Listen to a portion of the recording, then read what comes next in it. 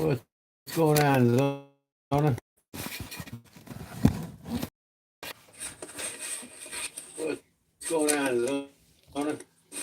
Oh god, phone's fucking up again. What's going on, Zona? Oh god, phone's fucking up again. What up, fat? Fat cat. Oh god, phone's fucking up again. What up, fat? Yeah. See the knives you got today? Yeah, they're pretty sweet, man. You got some doozers there. Yeah, what are you going to trade me with? What do you want to trade for him?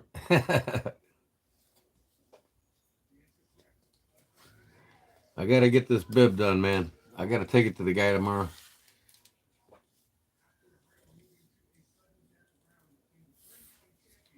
Almost, I'm just a little past half done on it. Another half an hour, I have it done.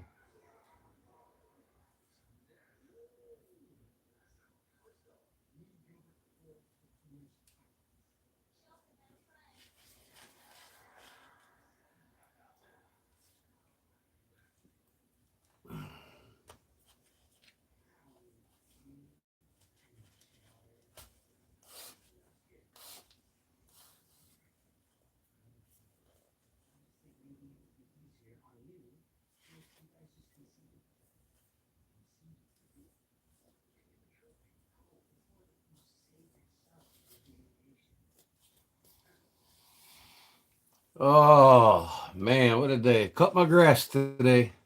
Got my new lawn tractor out. Cut her up.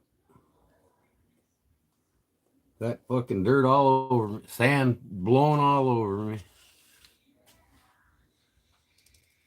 Went out and bought a Cub Cadet for $4,000 last fall. My other one took a shit.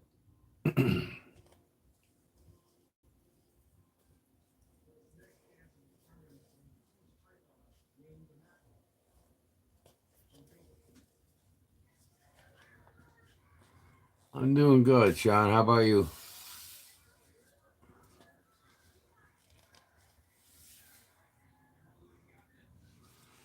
Oh, man. Get this thing done.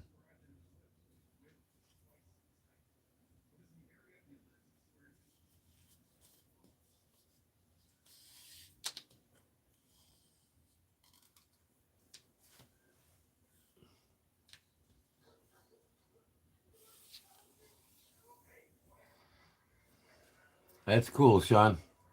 Glad to hear that. Arizona, did you get Fatsy Mill?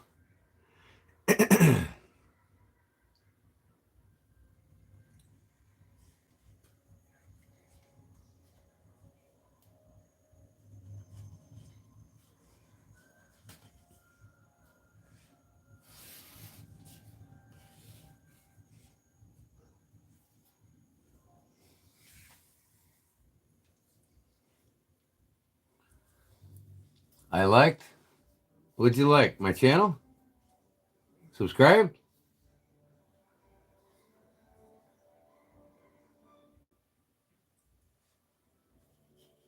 Like my live here?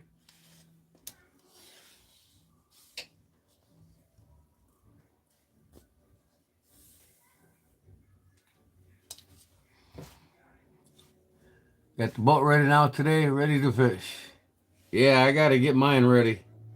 I got all new electronics on it. I redid the whole console, reupholstered it, everything. And now I got all my electronics. I want a guy at a shop go over it for me, make sure it's all installed right. And I got to get my electric onboard fuel tank hooked up so I don't have to use a can anymore. It's on the boat, so I'm going to use it. You might have to clean it out for me or something.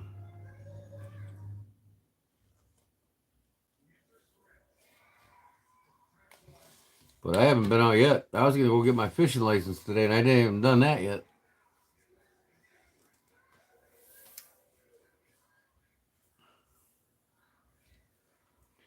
I got plenty of time to fish, though. I got to till my garden next. My garden's going to be huge this year, and I'm planting some fruit trees, blueberries, grapes, garlic. I'm going to plant all kinds of shit this year. And I want to put evergreen trees all the way across my front property along the road so when they grow in the next couple of years, people can't see into my property. Yeah, I seen that. I wish you would have done that video live instead of a short like you did. That, all I seen was a couple banners and it was over.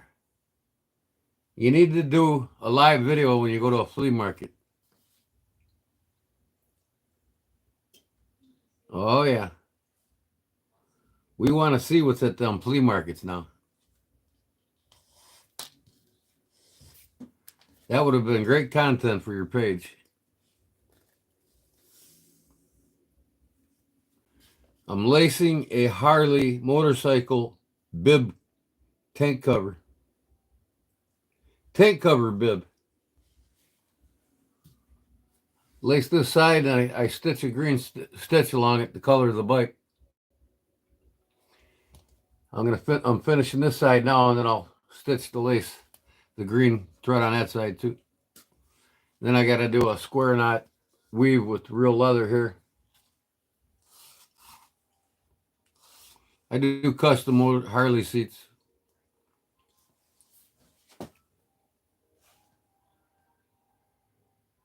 Too many people to be recording.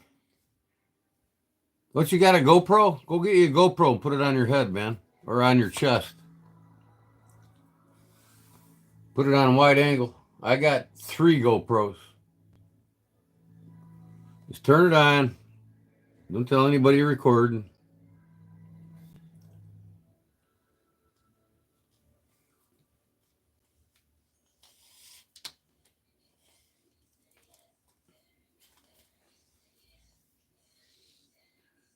Yeah, I seen you got some badass knives there. You posted like 6 or 7 pictures of knives.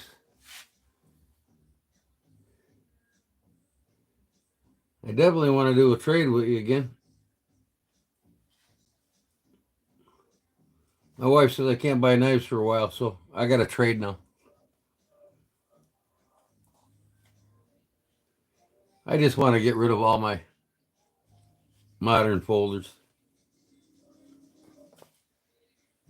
I don't care for them anymore. There's a few I like to keep around, but that's about it. I'm not big on Spyderco anymore. Never was big on Benchmade. Overpriced shit. Oh, you joined the South Willie Sportsman's Club, huh? That's cool. My cousin used to be the mayor of South Willie for decades. I think 40 some years, and he just finally retired. Jughead, they call him. Ricky Alderson. That's my great grandmother's nephew. I'm joining the Fireman's Club because it's just down the road from me, like 2 miles, and I'm there.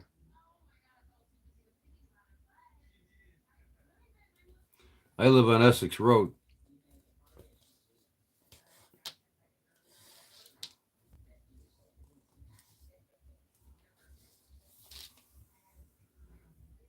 There's Jedi Jim. What up, buddy? Truck drivers never die. They just get a new Peterbilt, buddy. Yeah, it's nice to see you guys on my computer again, my chat. I don't have to keep touching the phone and playing with the phone and reading the small print. You're in Pontiac? Yeah, I'm just 2 miles down the road from the Fireman's Club.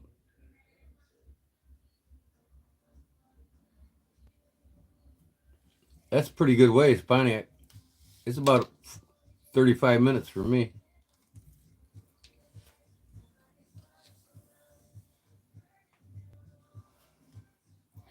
Oh, I haven't tried yet, Jim. I've been so busy. I got that knife I'm doing, 2 knives I'm doing for 2 customers.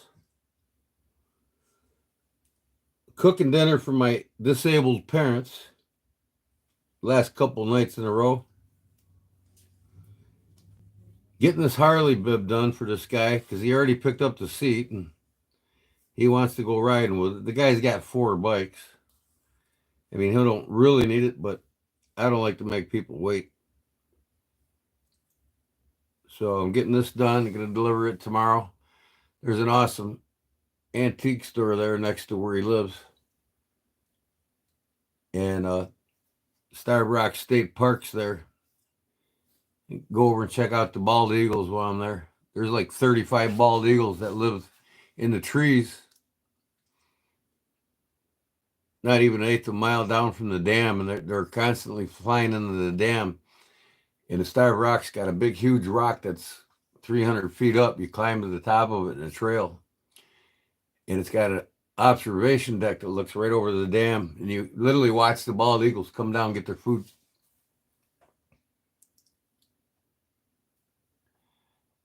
Romantic dating tonight, baby.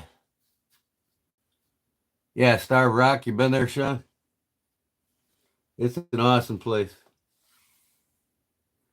Anybody that comes to Illinois, I recommend you go there. You can turn the TV back on up there. You don't have to be listening in on what I'm saying. My wife, she turns the TV down. I can tell when she's spying on me. Spying on me again. Almost got this bib done.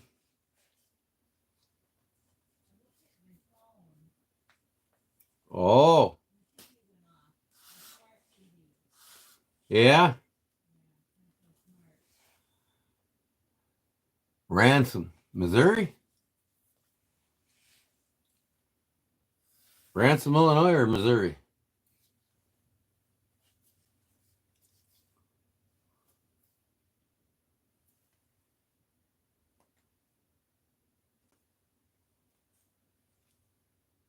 Oh, Illinois. Okay. That's what I thought. Is that by Rantoul? I can't remember.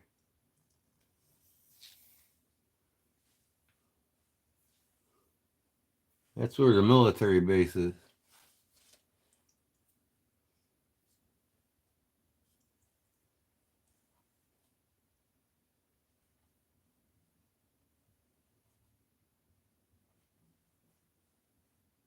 Come on, man.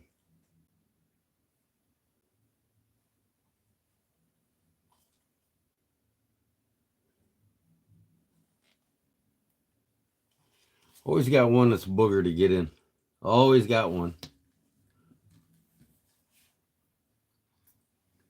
Seneca. Oh, okay.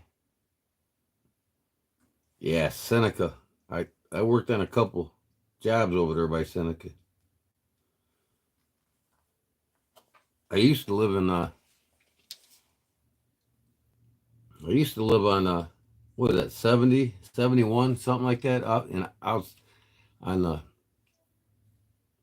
north side of 80, Ottawa. I used to live by the silos. You know where the silos are there on 71 or 70 or whatever that is? Streeter, Seneca. Yeah.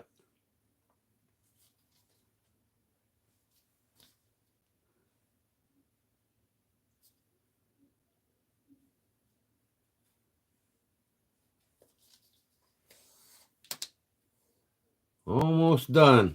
This damn stitch. I'm sure Mrs. Gordon is glad you are not cutting any horn tonight. Oh man, that shit smells like rotten ass, man, or actually death. Smells like death. I was doing it today and I had to open the damn.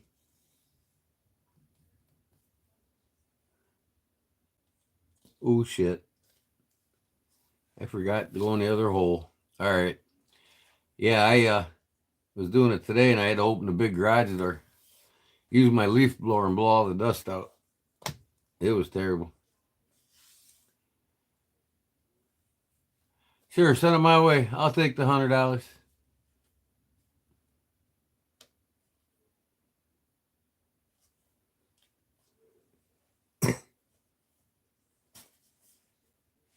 $1,000. I'll take $1,000. It's a scam, fat. People just don't come on and say, "Want $1,000?" Sure. We'll buy a bunch of knives and give them away on the channel.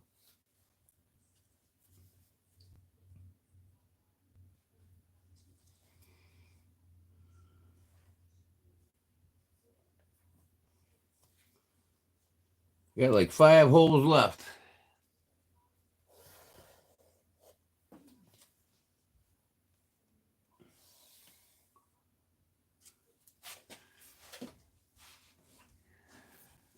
Utilities? Oh, come on. You know what my electric bill was last month?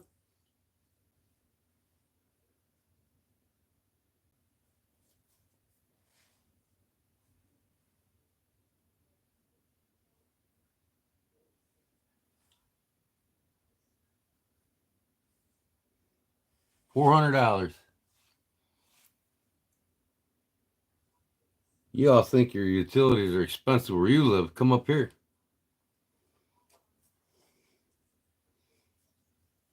I had electric bill last year in the middle of winter about $750.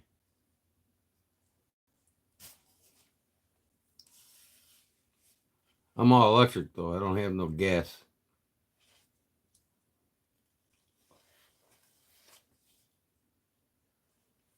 So I don't pay a gas bill. But it's still a lot.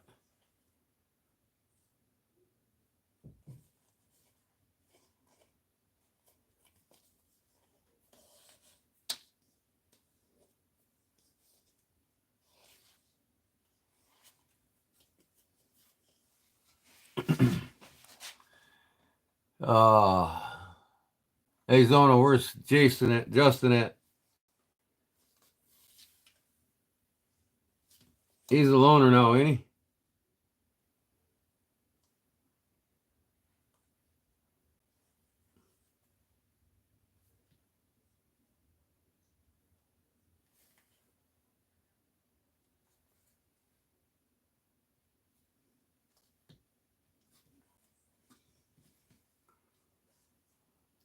There's Groundfall. What up, man?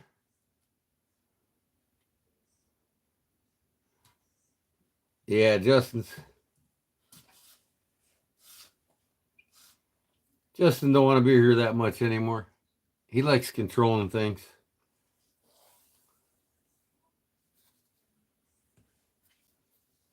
He likes to be in control.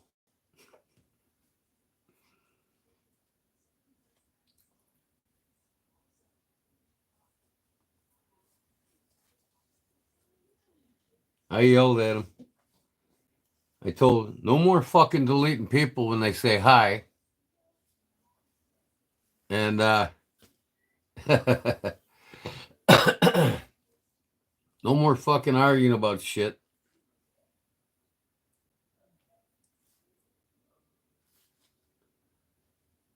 And if you're going to be here, you need to converse with people. That's what it's about. There you go. What's up, brother? You got to converse with people, man.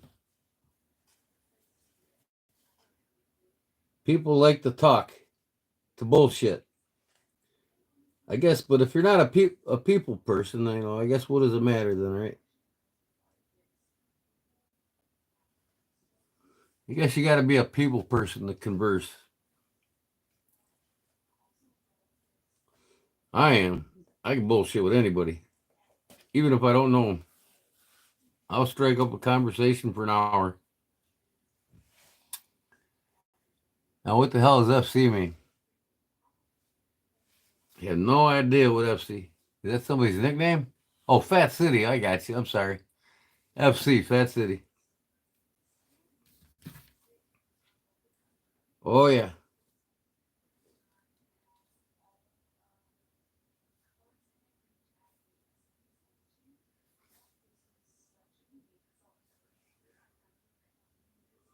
Almost there in this bullshit. Then I got to sew the green stitch on it. And put that final weave on it.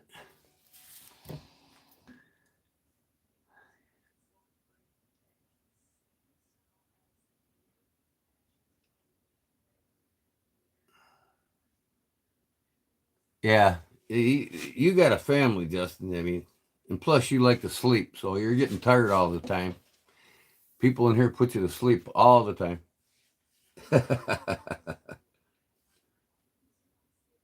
Fat City and Pollywog really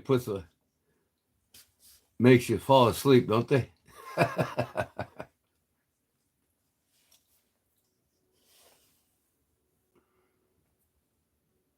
That's what I do.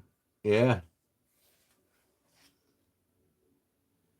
Okay, under, over, in. Almost there, guys. Couple more holes.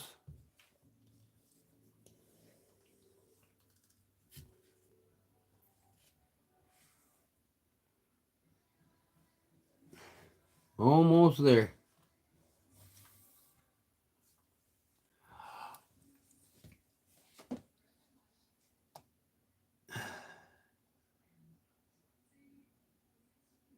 Wow, did you see that shit?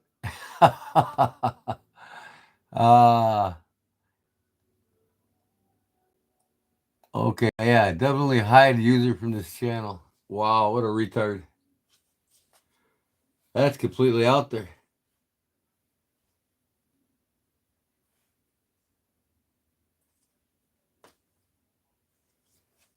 I mean, these kids just don't get enough attention from their parents, man. I'm telling you. They're neglected. I feel sorry for them.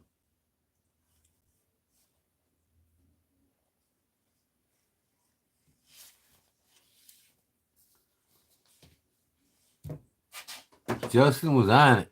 Oh, yeah.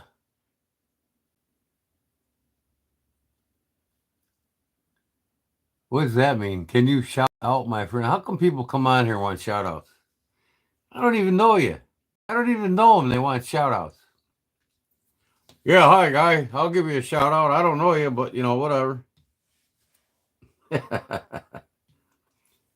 That's funny. I'll go on a page. I'll go on a woman's sewing page and say, hi, honey, can you give me a shout out?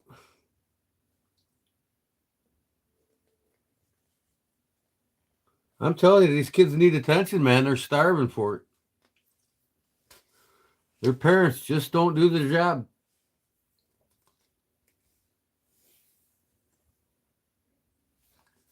They're trolls, all right.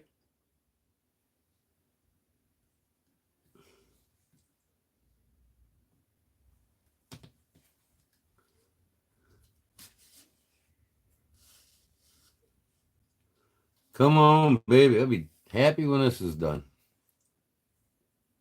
Happy, happy.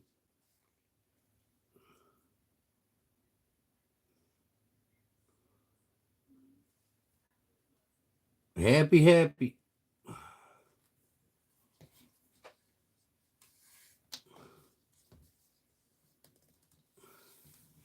There's an awesome antique store over there in Utica where I got to take this to that guy. Last time I was there, I bought a bunch of fishing lures, collectible fishing lures. But this time, it's going to be watches.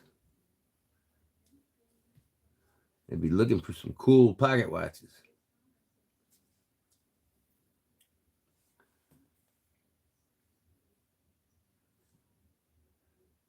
Supposed to read this. His name is DYL Dildo. Oh, okay. Well, I don't know what that means. I know what a dildo is, but what kind of attention is that? Go bother your parent. Don't bother me. Bother your parent. Tell them you're starving for attention.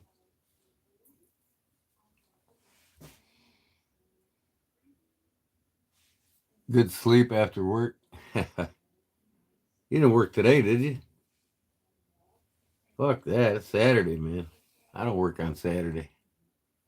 Wait, I don't work anymore at all.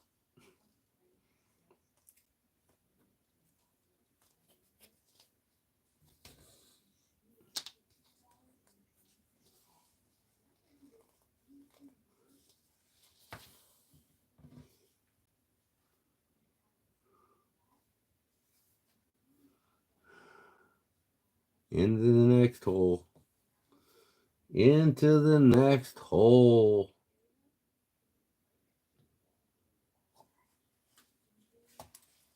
I don't think I got any more holes. Maybe one more.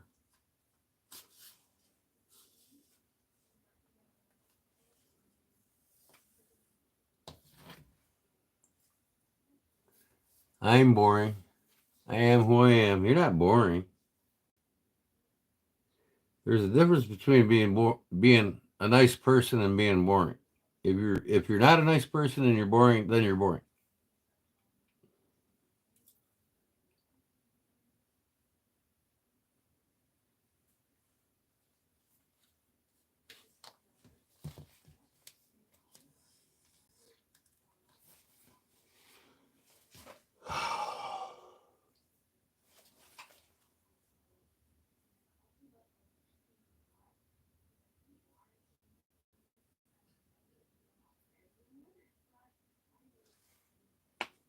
Almost there.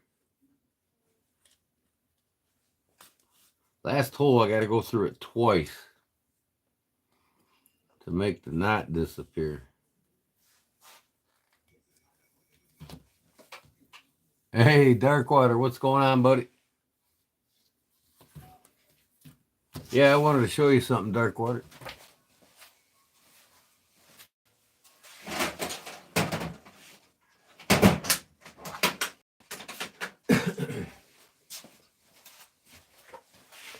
They don't no longer make this model, but I was telling you about one day. He was asking what we were carrying.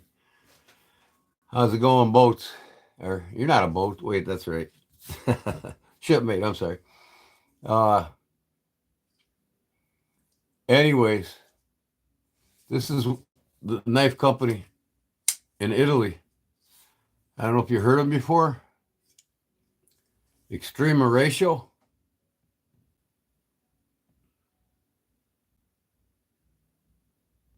Extreme Ratio, made in Italy.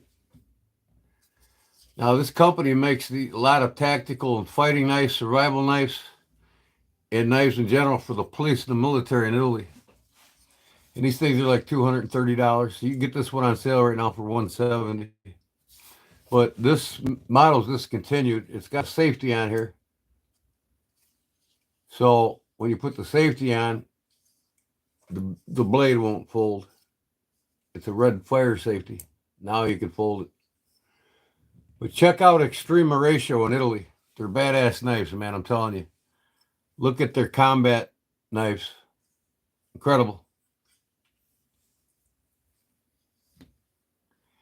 Spendy, they got some reasonable prices. I mean, the company basically makes everything in the 180 to 220 range. And they're fighting knives. They get up to $400-500. But man, just go look at the knives and look what you think. Extreme Ratio. They've been around a long time, and I tell you what, these things are rock solid, bro. I'm telling you. And they got some weight to them. This is the only one I got, so I'm gonna get the next up. I'm gonna get their survival trooper knife. It's badass. What up, Charlie? What's going on, bud? What did I do with your slip?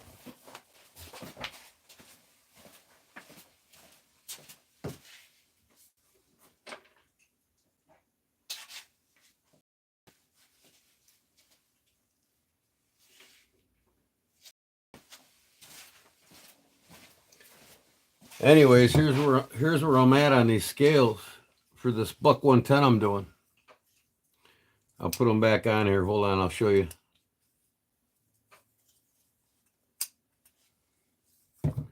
How was your trap, Darkwater? Or your trip, I'm sorry. Your trap. How was your trip?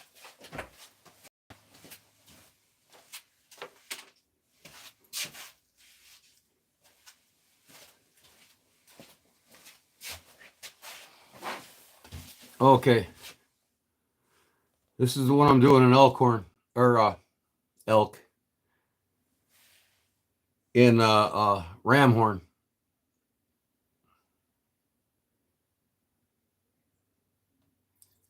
So there was missing. I sanded them down where a couple of grooves went away. So, like right here in the front, I made these 3 grooves here so it would kind of keep the same pattern going. Same on the other side. And then I torched it and I dyed it with brown. So after I get everything epoxied on and the spine back in, I'm going to carve the spine for it, a vine pattern, and then it'll look sweet. The spring ain't in it yet, but it's going to look sharp. I love how these things polish up like glass when you polish them.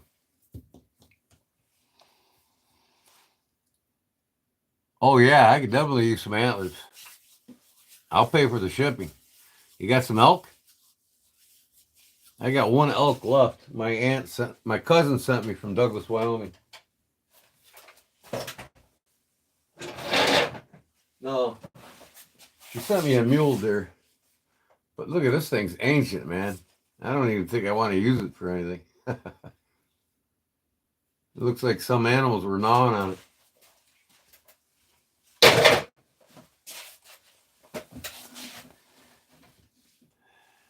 Yeah, I could definitely use some Darkwater.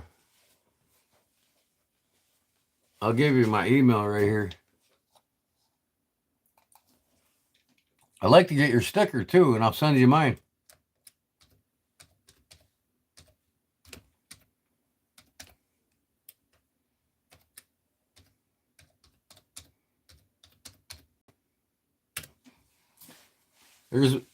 There's my email, Darkwater. You could please email me and see what you need for shipping and whatnot.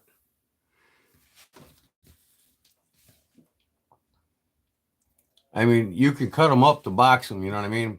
But just cut them at like where the tines meet, in junction areas. So when I, cut them up for scales, you got the straight part. Cool, thanks. Yeah, I wanna get your sticker, man. I don't have your sticker on my knife cabinet yet. That's all my collection over there. I'll take a break from this bib a second. I got Jedi Jim and SC Knife Monkey. I'm putting them all across the front here. Deep South, me, Jedi Jim, Arizona EDC, Knife Monkey. I'll put you right here. But yeah, this is my knife collection in my cabinet. I'm in the traditional folders. So let's see, where's my chats at here? Okay, now I can see the chats. So yeah, I love the bullet knives. It's the only knife in the one of the only knives in the United States that the Remington Arms refuses to have any of them ever made overseas. That's why I love them. This one's a Winchester bullet there. So I'm starting my collection. And then I got another one. Louis just sent me in a slip. It's on my desk. But you don't have a Knife Monkey sticker yet? You hear that, Justin? Louis? Justin? And my fishing knives there, and I got some of my elephant toes there. These are all old timers. I love the old timers. I just got this from Arizona EDC. Love that one. And then I love the German knives. It's the original Buffalo Skinner, and that's actually a Schrade next to it. And then a buck never been used in the package, case. So I collect all kinds of shit. I got my I have my Victorinoxes in here. Here's 2 knives that I made. That's my lock back, and then that one there is my Barlow that I made. And of course, the first one I ever made doesn't look too impressive. And I made that replica buck 110. And some of the other knives I made down here. But so yeah, this is my collection here. 119s. I got to get some more of them. That one right there is valued almost $1,000. It's a buck 970. It's got elk antler, hand carved. It's got a longhorn steer on the handle, and it's hand carved by Wild Bill Cody for Buck Company. And in that case, I put the stag on. I got some Moors over here, my fishing fillet knives I collect, and some other garbage down here. Then I keep all my folders in the toolbox. So I'm trading away all my traditional folders for, this is the Chinese junk drawer. But, you know, look at this Opinel, man. The biggest Opinel they make. That's got a 13-inch blade on it. That's crazy. And I got the smallest one made here. And I got the smallest Spyderco ever made. Fully functional. But, yeah. So, oh, and I got some of my cases over here and some of my German knives. And I got my scout knives up there. And this is all my stag bone. That blue scroll clasp in the back's from 1965, and it's worth about $600. Then when I totally modified a case scout and case whaler. So I got a little bit of a collection. But yeah, Dawn, Chris, what's up, Chris? Okay, I gotta put this back in my stand here if I don't hang up on these. If I do, I always go back. You know that. I hope. Plugging my phone in always sucks when I got it in the stand. But anyways, there we go. Finish this bib up so I can get this thing ready to go tomorrow. I got a couple more stitches here and I'm done with the side. So I'm doing a bib for a Harley motorcycle, custom seat I made a guy, and this is the end of it with the alligator and Spanish lacing on the sides. I got to put a green stitch yet on this other side here. The green matches the color of his bike. Yeah, work, Chris? Where do you work at? What do you do, bud?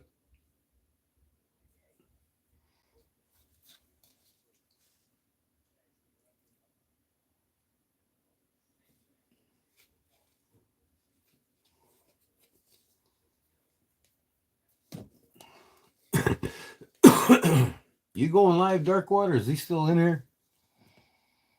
Didn't he go live on like Fridays or something? Or no, Sundays? No, it's Fridays, ain't it? I can't remember.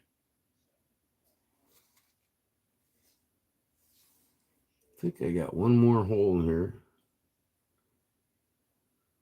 I guess I don't. Okay, well, I'm just going to have to do this then. I'm going to have to make a hole.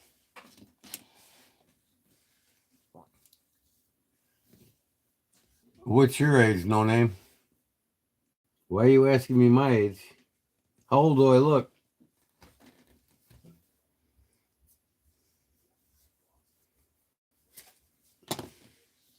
That'll work.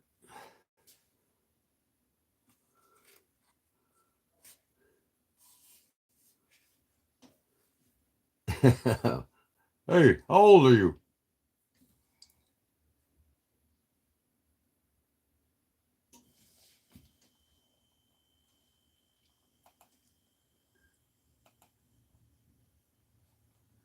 Uh,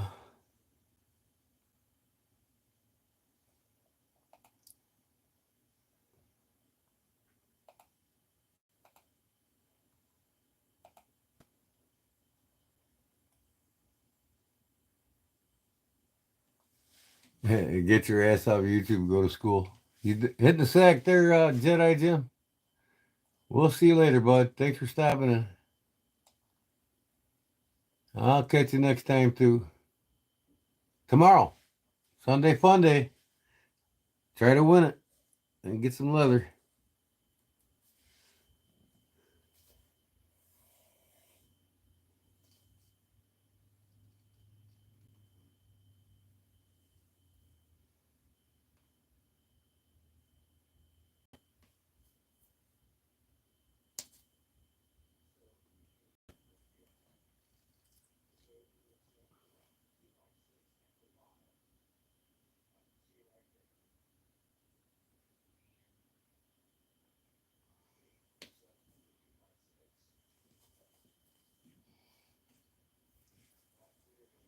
You leaving? Sean? All right, man. You going fishing in the morning, huh?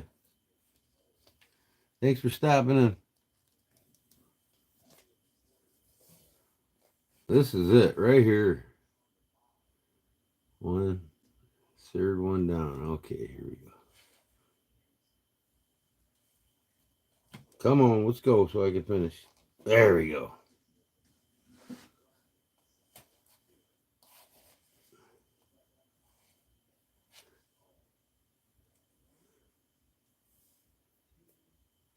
Over, under.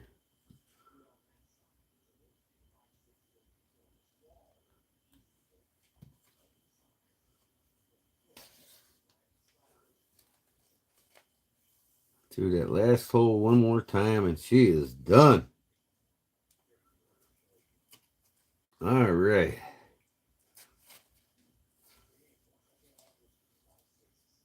That is finished, y'all. Now I'll do a back stitch through a couple of these.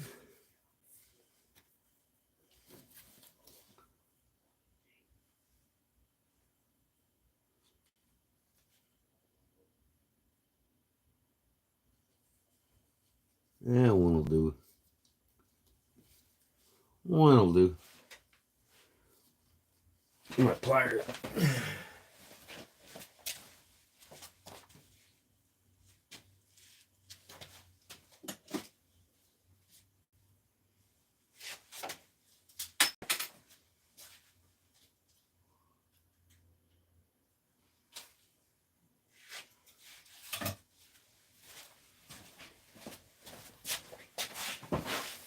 Okay.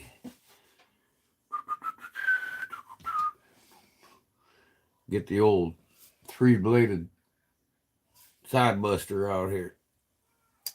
This thing is sharp as shit, man. I got a blister on my finger, a cut on my thumb, driving me nuts.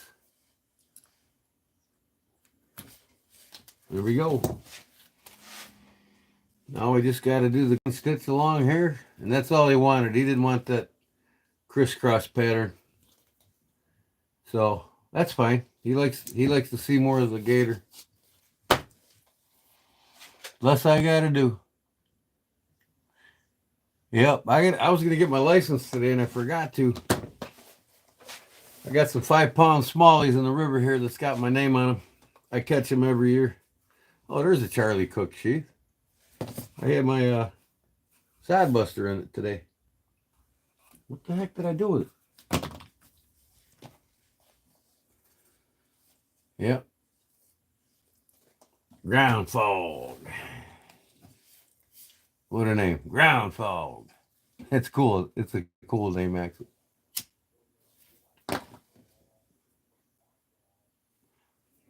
Where in the hell's Big Jim, Barlow Jim at? Probably playing with his cat in his living room till he gets bored.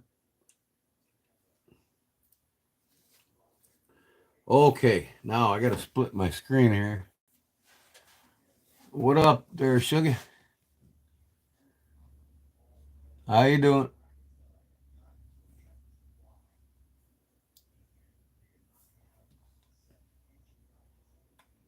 Let me see here. I got to split my screen. Why is this now? I don't want that up here. There we go.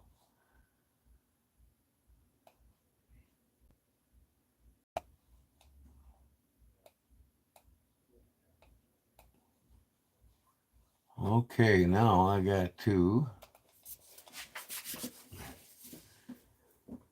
Doing well. Cool. All right.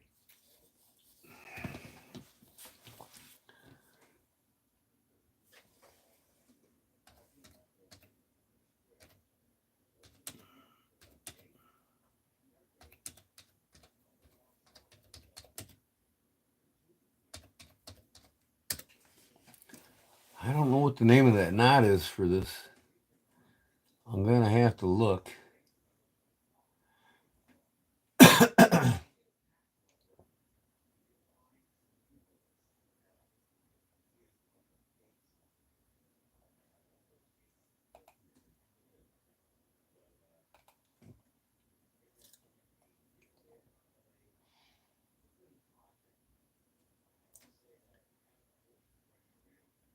That's been coming to your channel for a long time. Yes, he has, Justin. I'm glad you noticed that.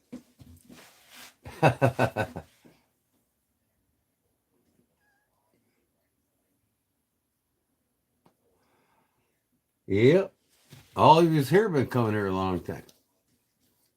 Hopefully by next week I'll break 2,000 subs. I'm at 1,900 and I think 17 or something like that right now. But I hope by the end of the month I break 2,000.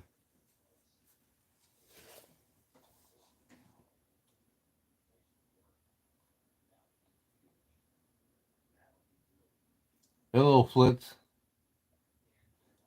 The Bears. What up, knucklehead?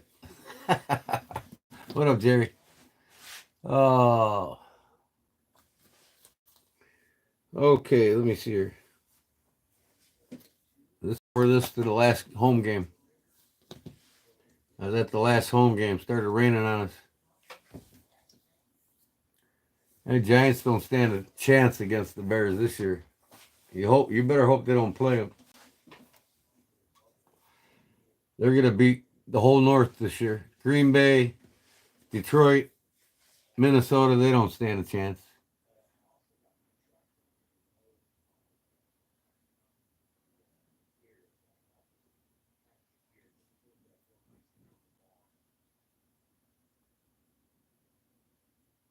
No, I wasn't asking like I didn't know him. I was just being silly is all.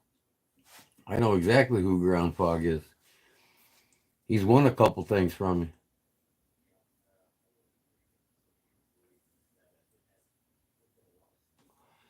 Jackson Dart, watch out. What's that?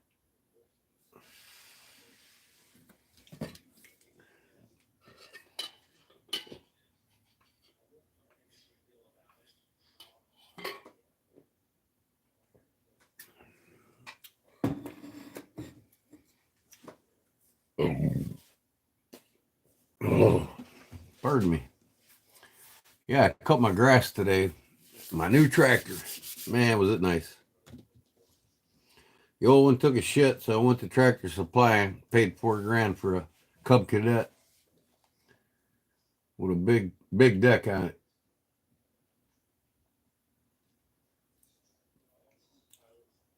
Jackson Dart, who the hell is he?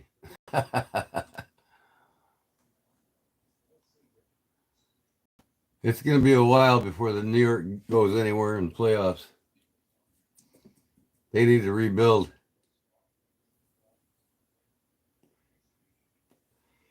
Yeah, my front yard's about, I don't know, an acre and a half.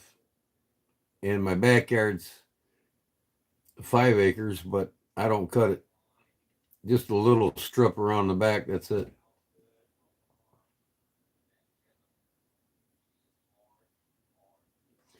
I think tomorrow I'm going to till my garden when I get home.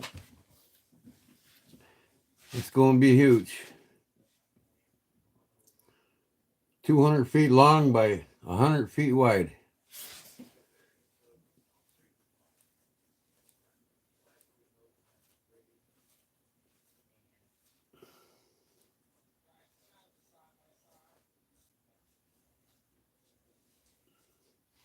I've been doing some big studies on cucumbers. People don't have any idea, and I didn't either until I found out just recently how healthy cucumbers are. They strengthen your immune system, they repair your kidneys, they level your blood sugar. Man, just some of the shit I'm reading about cucumbers, crazy.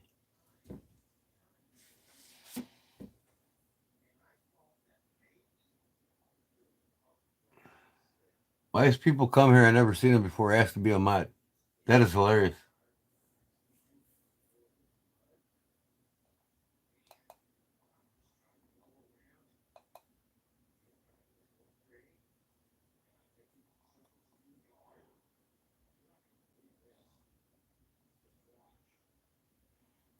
It's got a, I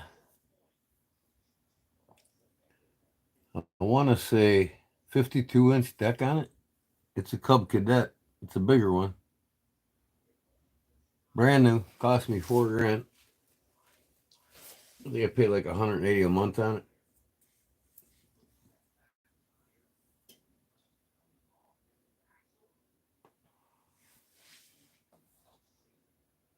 I mean, I don't even want a guy named this on my channel. Gasoline is yummy. Come on, man.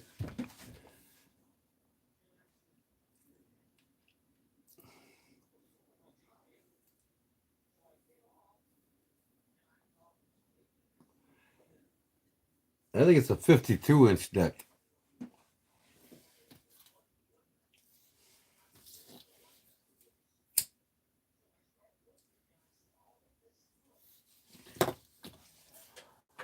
I gotta find this knot here.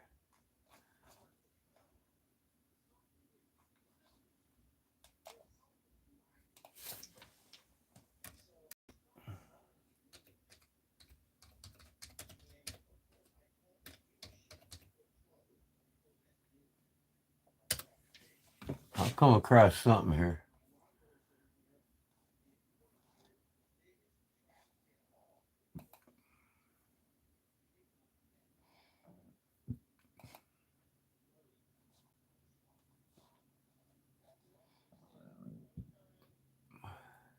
Try to find this certain weave leather pattern for this, the leather knot. I'm gonna see what it looks like here. Oh, it's in my phone. I can't. That's right. Damn.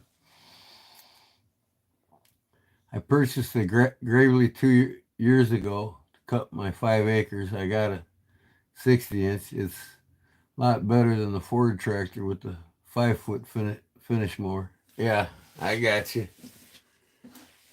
Like I said, I got almost 6 acres, but I only cut like an acre of it. So the front yard mostly.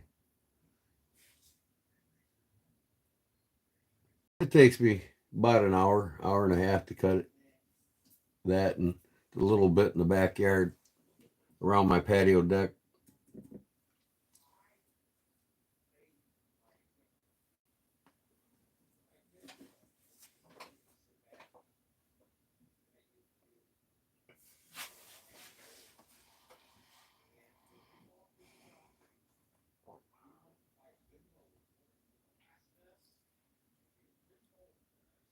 Man, my head must have grown since I got out of the military. This thing is tight. Don't even fit anymore. Barely fits.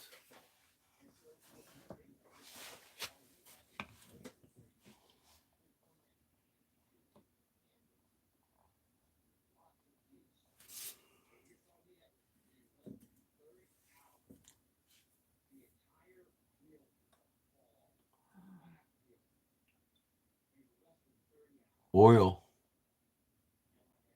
Yeah, I'll put some oil on the hat. Yeah, that'll slip right on, won't it?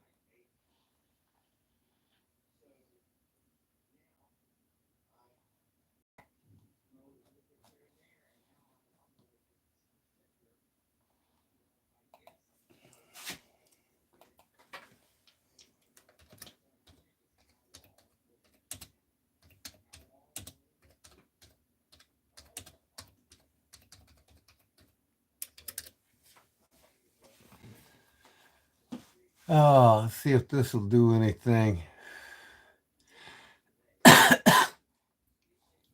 Love the outdoors and open spaces until cutting grass and weed eating. Yeah, I got to do probably tomorrow next.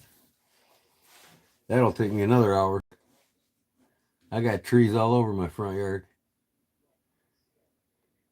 around my mailbox and the front entry to my drive. Big deep ditch in front of my entry.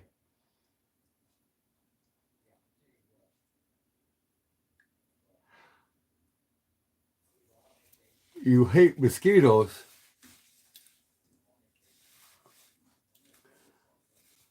What advice do you have for the younger generation? Don't speak, listen, and learn. Those who don't speak and listen to everything are the ones people should fear the most or assume that's more educated than those that do that too much.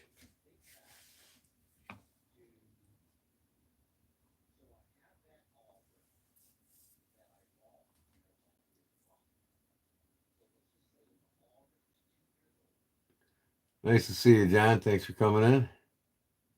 Nope, you can't be a mod because I don't know you yet. And I got enough mods now. I appreciate you asking.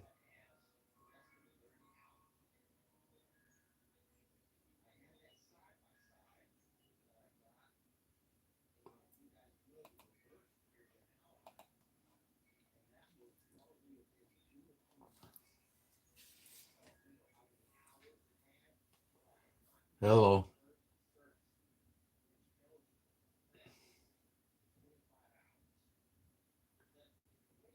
Oh, I saved your life today? No. I think you need to go to your mommy and ask her to give you some attention. Go to your mommy and daddy and say, why do you guys ignore me? Why can't you pay attention to me? Raise me right, make me love life, and make me appreciate everything he's do for me and all the good stuff.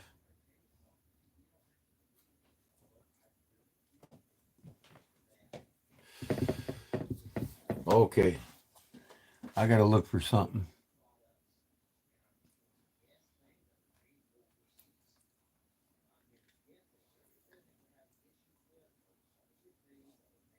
Oh, nobody shows a weave pattern.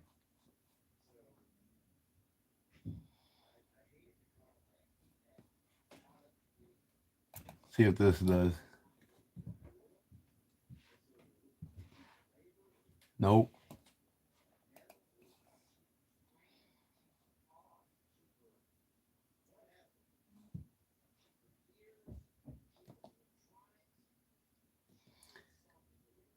Play a song? No, I'm not gonna play a song right now. Maybe in a little while.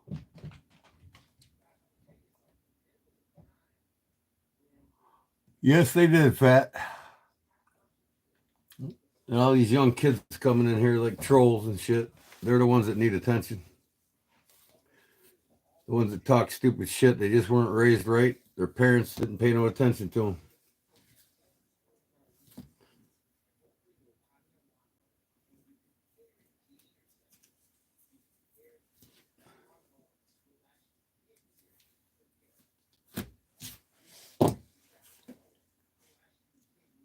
No, I'm not staying live till 5 a.m. I got shit to do.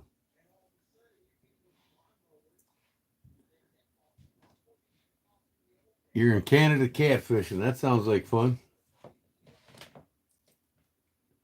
Well, check out my content, Paul. Thanks for finding me. You're going to enjoy it if you're into knives and leather work. Tomorrow, Sunday Fun Day, I'll make something and give it away.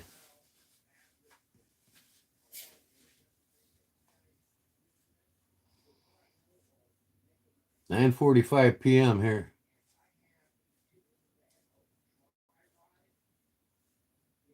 Poker patch yet? What's a poker patch? You mean boker? I'll probably do that tomorrow. Make a boker and a spider coat maybe, and maybe another case.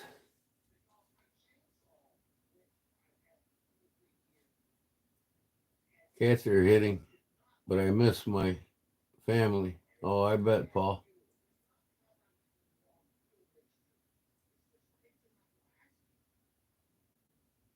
Yeah, I'll probably start about 9 o'clock.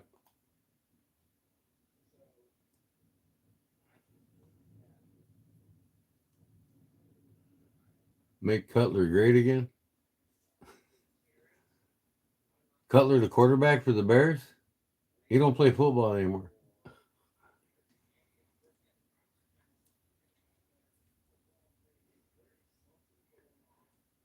Yeah, I know. I know you meant Boker. I'm just messing with you. All right, I gotta find this damn thing, man.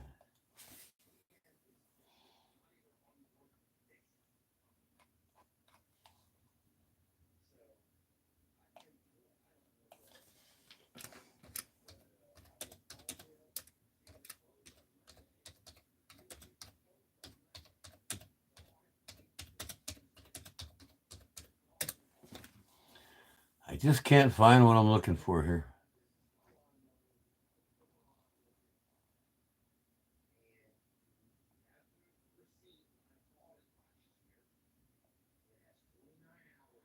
I'll take a blade too.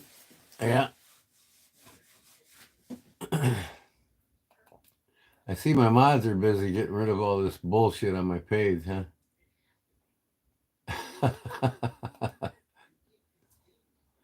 Well, you guys are real busy.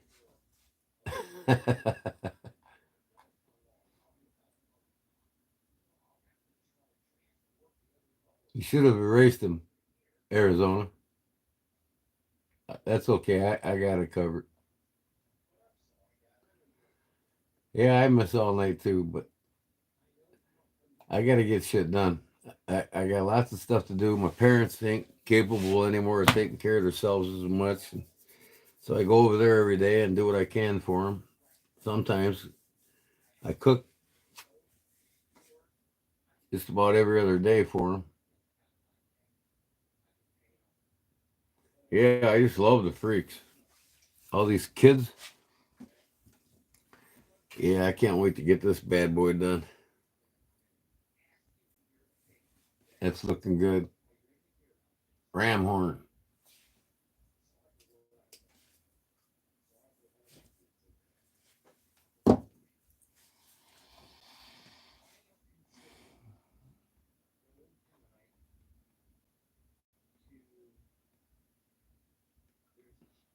Looked over the work. I'm going to email you off here. There you go. That'll work definitely.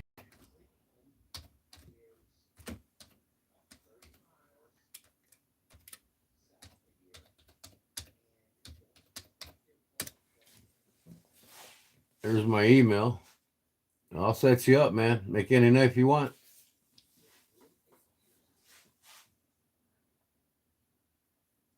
Yeah, it's gonna be a nice looking buck when I get it done. Sugar. Oh, here it is. My everyday carry. I love this knife, man. I'll probably carry this every day the rest of my life. With some others, of course, but I've actually used it a couple times already.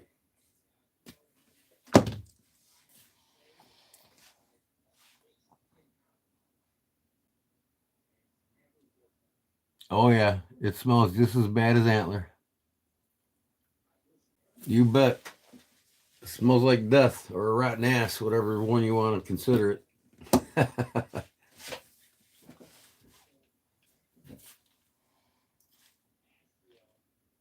I don't know what it smells like, but it's dusty when I was grinding it. Oh, it smells bad, especially if you burn it. I used the angle grinder the other day to cut them off in that video my last live, and it smelled bad.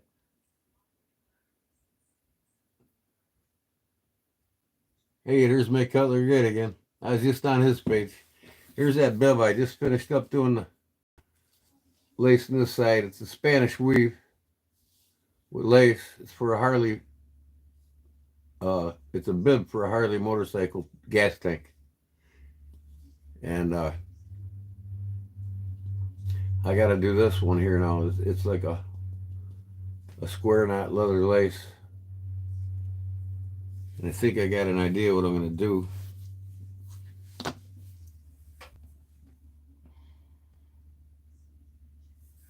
Yep.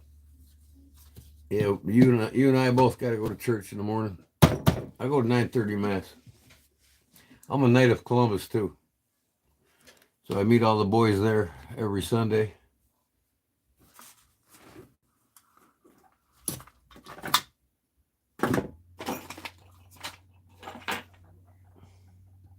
Oh shit! I forgot to send this to Louis. I got to send this to you, Louis. It's baseball buckle.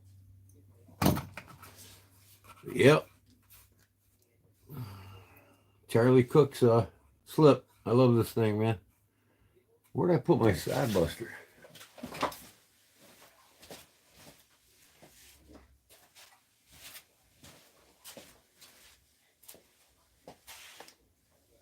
I got my Karl Schlepper German knife. I'm a big German knife fan. The best knives made in the world. Hands down, blows case away.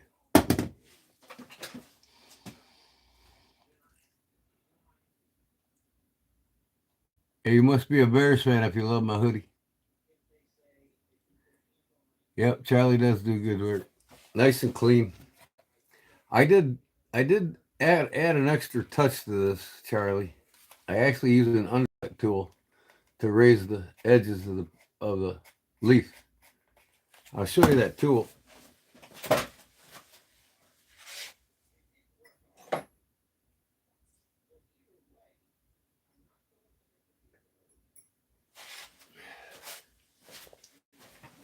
Right here. See how that's curved?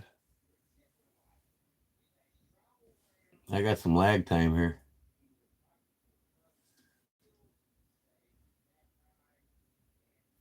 You see how that's curved? It's not really a straight bevel, but it curves. That's an undercut tool. And you can lift the leaves and the feathers and whatnot, and it actually pulls the leather up, makes it look more three-dimensional. The number on it is, if you want to order one, I recommend everybody get one if you're doing leather work. It's a, man, I got to get my eyeglass for this. B69, I think.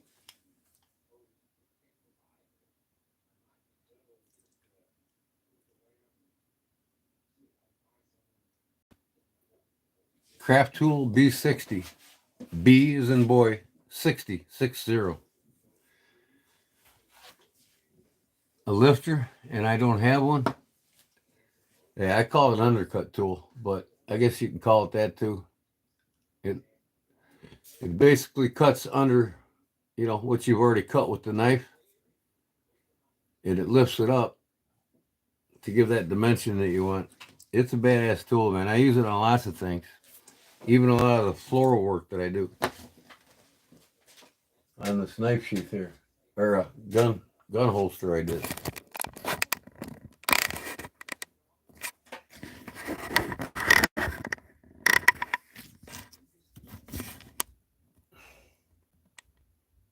Now I can show that, I just can't touch it. If I touch it, they'll kick me off.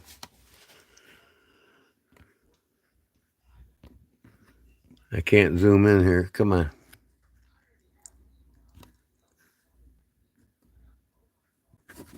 Hold on.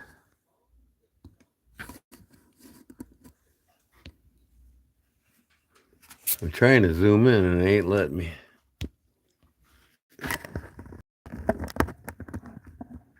Yeah, see, I used it on all the floral patterns on that.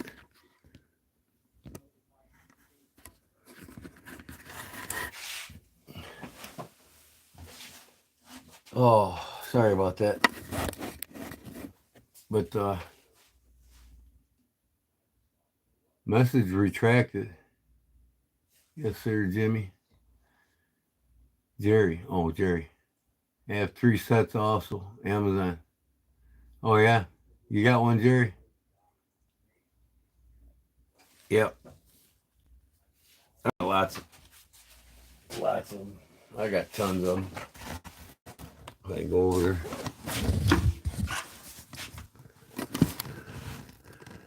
Them are all there, and then I got the one that I use when I'm actually doing the work. But these are all my.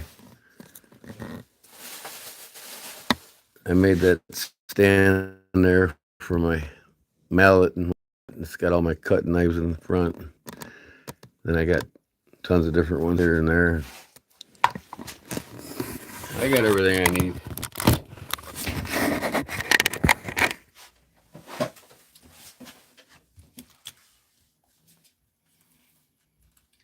Yeah, it's a pretty nice shop. This shop is 36 by 26. 38 long by 26 wide. It's basically a 3-car garage, and I only have two doors in the front instead of on the side. And I got a partition in here at 12 feet, and then the rest of it's like 22 feet.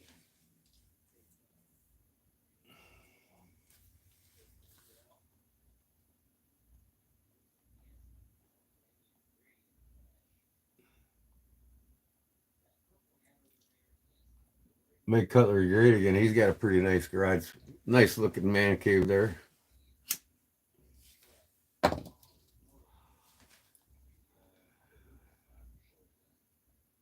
Takes a lifetime. I got 13 acres, and this is awesome. Me and my dad love shit. Oh, yeah? That's cool. Well, I'm working on this. I got to get it done. And then, I don't know if I got time. I also got a small, tiny toothpick that I'm putting a new bone on the side that got broke. And, yeah, I might go live tomorrow early.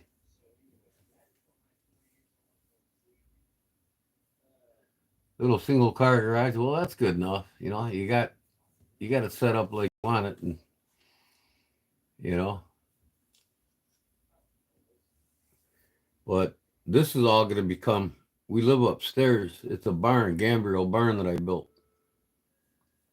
I built this place 2004, and so I'm going to make this downstairs. But that's my shop. It's going to be our kitchen dining room, and I got the house next to me. I'm going to gut it, fill the basement with 3-inch stone. I'm going to pour a complete slab, gut the whole thing. I put a metal roof on it, and then I'm going to put metal on the sides, and it's a 1,400 square feet house, and I'm going to turn it into my pole barn. It's got a loft up top.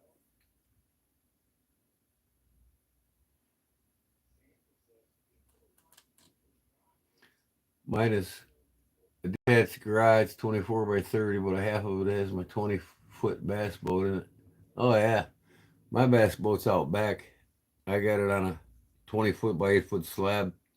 I was thinking about building a shutter roof over the top of it. But I got 3 more garages next to me in the house, in a shed. I got plenty of storage.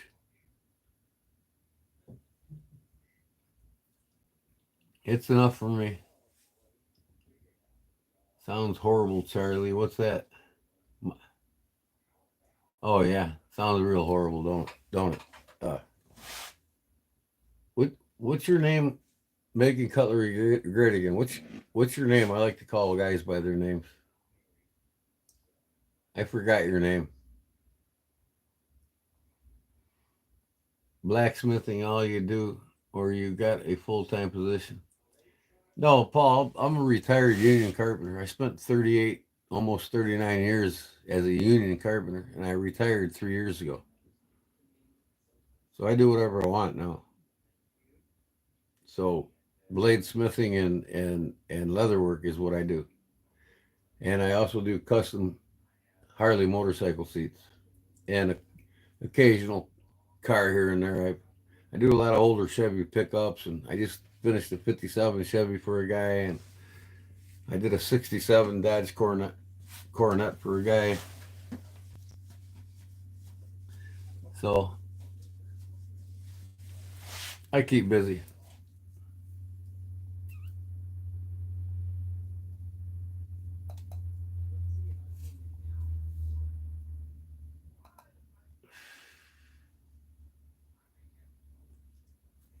But what's your first name?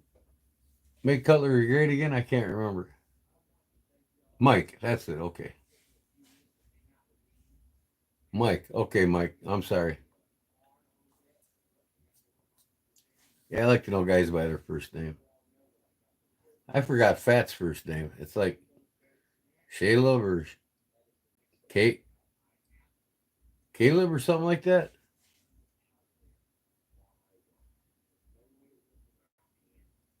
Nope, but I smoke a pipe. Oh yeah. All right, Mike. Where do you live at, Mike? You sound like you're up. You're from the north. You live in New York or something? Or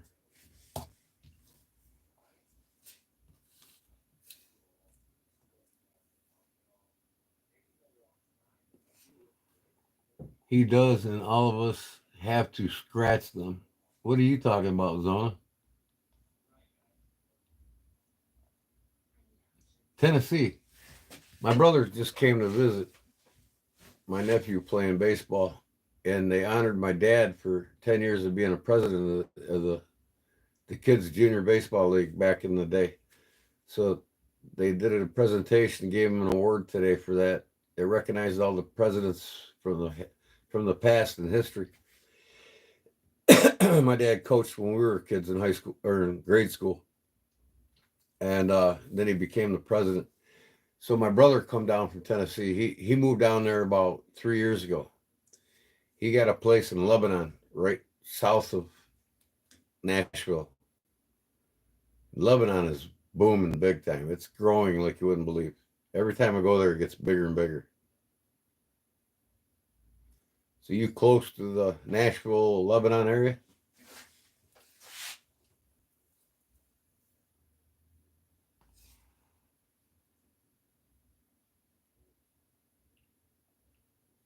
Or are you in the Smoky Mountains? 30 minutes from you? Lebanon's about 30? My brother sold his house here. He got like 380,000 for it. Then he went and bought a 450,000 house in just outside of Lebanon. It's in the town of Lebanon, but it's in the outskirts. It's a new subdivision. So he bought a brand new house. He loves it.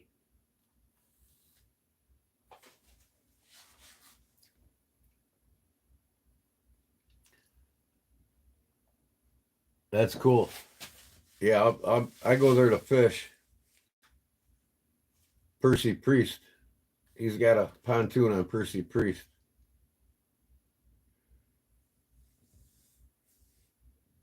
I take my boat down there to his house, and I go to Percy Priest and a couple of the other reservoirs around Nashville there.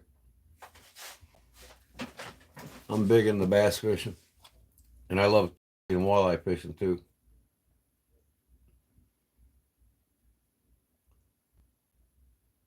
You've kayaked the whole lake? Yeah, that's a shallow lake. That's for sure, man. It's not what I'm used to here. I've got probably 135,000 acres of water surrounding me, all man-made lakes from strip mine pits that filled up since the 40s. There's clubs all around me and strip pits all around me. And then I got the Illinois Des Plaines and Kankakee River. They all meet in one area a couple miles from me. And the Illinois will take it to the Mississippi River.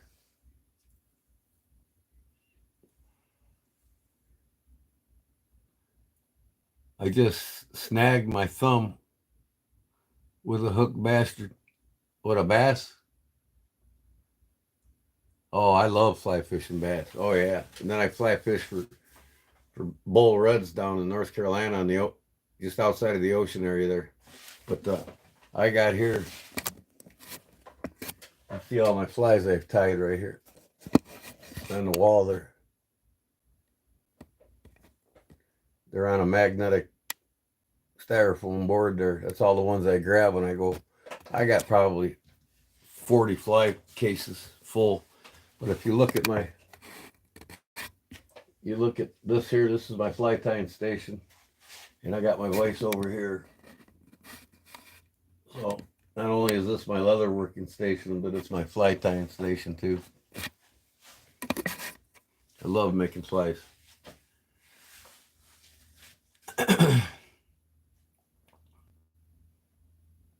You haven't tied any flies in a while? You do that? Texas on Monday for work. I'm on the St. Clair in Windsor. It's like an ocean. St. Clair, Michigan? Lake St. Clair? I fish that every year for smallies. Ain't nothing better than catching 50, 60 smallies in a day, averaging 4 pounds plus.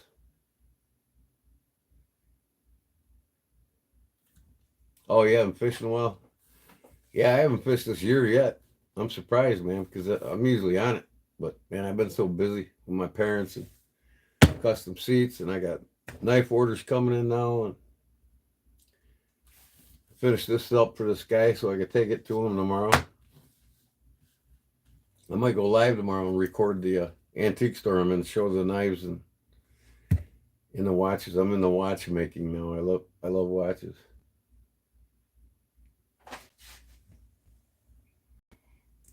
You keep catching cat. Drum right now. The cheek is good. Yeah.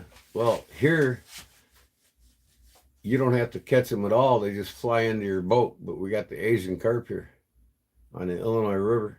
You just drive around and in a couple hours you'll have 30, 40 fish in your boat. They just fly right into it. And I tell you what, that Asian carp's some damn good eating. It's almost as good as walleye. It's a white flaky meat, and people overlook it. You know, it's an invasive species fish, so we got to get them all out we can because they decimate the game fish. Used to do a bunch of custom Seiko builds. In fact, on the first, when I get my pension check, I'm ordering a dial and a movement for I want to build a Seiko GT, like a Pepsi Cola, a Pepsi GT diver watch. I want to make with a Seiko movement in it.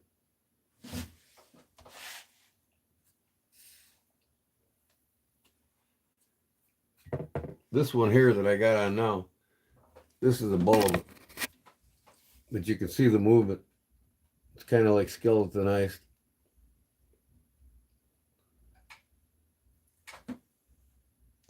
But this is one of my favorite watches that I wear all the time. It's a bull of a sport. Yeah, oh yeah, it's waterproof. This thing's good for 200 meters. NH 35, 36, yeah. Yeah. Probably a 35. You can get them, the movements for only like $35, you know what I mean? I mean, they're not that expensive. But I want to build a Seiko diver you know, uh, this one I got from my great grandmother. My mom gave it to me. This uh, this is a hunter series because the crown's at 3 o'clock. It's a zero, size zero, and it's gold filled, but it's from 1906, so it's 119 years old. It was my great grandmother's, and I took it apart, got it running again, and it's ticking pretty good. I got it dialed in good, probably about 4 or 5 seconds a week, but it's one of my prized possessions there. And then I'm starting to collect railroad watches. I like the railroad pocket watches. Oh yeah, they're great movements. 35, 36. They're cheap. Japanese. I mean, I tell you what, man. I'll take a Seiko Grand or Seiko GT over a Rolex any day. You know what I mean? I think Rolex is just overpriced, overrated.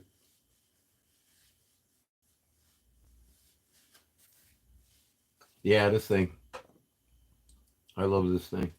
I'll show you the dial on it.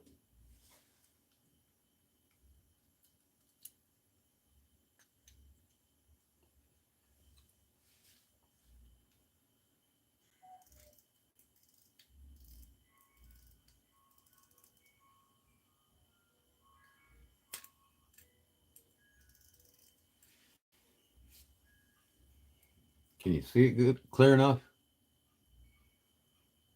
Yeah, it's a hunter because it's got the hunters are considered having the crown on the right side at 3 o'clock position.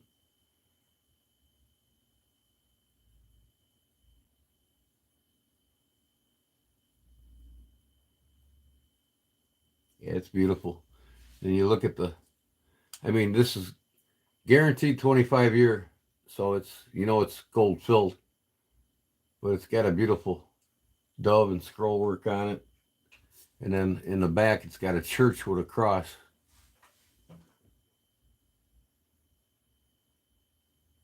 It's pretty cool. I'll show you the movement here. I mean, the movement's beautiful. 1906, Paul. It's 119 years old. My great grandmother graduated high school in 1913.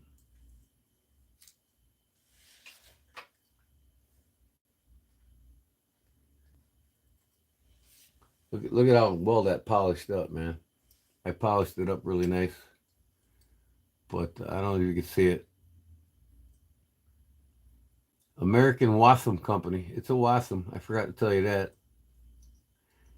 In Massachusetts. It's one of the great makers next to Elgin. My favorites are Elgin, Hamilton, and Waltham. You see that movement? Look at the scroll work on that thing, man. That's sexier than any Rolex ever made right there. All that hand carved detail in that. I mean, I was honored my mom gave it to me. I'm like, yeah. Now I got to find a chain to match it. So I'm looking around on eBay, see if I could find something really sweet for it. But for now, I got this beautiful case. He was born in Worcester? Really? Massachusetts? You know, that area is where all your great watchmakers actually came from. So, yeah, I got a nice little dome for it here. Put all my prize pieces in the domes. Then I got my father-in-law passed away.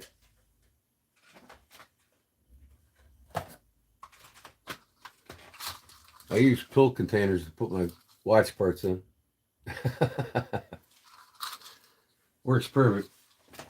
But let me see here. I got a Seiko 5 that I bought for $60. I'm rebuilding it. It's a 1980s model. Ran up to Florida. Well, we ran up to Florida when I was a kid. I lived in Tarpon Springs. My pre-teen years.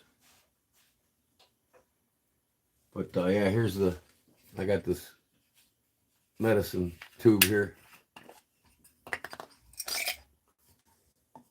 So I got the movement out of it. It's in that pill bottle, but this is the case for it. This is a Seiko, no, this is a Bulova number 6. And I got to find a dial for it. You can see the Bulova logo on the top. The dial's kind of ate away. The enamel's gone on it. And the numbers are missing. So I'm looking for one that I can use to rebuild this thing, get it back together. And it'll be a heirloom. I'll just keep it. You know what I mean? I won't try to sell it.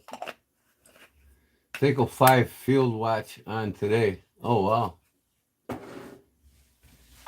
The 5 attributes of the Seiko 5, right? They're awesome watches, man. I tell you. I told my stepfather, you need to get a Seiko 5. So he goes out and buys a Seiko Sport for like $325. Because he can. He can afford it. Casios, you mean? I'll tell you what. The Casio G-Shocks, I'm starting to save them now. And the new one they got out yet? Have you seen that, Mike?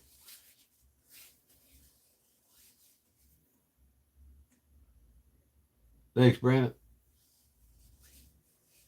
Casios, yeah. The Casio G-Shock.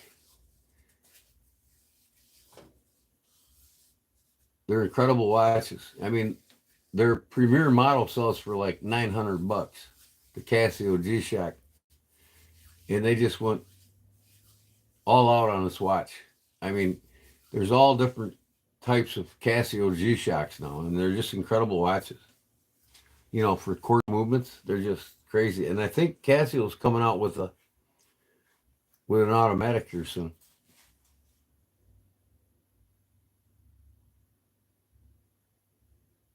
You have all the AMW 320R series, huh? That's cool.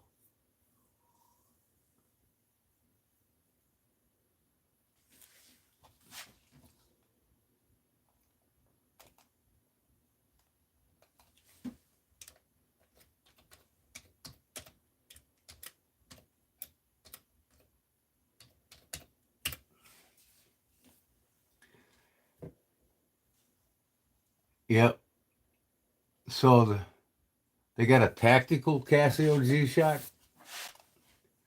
It sells for like $330. But the newest one they got out, it's like $800 or some shit. I can't remember the name of it.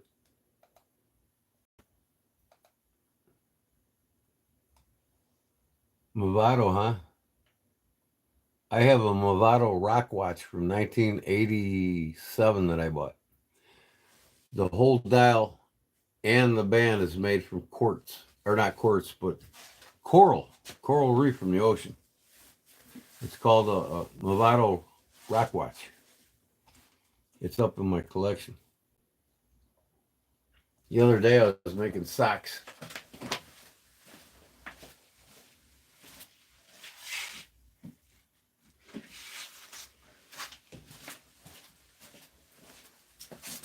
I got this box at a garage sale for $15. Put my watches in here. Just some of my watches. I also collect fossil watches. I've been collecting them a while. This is a very rare fossil from like the early 80s. And here's another rarer one here. So these 5 are, and I got a couple more upstairs fossils. So I'll probably take these out and put it in there. But I made these socks live on a few nights ago here. I got to stuff these. I got 4 of them stuffed now. They turned out pretty nice. Sewed them on my industrial sewing machine. This is my latest one I got here. I love it. You know, affordable man's watches, but great. You know what I mean? They're great watches. But man, I got this box for $15 at an antique store. I mean, you can't beat it. $15. Come on. Nice brass hinge on it. Clasp.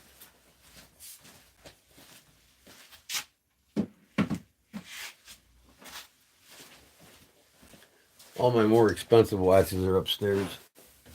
This one here is an auto. This bulb. I bought this one online on Kohl's. It's an auto.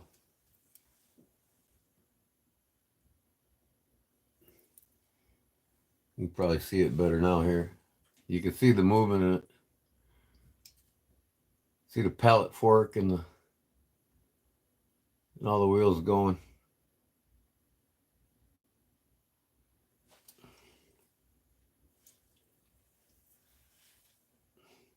It's like the escape wheels, like floating in midair. It's not affixed. They got it on like a bearing stud or some shit. It's pretty cool. You look in it, you actually see the thing kind of going like this as it goes around. It's pretty neat. Arizona, Fat City, email me.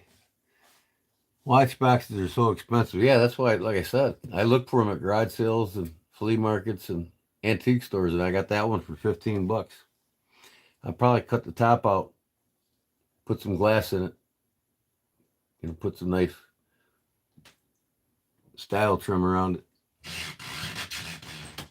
But I'm going to build me a nice one. I want to make one that'll hold 18 watches. So I'm going to build that out of mahogany and teak. Make a nice viewing window on the top. Never have enough boxes, that's for sure. Yeah, it's pretty nice, Jerry. You can see this Bull of a Sport. It's on Kohl's website.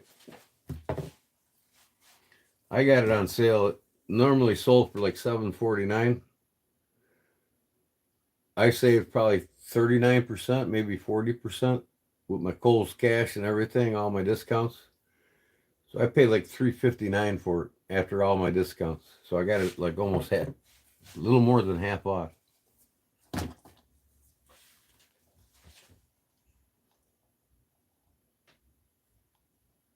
It's upstairs.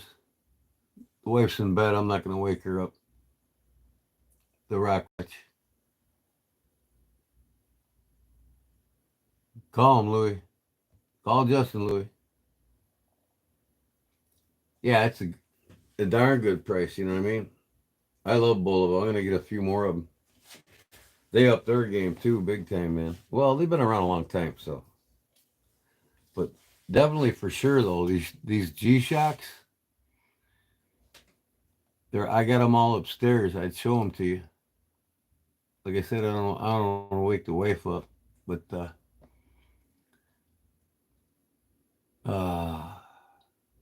G-Shock smartwatch. They got all kinds of different G-Shocks, man. Casio.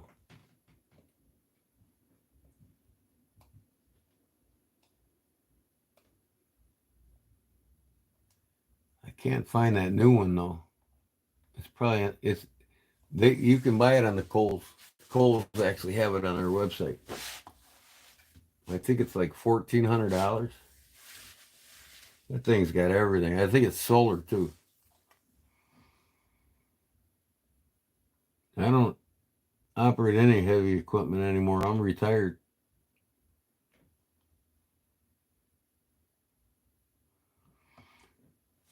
Oh, I'm gonna show them guitars. I want to send you one of my dad's cigar guitars. That'd be cool. I got a cigar box guitar. I don't know where I put it, but I started making it. I got the neck done, and it actually has Jack Daniel's cigar box. So it's got Jack Daniel's all over it. It's cool as hell. Then I made a 4-string neck for it. I got some coiled pickups here I'm going to put in it. I want to try to finish it. The square-shaped G-Shock? Yeah. I got the one with the metal bars across the top and bottom. I got a couple of them, black one and an ODE green one. 5.11 tactical G-Shock.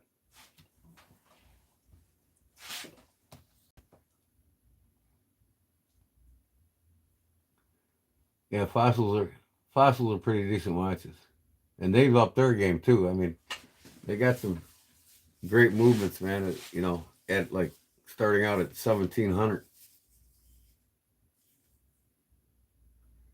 But the good thing about them is the fossil watches. Oh, I was talking about the Movado rock watch. I'd like to get one with the negative display. Yeah,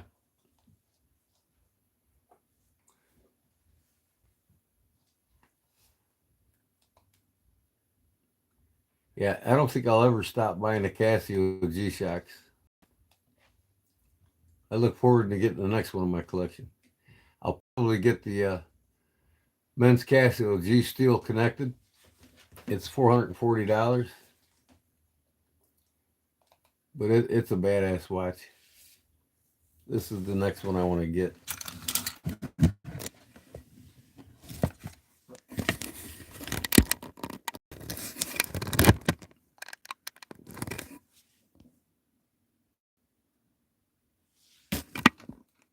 That's cool as hell.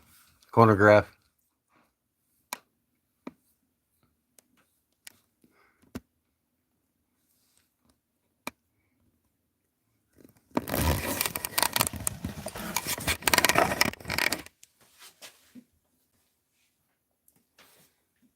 That thing's $440. I'll wait till it's on sale.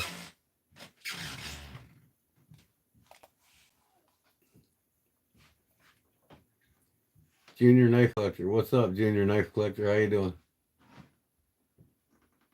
Ain't that sweet though, Mike? Got a nice looking president band on it, just kind of like a Rolex.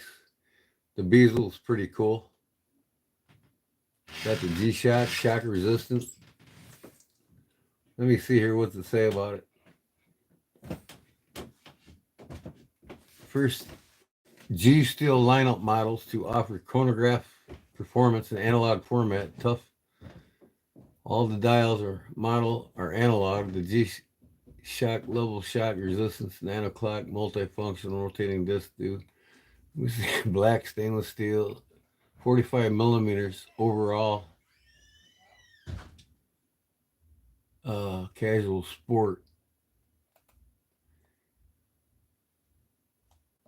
It's a chronograph, shock resistant stopwatch, luminous alarm, calendar, date, solar, water resistant timer. Pretty sweet. Oh, here it is. Wow.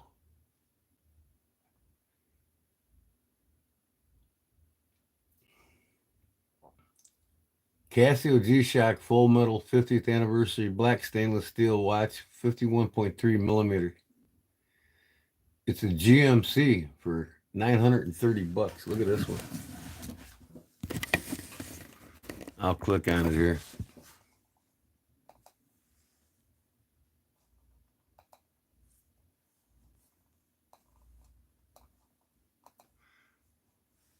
Look at that bad boy. $930. That thing is sweet.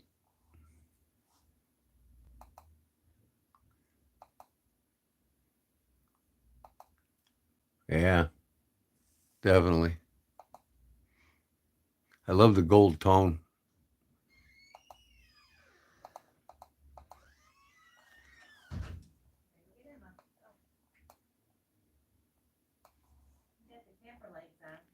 Oh boy, I'll turn them off shortly.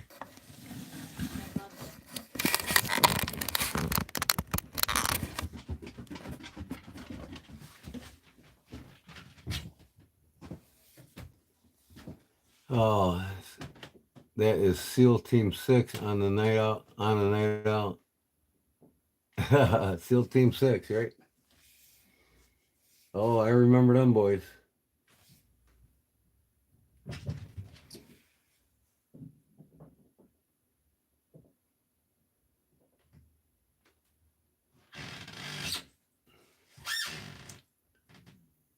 Yeah, I like the gold accents on that a lot. I bet it's worth every penny of it too. What let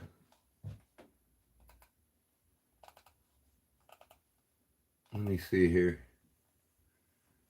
In the details here. It's the 50th anniversary. Special design touch, perimeter dial 0 and 1s, capturing Casio devotion to the art of making something from nothing. The screw down crown is designed in the same octagonal shape as the bezel for more compact timepiece with no sacrifice. An outstanding G-Shock resistance high density mounting keeps its chronograph module slim while still providing advanced functions. You'll love the compact profile and comfortable fit. 171 grams of weight. Length, width, height 51.3, 4.63 by 12.4 millimeters thick. So that's pretty thick. Black ion plated stainless steel. Got a one-touch three-fold clasp. 200-meter water resistant. Solar powered. Power supply and battery life. Solar powered. Wireless linking using Bluetooth. App connected feature. Auto time adjustment, easy watch setting, approximately 300 world time cities, flight, log, phone finder. It's got a mineral glass,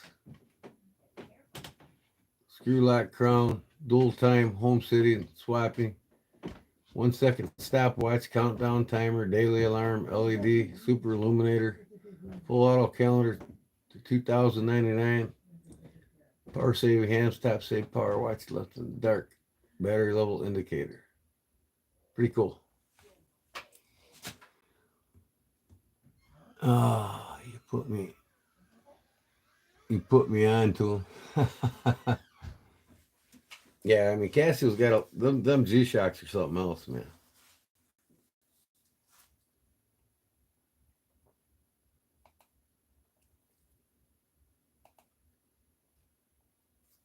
So I think I talked. Man, I'm zoomed in too much here. Hold on.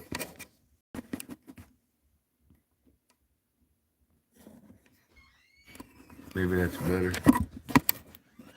I got my phone turned around so nothing's backwards.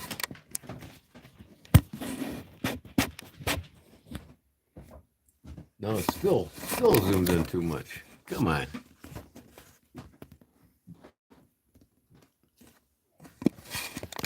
See my dummy over there? Them's the Aussie hats that I make. Australian Outback hats. Come on. Maybe that's better.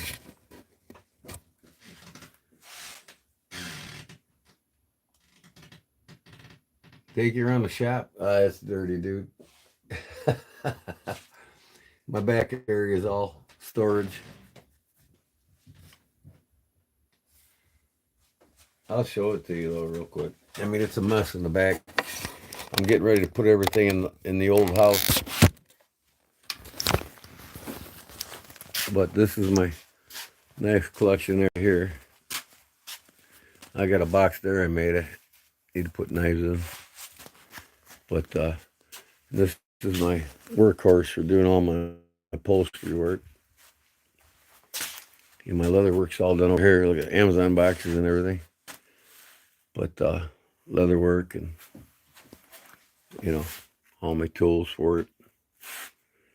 This is my fly tying station here too. I built that.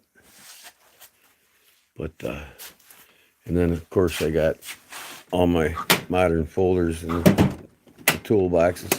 Every one of these drawers got knives in them. But there's my man cave fridge.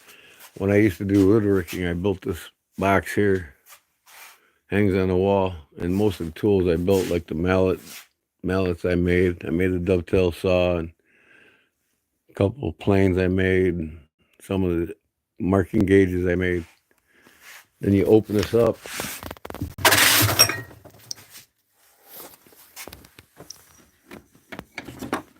these doors open up here, and you got my carbon chisels for doing carbon wood.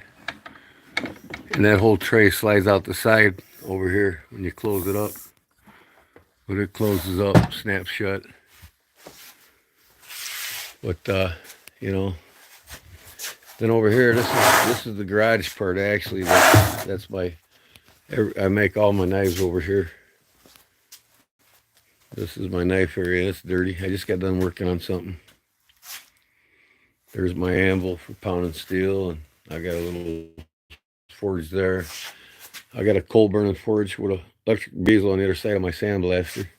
That's for sandblasting my knife blanks. This is my table saw. It's full of crap, but I got a little gas forge here for my smaller knives. And I got a baking oven in here, right there. I'm gonna hook up here soon. That'll get up to 2,300 degrees. I'm gonna start doing stainless steel knives. This is my Garden Petite fireplace. You feed it from the top. This is what I heat my shop with. Well, I got an electric one up there too, but see, it's just full of shit. I got a lot of my tools in here, and you know, a lot of crap. Wife's washer and dryers back here. This is all gonna start going into the house so I can. There's some draw knives. I used to make bows. I don't do it anymore. My draw horses right here. That's what I put my wood staves in for shaving. Staves for making bows, and you know. But yeah, I got shit everywhere back here. But yeah, this is all it. I made these lanyards for my duck calls, goose calls for waterfall hunting. Here's a bowl that I hand carved. Lots of shit. I made this box here. It just hangs on the wall. I did have some knives in it, but I took them out. And then I used to make fishing nets, and I still can. Guys that want them, and they're not cheap. I charge like $275 for this model here. This is I got to turn my chats on since I got this phone in my hand. Hold on. Okay, yeah, this is my fish net that I make. It's my own design. It's mahogany and black walnut. But I make them. Here's my steamer for doing it. I fill this up and take this lid out here, and I put my wood in there for steaming it. And then I got jigs that I clamp, bend the wood around in the jigs. And I'll have like 35, 40 clamps all the way around this when I put it in there to make them. But yeah, this is my shop area.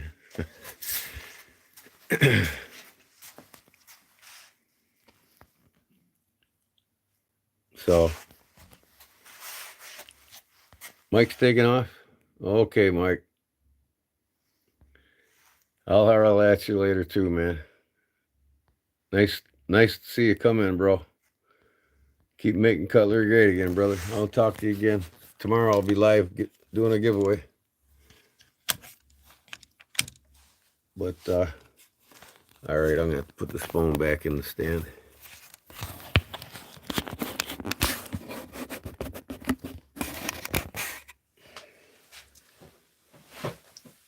All right.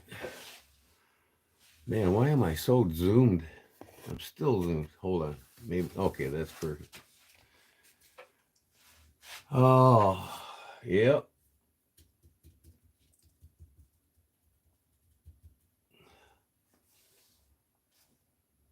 What do you love, Paul? The stuff I make or what? The fish nuts?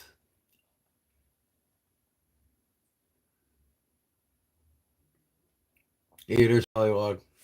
We missed you yesterday in my life, Pollywog. You take care of your nephew or whoever it is? I hope he's doing better.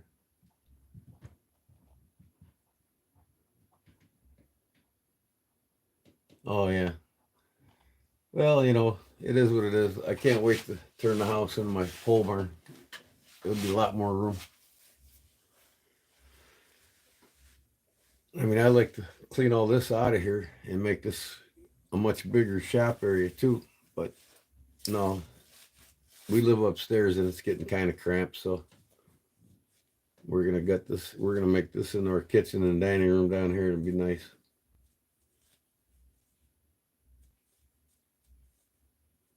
No new news. Okay. But anyways, I gotta get going on this thing here. I want to get it done so I don't have to do it in the morning. But where am I at here now?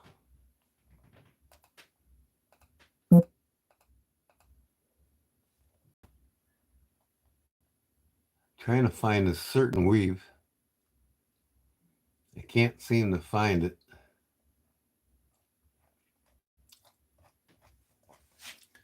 Let me ask this.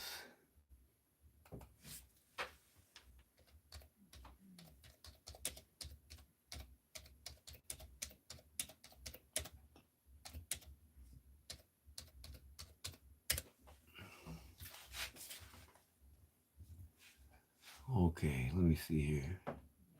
That ain't it either. Man, I hate you can't find something you're looking for.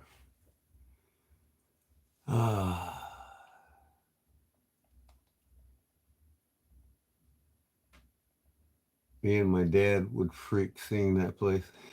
I hear you, Paul. Well, it took me a lifetime to collect everything I got, what I have. I quit drinking and doing drugs 18 years ago. No, more than that, 25 years ago. And I can't believe what I've accumulated since then. All my money's not being wasted anymore, and my time's better. I'm better at things now.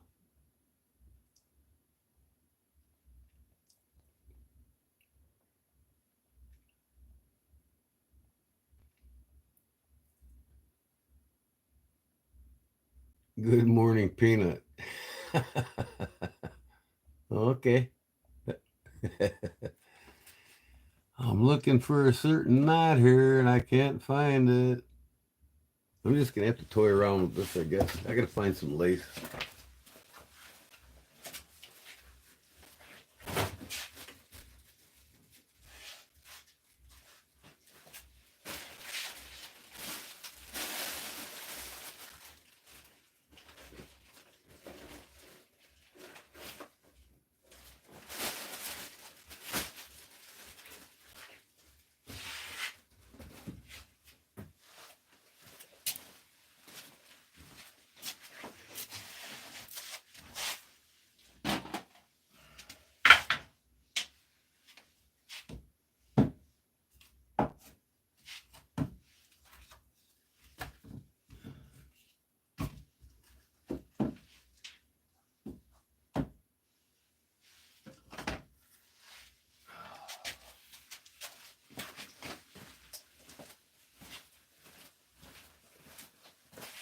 I think I'm just gonna make up what I can here.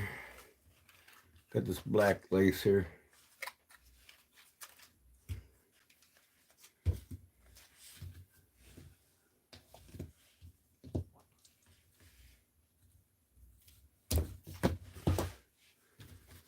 So I think if I come through the hole like this,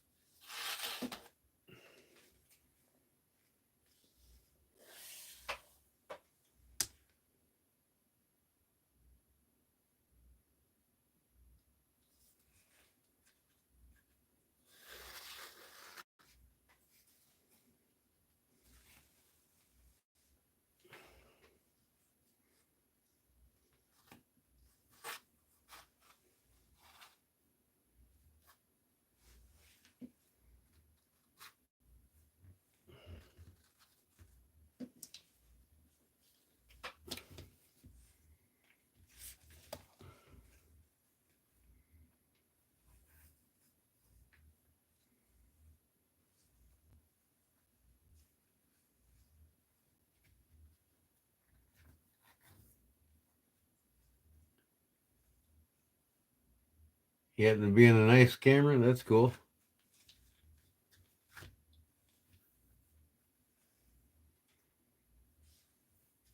Yep, I'm not doing anything much with knives tonight. I'm just basically BSing with my boys here. My regulars on my channel.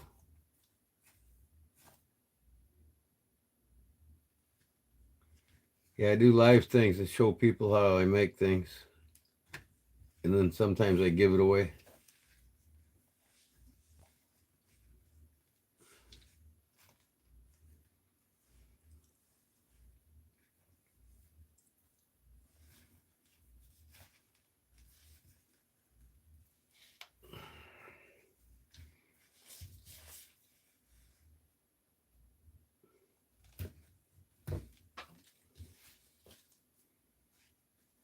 Oh man, that ain't gonna work.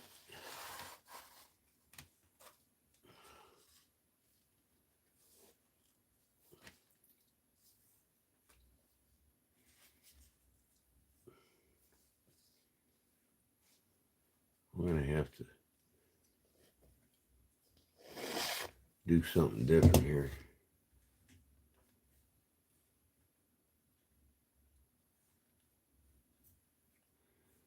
Guess the slip joint would be the easiest, no? Slip joints? Well, there's a science to doing them. Nothing's really easy, but you got to get all your dimensions correct so that they close properly and the springs seat properly when they close and open.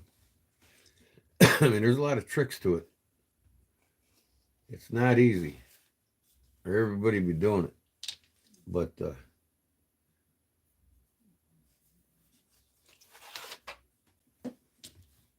me see here.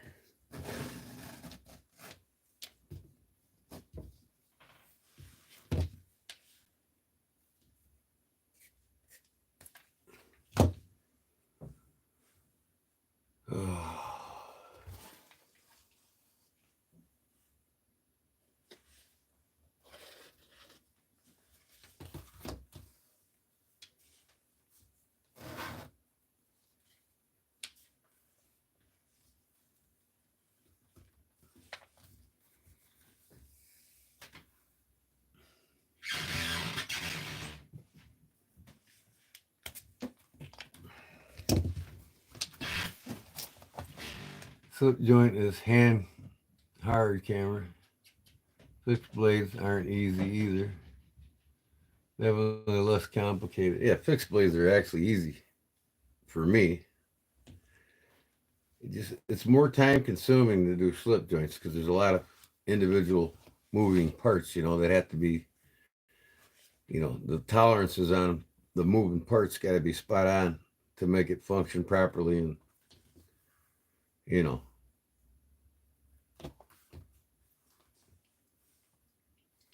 so let me see here. How am I going to do this?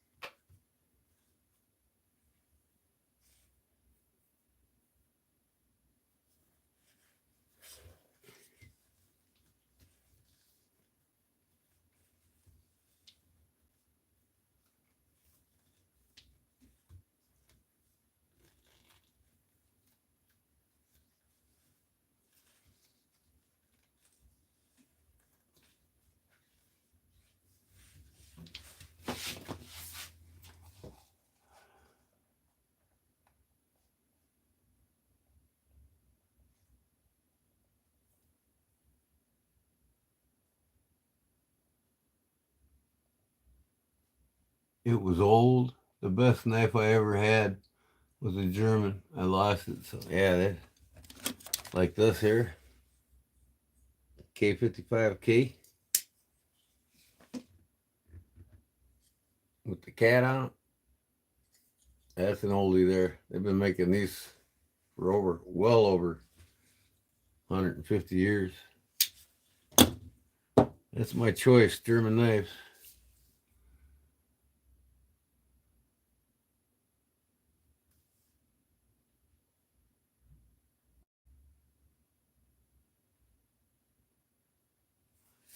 You know what I'm gonna have to do? I gotta look at my cell phone. Well, I couldn't find what I was looking for. Let's turn this around here. I don't know. I'm trying to find something on this computer.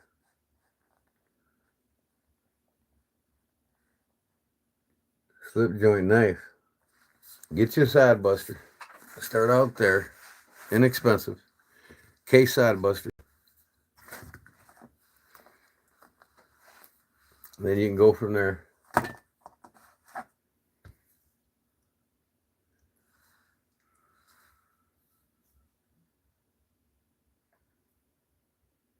It was a Solingen or something like the Swiss Army knife. That was a great edge. Solingen, Germany. Yeah. Not Swiss. Solingen is a city in Germany.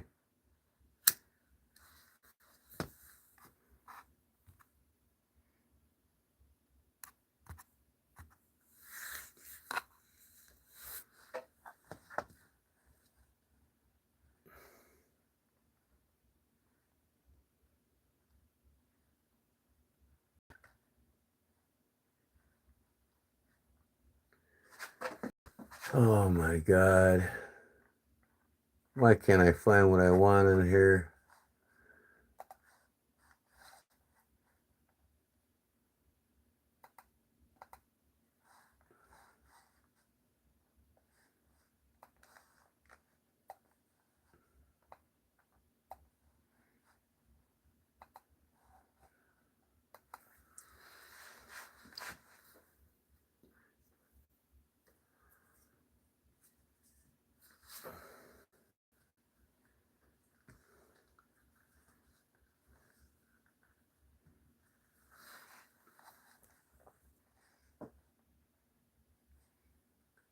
Victorinox Swiss Army knife, yeah.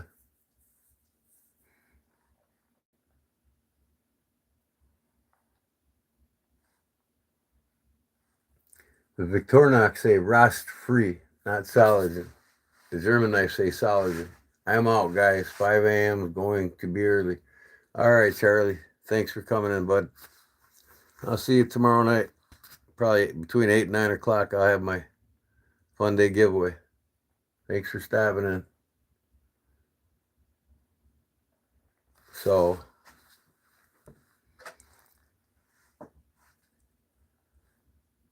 oh, Jerry's still hanging around, huh, Jerry? Lurking in the comments, Jerry?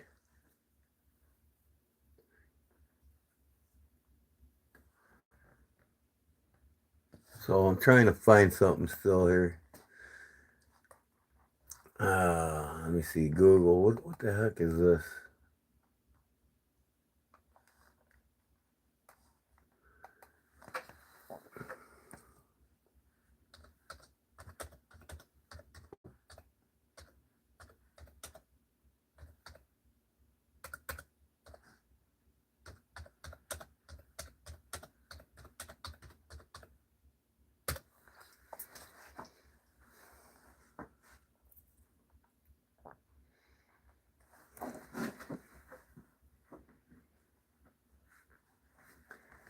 Let me see. Leatherwork on motorcycles.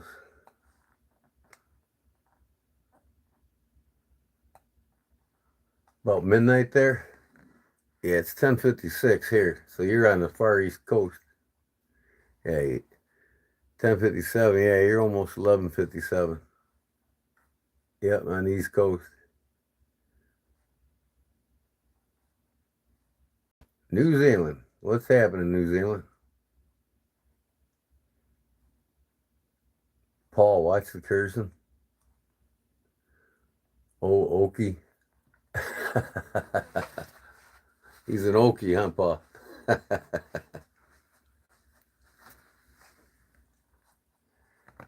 Okay. The best life, huh? That's cool.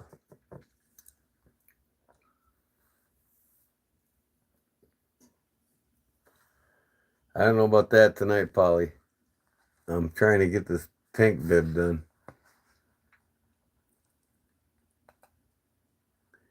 I I can't seem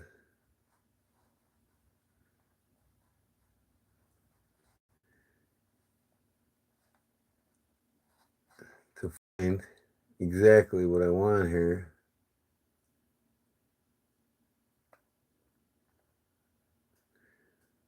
You're tuning in from Houston, Texas. That's cool, Cameron.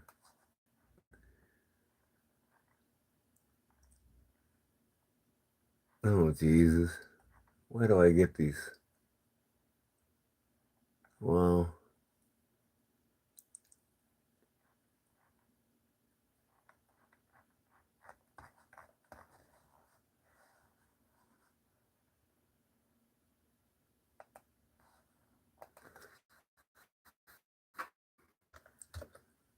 Harley tank bibs with snap on.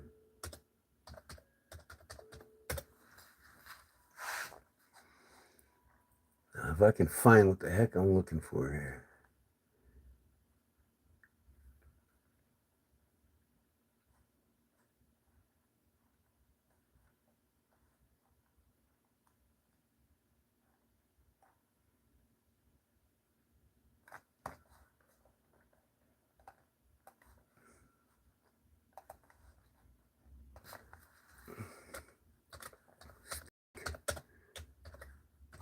Harley tank bibs. I can't find my original picture that I took of the damn bike.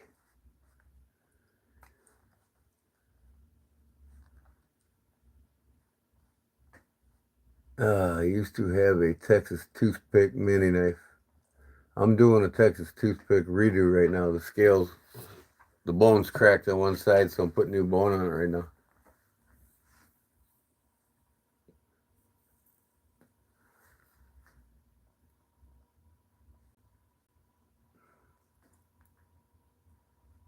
I have 2 of the Case Mini Texas toothpicks. I got one, a Texas, it's a commemorative one. It's a tiny Texas toothpick. Oh, man, what do we got here? Custom tank bibs. Nope, tank bibs. Maybe this will show something here.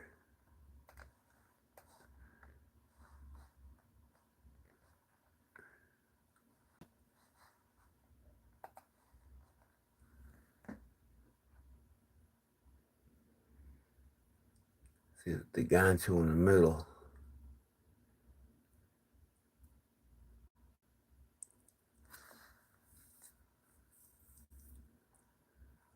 I could probably do a gancho in the middle here. Let me see here.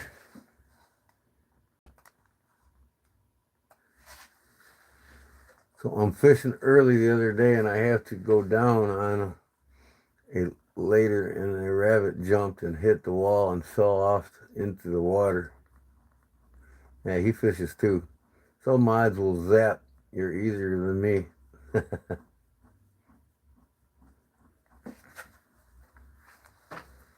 Okay, let me see here.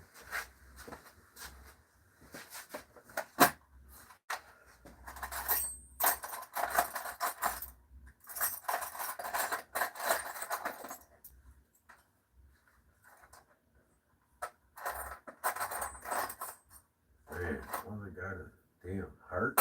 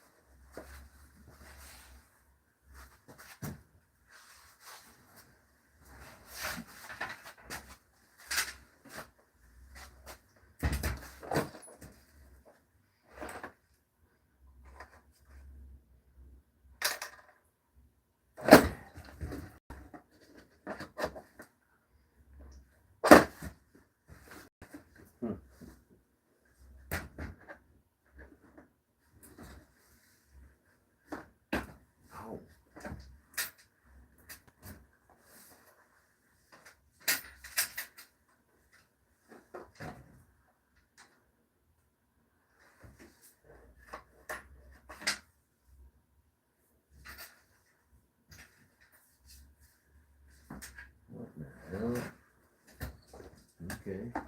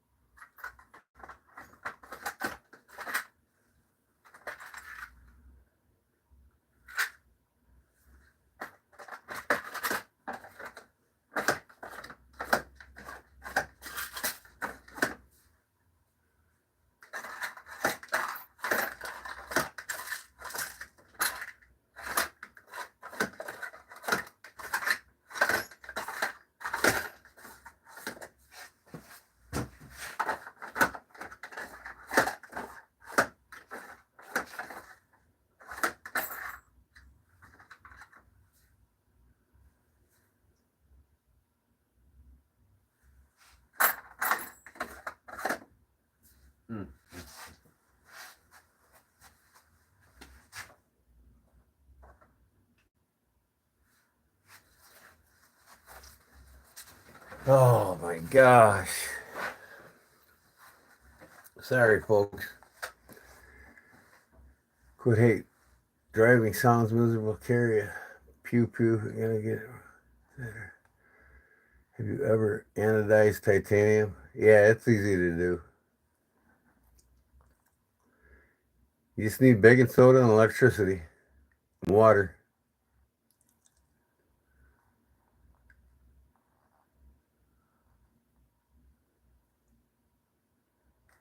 I emailed him, Jerry. I want a pair of suspenders and a nice blade. Hey, I'll take care of you, Paul.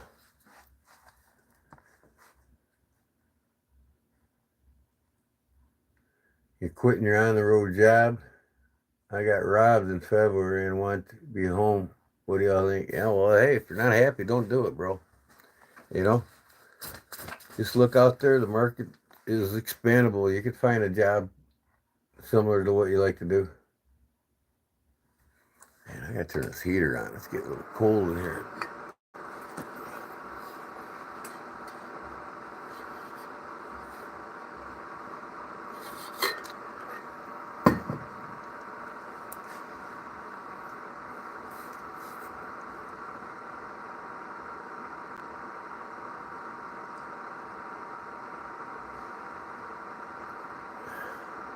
Man, I just can't find anything I want. And what I think I'm gonna have to do.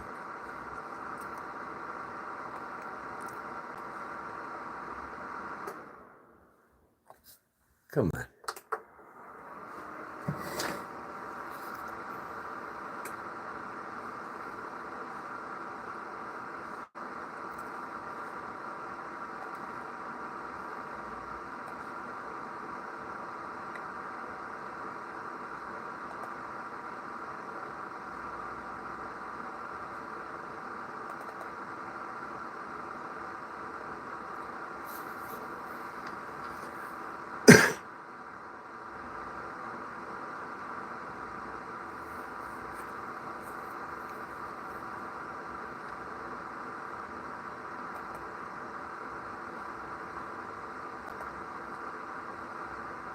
Well,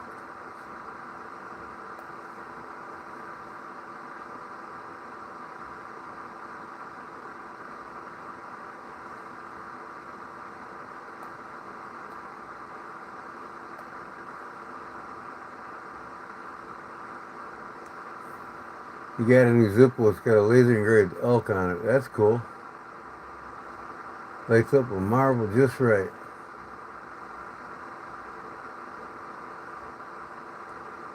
Well, thanks, Justin.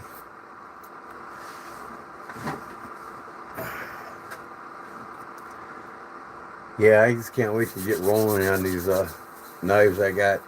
I want to start selling, you know, the pocket drops. And I'm gonna come out. I think I'm gonna come out with a like an ultimate bushcraft knife.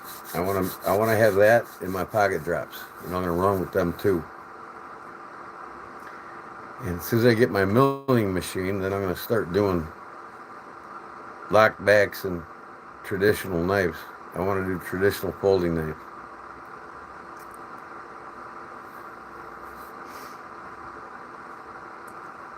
But I think I got an idea what I'm going to do here on this stupid thing.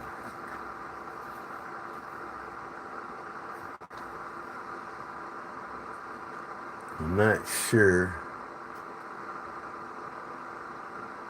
Hey, you better vote Turtle for president now, y'all. Don't forget to vote Turtle for president.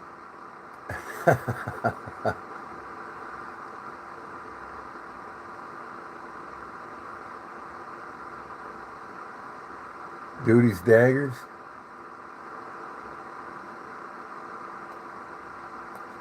Okay, what do we got going here?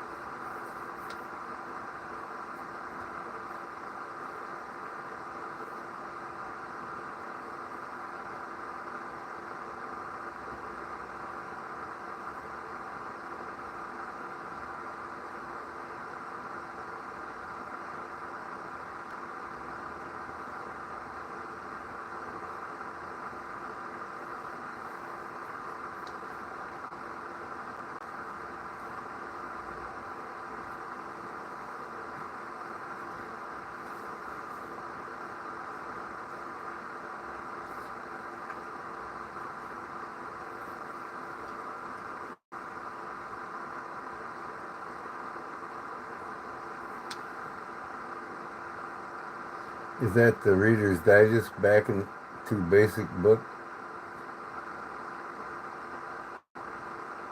Get a dozen, don't get one donut. Okay. I could go for a good donut in the morning. I'll tell you what. I tell you what. Deal, yes, Reader's Digest. Little girl in me. Okay, let's see here.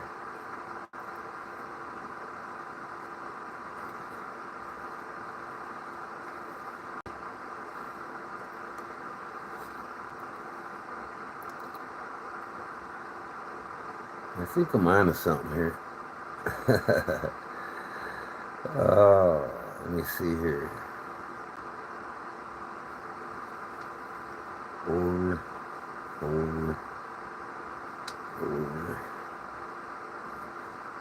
I think I'm onto something here.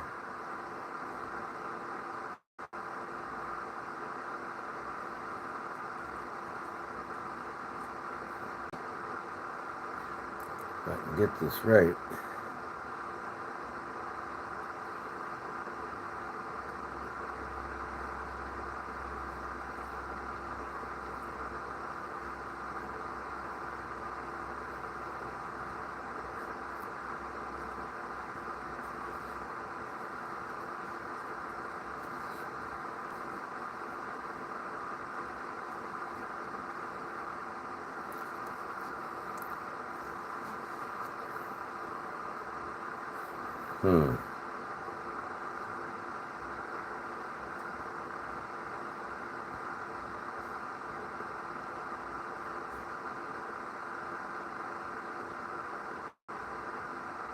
Paul's here, huh? Okay, I'm here. We have two Pauls now. Yeah. Okay, here. What do I want to do with this now?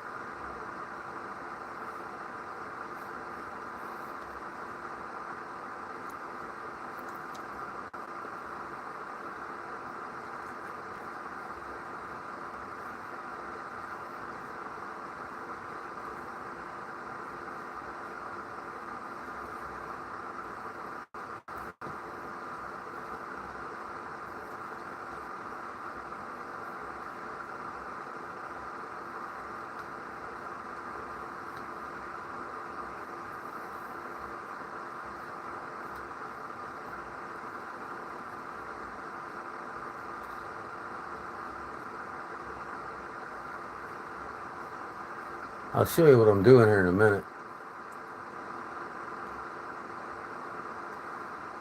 Yeah, I'm doing a Harley tank sleeve. I gotta put this back in the thing, but that's what I'm doing.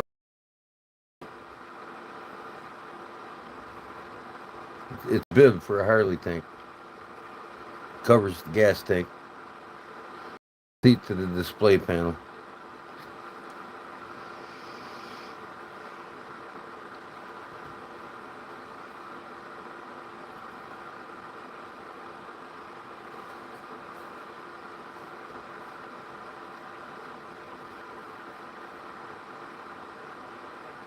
I'm trying this weave right now.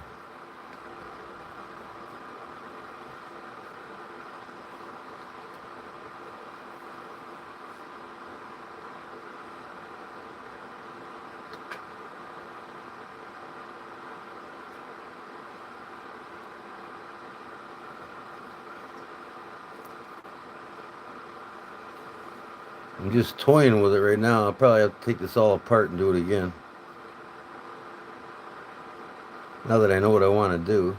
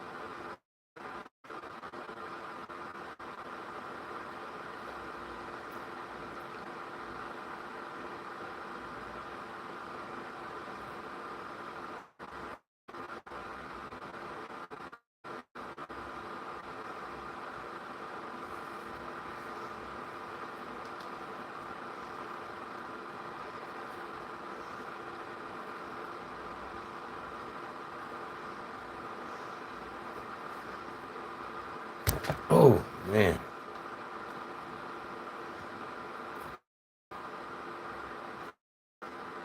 Man. See, I'm trying to do like a weave on this bottom part. Oh. Said hi. How you doing? You're in Wisconsin, huh? That's cool. But I don't think I like this. I definitely got to do something different here. I'm thinking about doing it with leather instead of lace.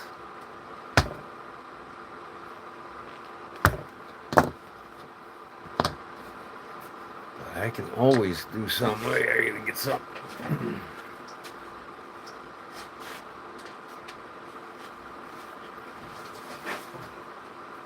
This thing goes in there.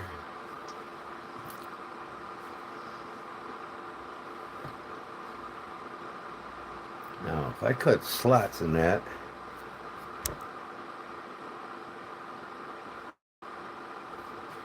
I think that's what I'm gonna do.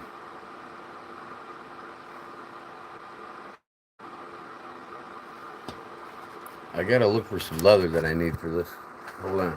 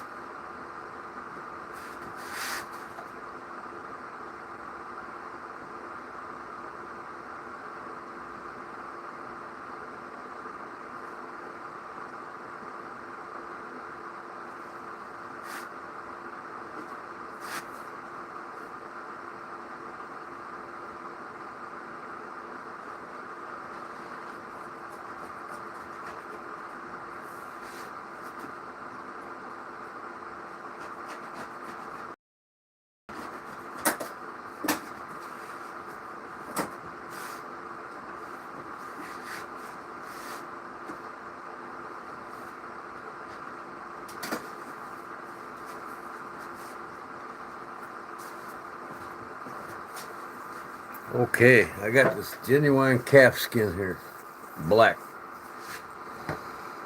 So I'm gonna do what they call a cowboy weave on this, but I gotta cut some slots in this top and bottom for this, and I'll show you how it's gonna be done. It's something that's used on saddles, on horses, on horse saddles, to where you'll just take this and loop it around. I'll put a point on this, cut a slot, go through it, and just keep repeating the process. You'll see what it looks like. I've done it on horse saddles before.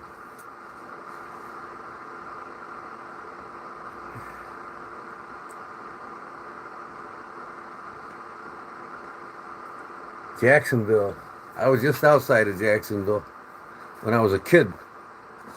Tarpon Springs, just outside of Jacksonville. My preteen years I lived there.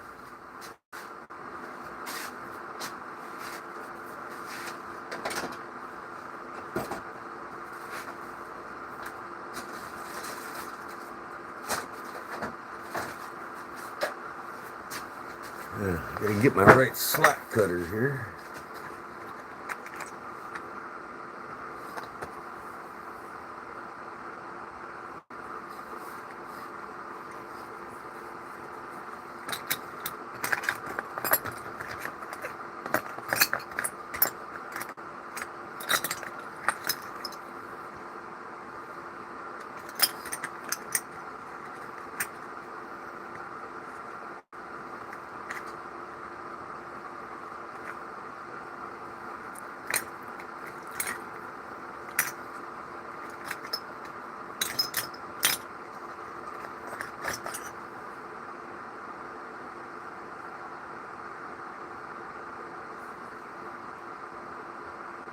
Yeah, here we go. All right, I gotta punch this.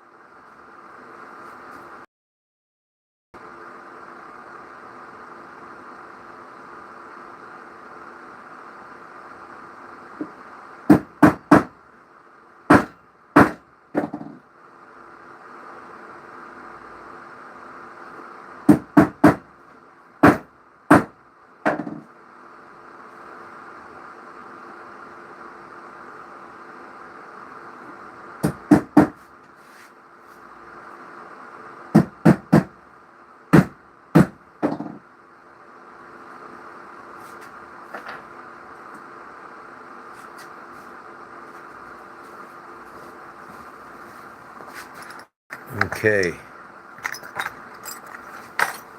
got my slats. Kind of wide, but they'll work.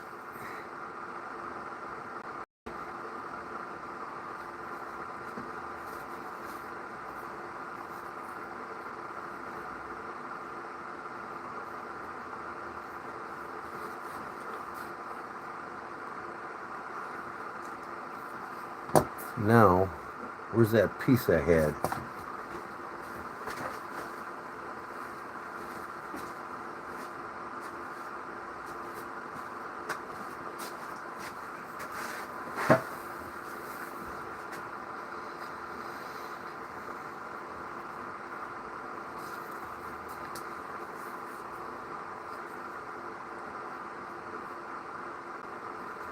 See what I'm going for here? I'll show you in a minute.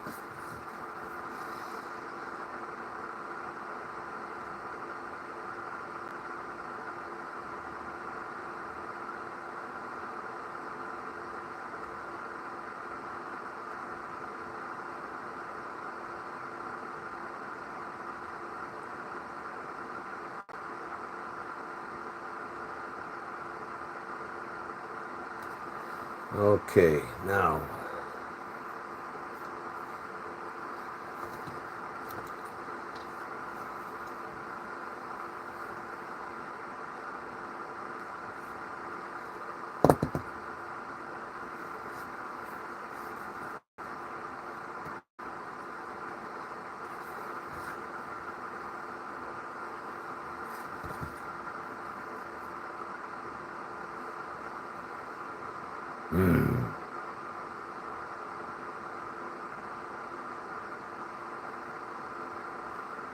I don't like that, man.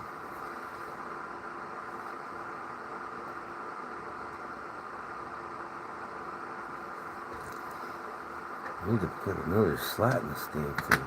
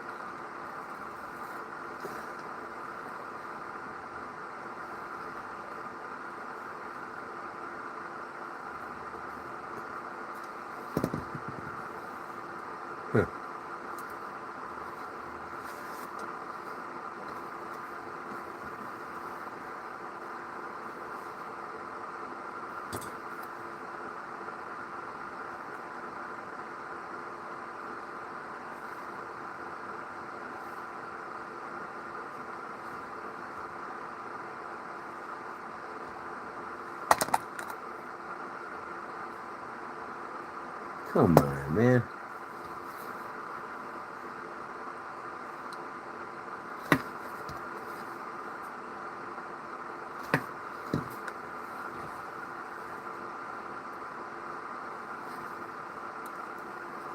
Need something to poke it through, man. Something to poke it through.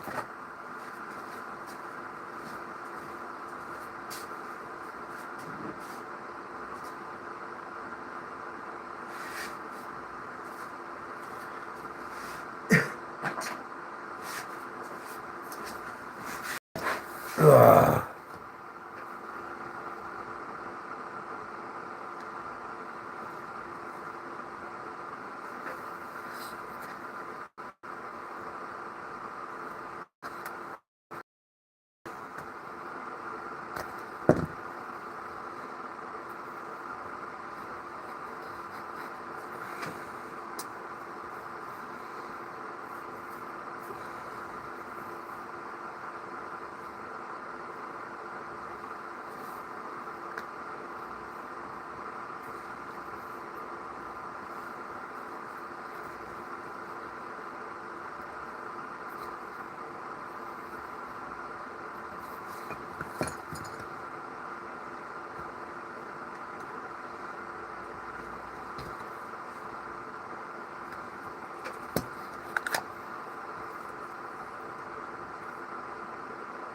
Pulled pork sandwiches.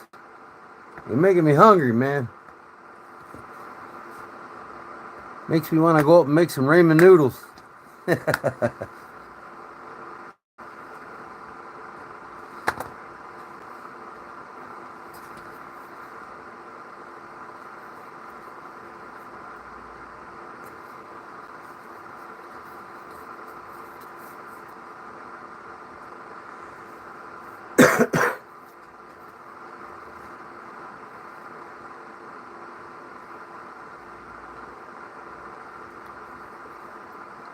Now, here's the thing.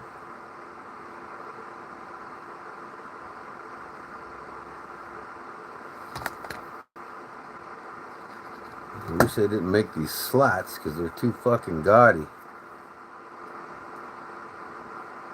I'll make it work.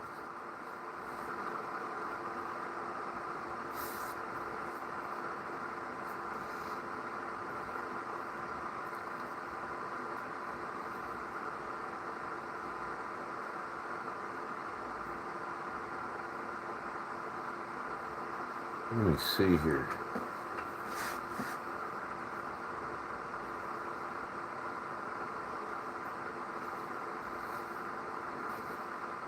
What can I do here?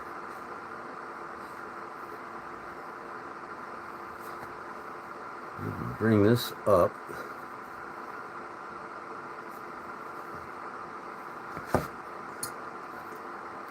See what I got going here.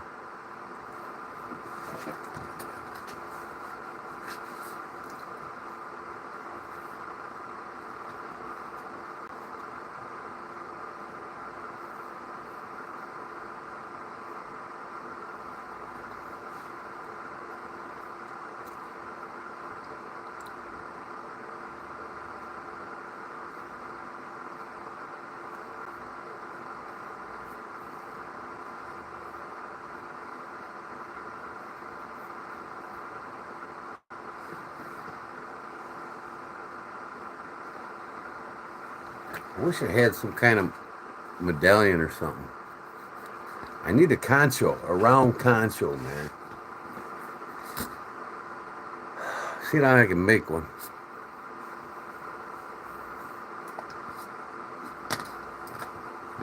Man, he's got a...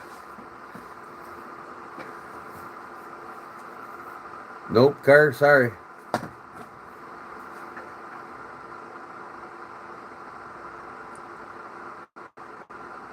There's Jim. What's up, Barlow Jim? Big Jim. I was wondering when you get in here. This is what I'm doing tonight. I finished lacing up both sides of this bib for this Harley tank. Okay. Now I'm going to do like a saddle weave on the bottom here. I'm trying to figure out how I want to hide that.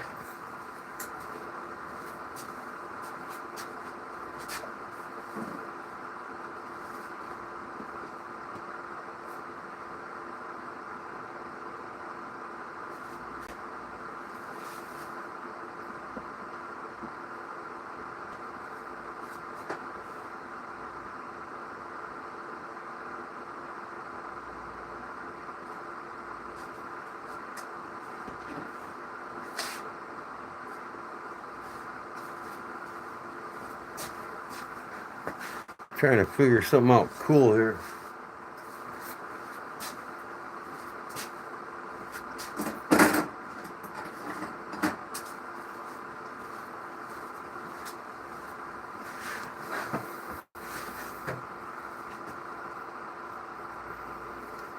Big Jim. Big bad Jim.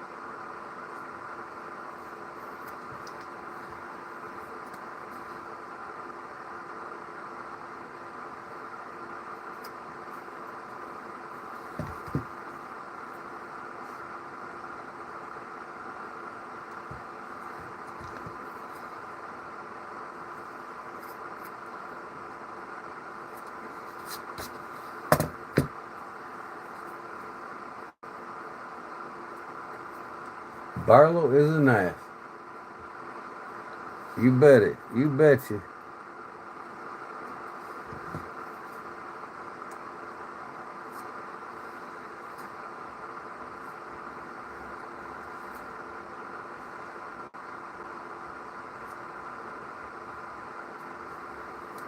Trying to get a nice little medallion here out of these horns from that crocodile.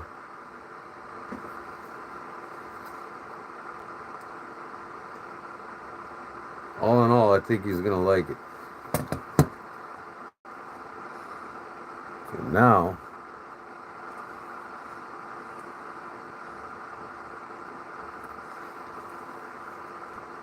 I gotta cut me a slot in this.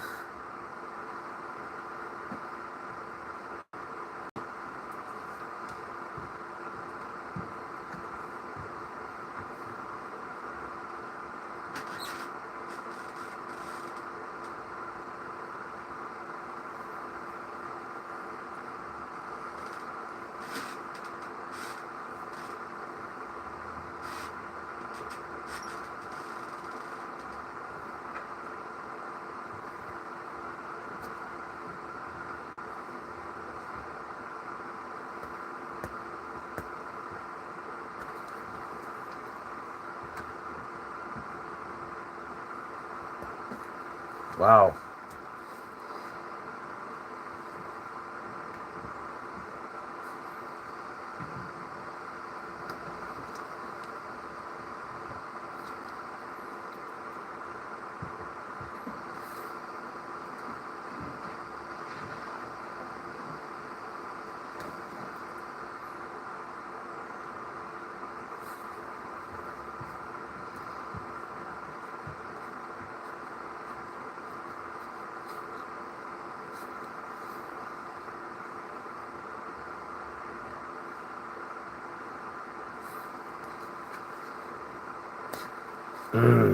Man, this is some tough shit, boy. Trying to cut through the calcium on this.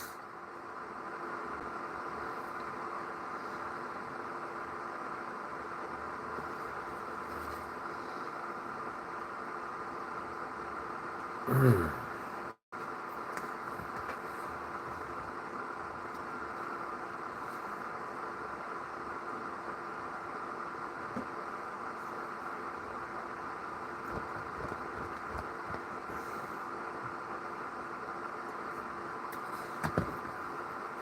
let's see what I got here.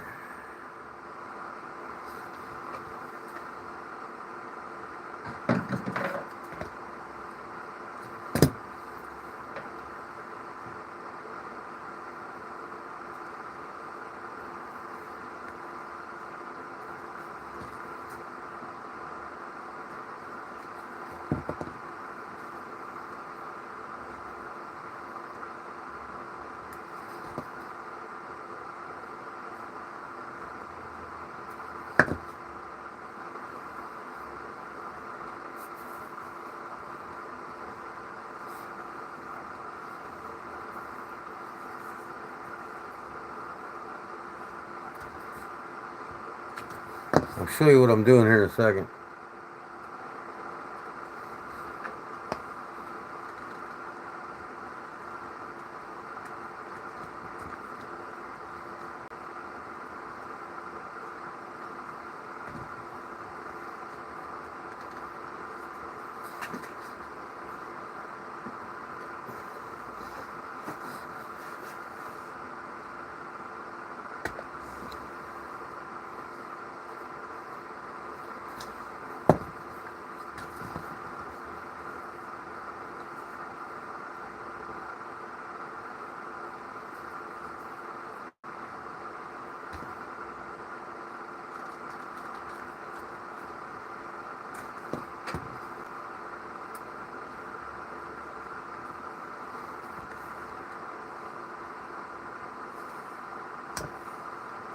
Come on.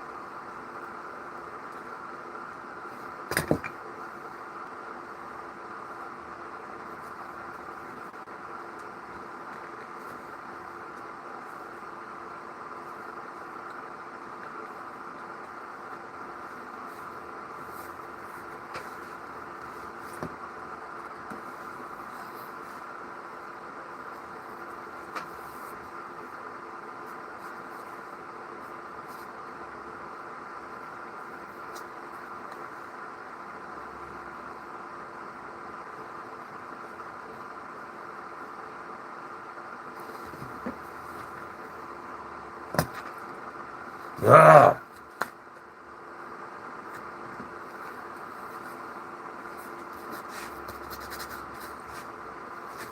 I gotta cut the slot wider.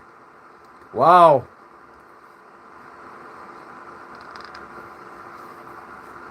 Come on.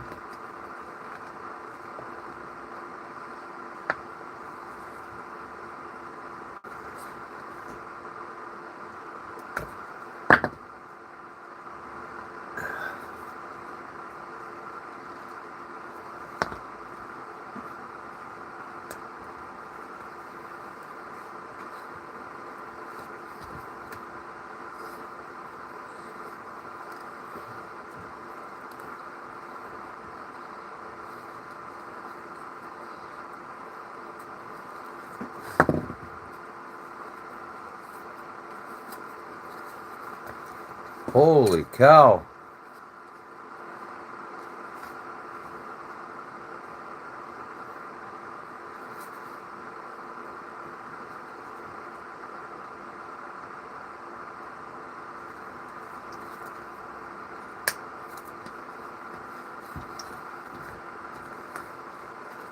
Ugh.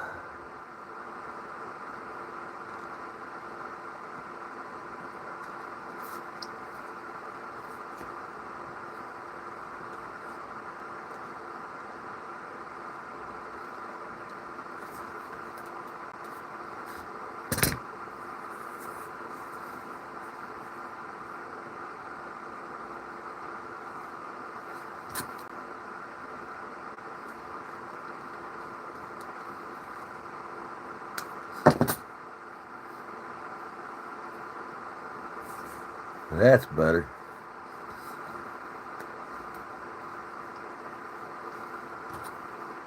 Alright folks, I'll show you in a second here. I gotta get this leather stretched out. Of course not.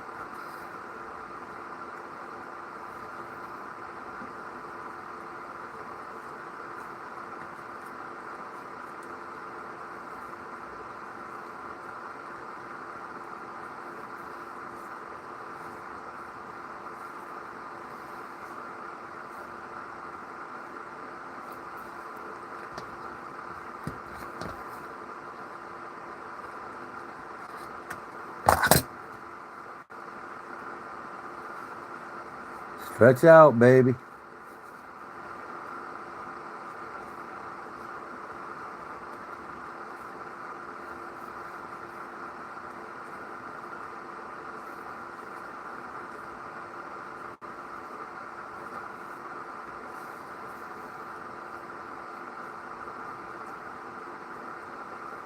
Trying to make a concho out of the crocodile skin. And I just can't seem to get it to tuck over.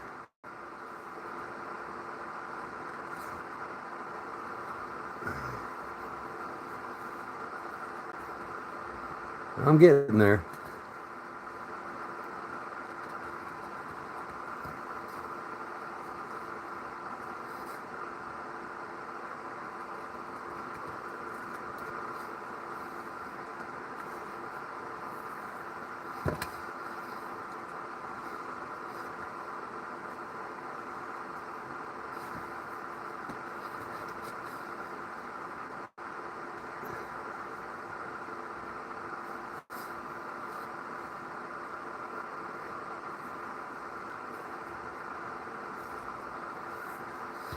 I'm getting there.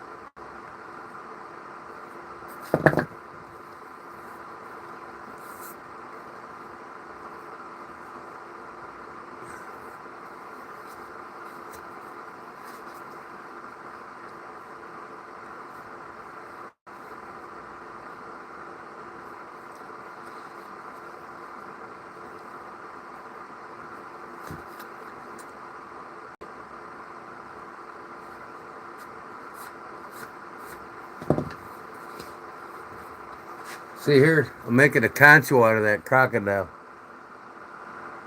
It's got 4 horns on it. And then I'm going to do a weave on this.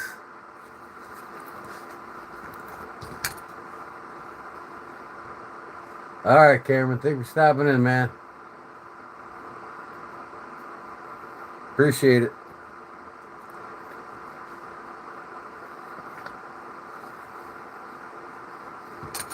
Gotta get this as tight as I can, though.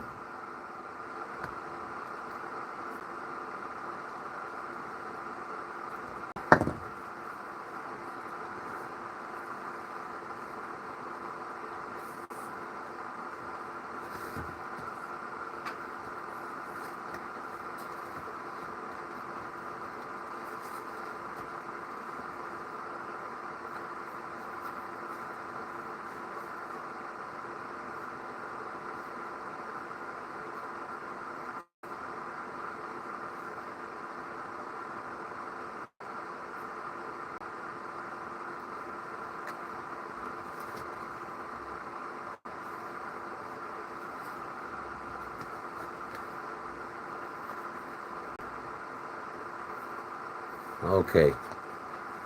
Now, I'm going to do my first cut here.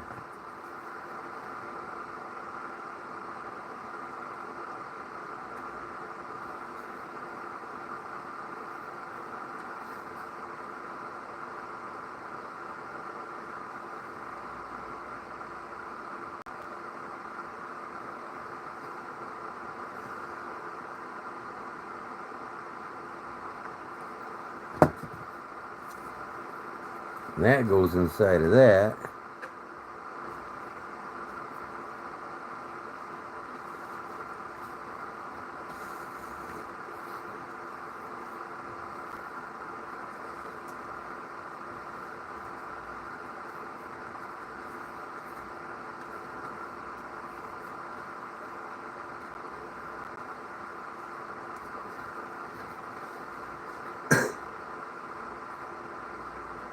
I think I'm going to have to hand stitch that. But I'm almost done here, folks. I'll show you what it looks like.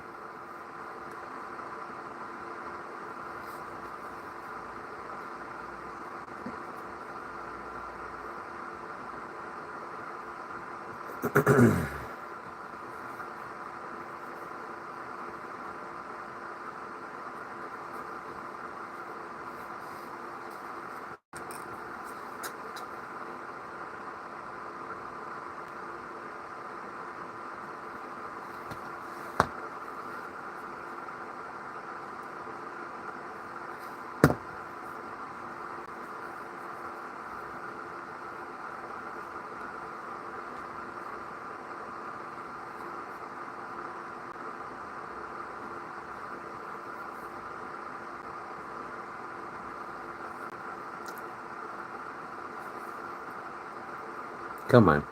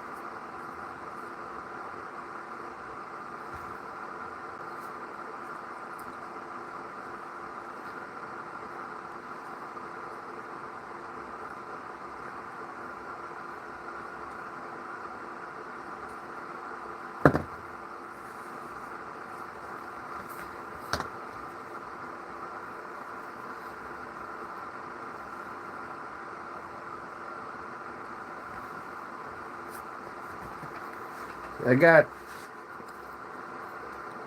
2 in here. See that there? Now I'll cut a slot in that one, then this one will go in that. It keeps making this kind of like a braid, like a leather braid.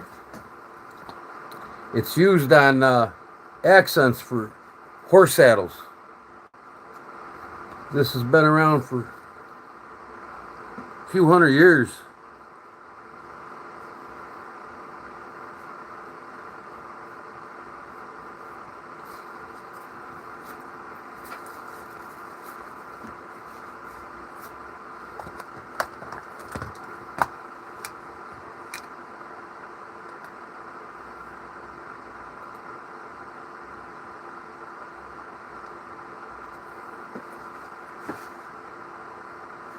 What up, Barlow Jim?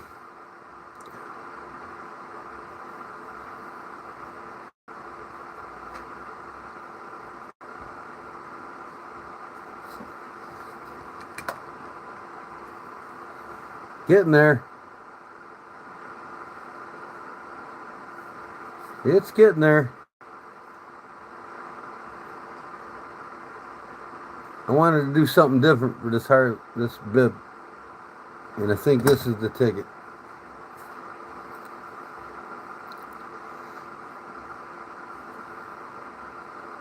You know how Harley guys like shit dangling and flying in the wind, right?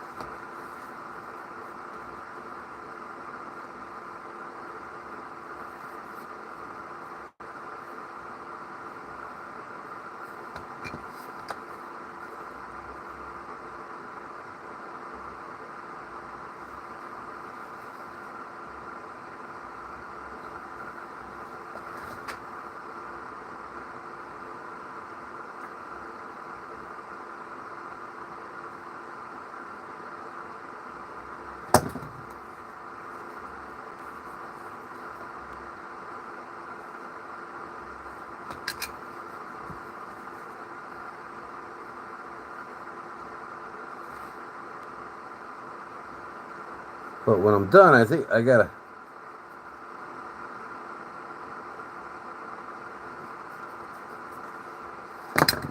This is soft calf hide. I think I'm gonna have to treat it with something so the elements don't get to it.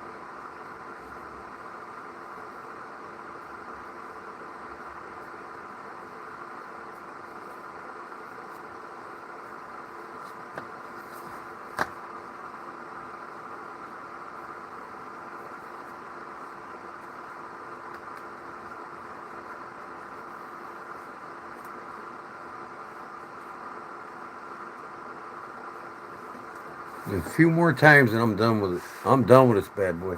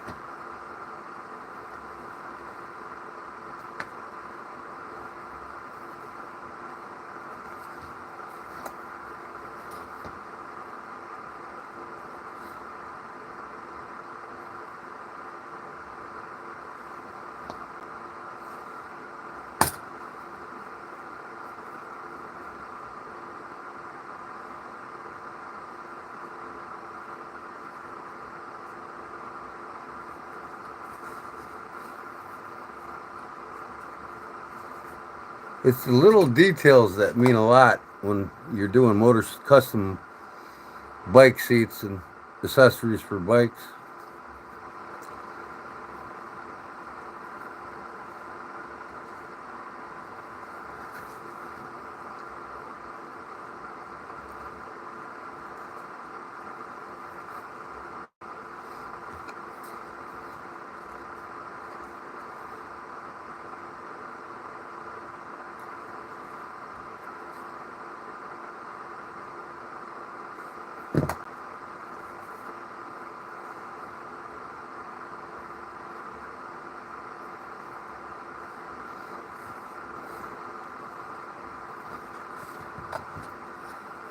All the little details.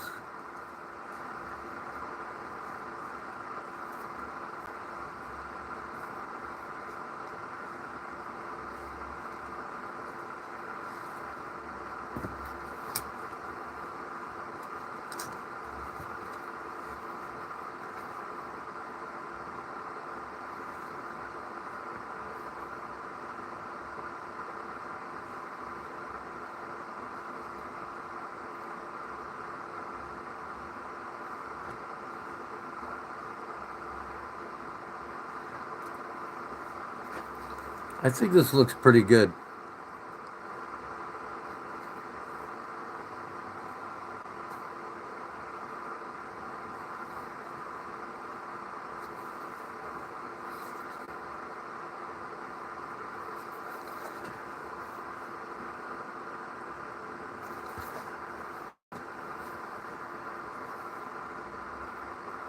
Yeah, this is an old Western knot here. It's used on horse saddles. Decorative conches, they put on little round conches. They'll put on like both sides of the saddle underneath the seat. Maybe one or two in the back of a saddle with the same color leather matching.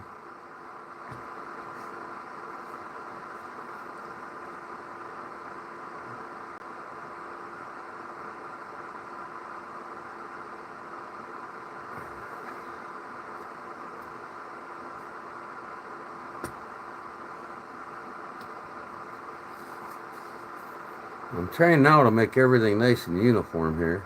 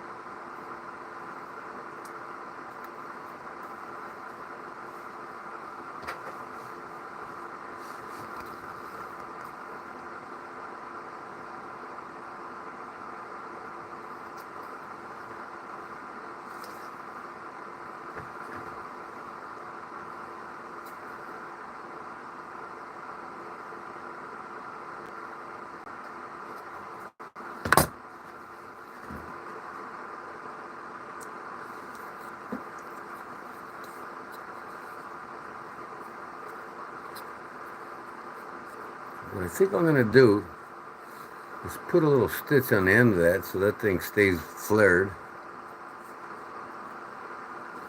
Kind of like that. And then this will dangle in the wind on the gas tank. So what do you think? That look cool or what?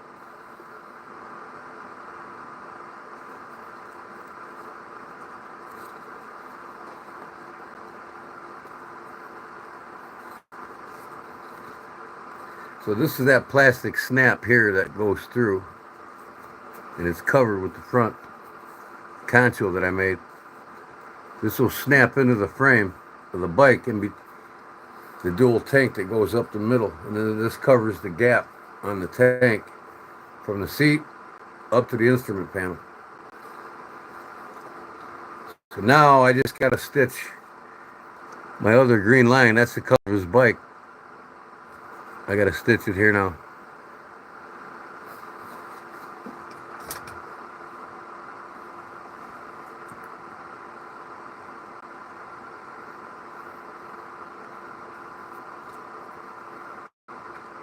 Yep, and I think I'll just leave that. I was going to maybe hot glue underneath it, but I don't think I need to do that. I don't want no hot glue oozing out anywhere. Maybe put a stitch here, and tie it in the back. Just to keep it down. You see how it's up? I put a stitch in it to lay flat. But this matches the gator scene all the way through. I mean, you can do this with conchos. You know what I mean? Get them round silver conchos. They make conchos in all different, with the slots in them, in all different shapes and sizes. You see some custom guys that make these use that. So, I think I come up with something pretty nice. Yeah, that's going to look nice on that gas tank flapping around.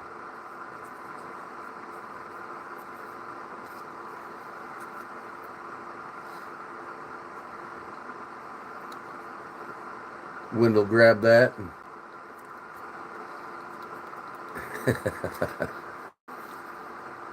But you all ever see that knot? You basically cut a slot, run it through, cut a slot, run it through, cut a slot, run it through till you get all the way down.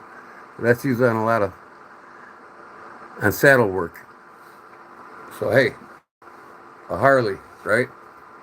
Saddlebags in the back, saddle work. Now I got to talk them into making them a rolled tool bag, you know. It's got the round ends on it.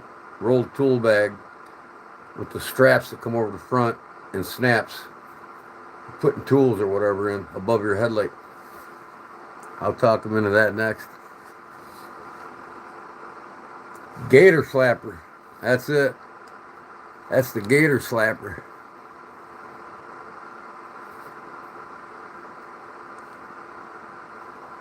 But I think that looks cool no less, don't you? Kind of looks like the head of an alligator coming out of the water, right?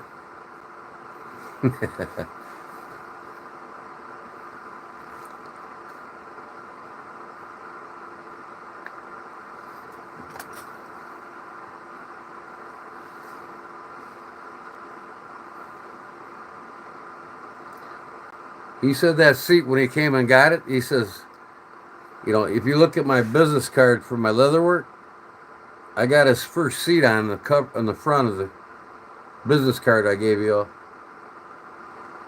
If you got my business card. If not, you can see Backwoods Leather on Facebook, you can see it. That Black Widow seat I did him. And he won big time trophies for that bike just because of that seat was on there. And then he come and got this croc seat I did for him that you all see me working on. He said it's my best piece yet, so kind of makes me proud. That's something different.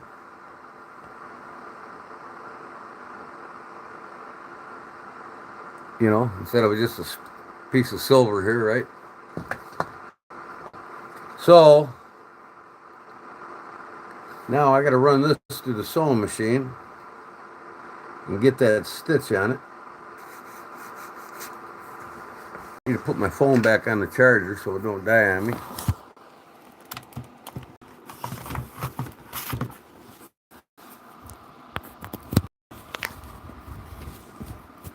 Be right.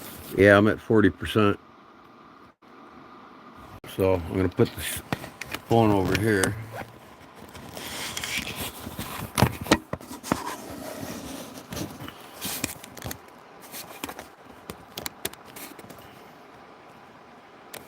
You can all watch me sew this up, and then I'll spend some time bullshitting with you all. I want this done so I don't have to worry about it in the morning.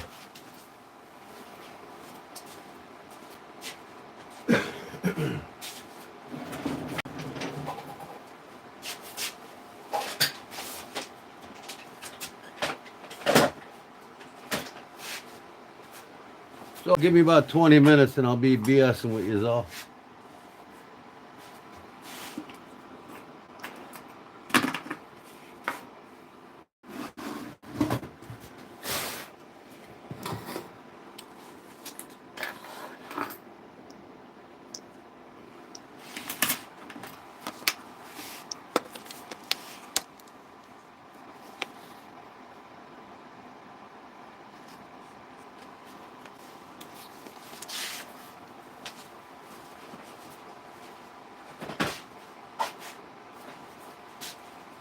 See, this is the calf skin here.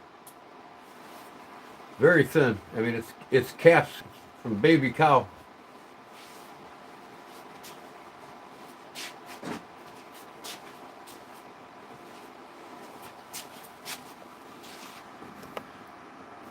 All right, I got to put some.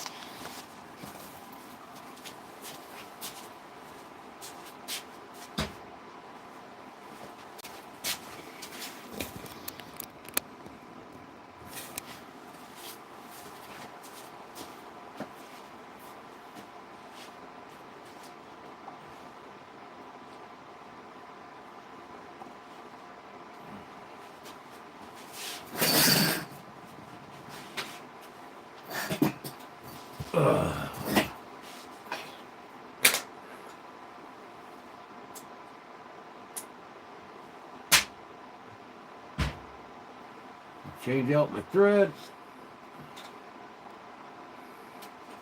Change out my needle.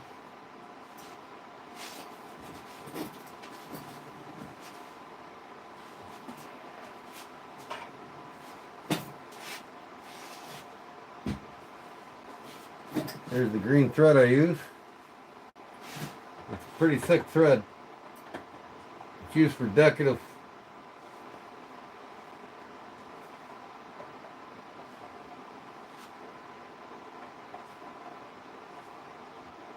Decorative stitching on upholstery. The 139 they call it. Just stitching upholstery, you regularly just use a 90 or 95 thread. This is a 135, so it's thicker.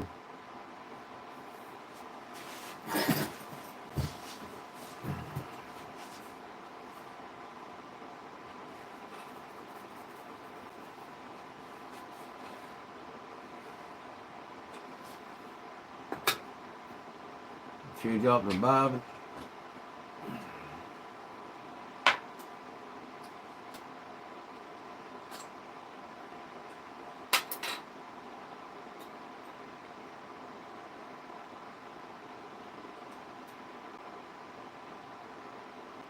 Man, I think I got enough in there just to do one pass.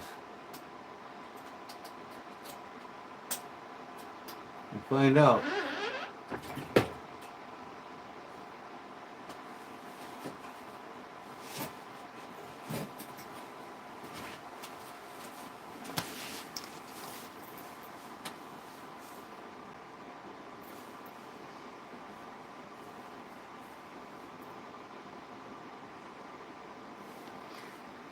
Now, where in the heck I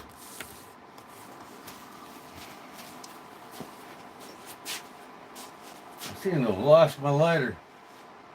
There it is. Huh.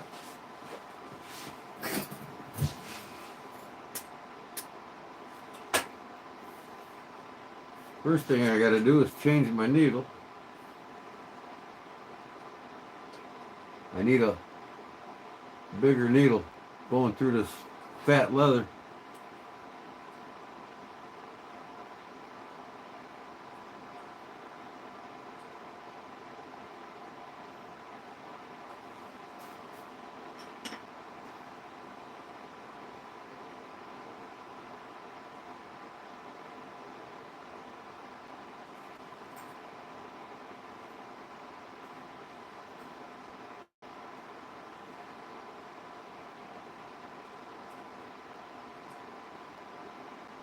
A lot of little shit you always gotta do when you're doing upholstery work. Gotta keep your machine oiled. Make sure your needle's facing the right direction.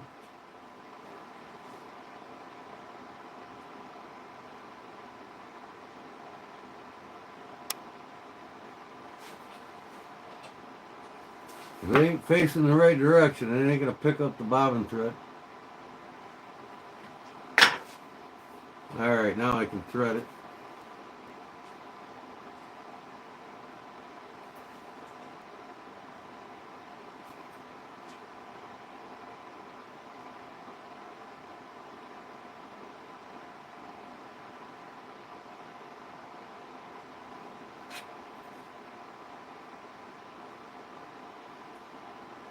You buy one of these machines new, it's about $3 grand. But this thing's like 25 years old and it works as good as any new one. It's called a Seiko.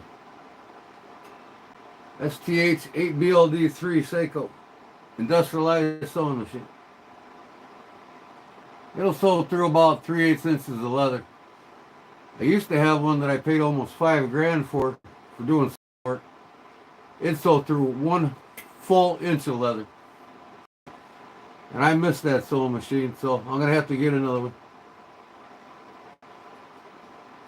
I did them hats with it, knife sheaths, gun holsters, like nobody's business.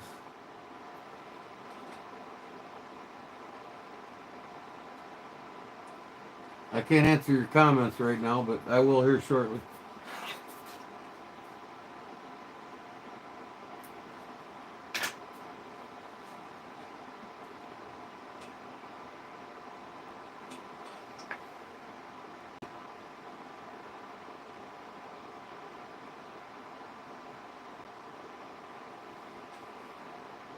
Through the needle, I'm ready to roll.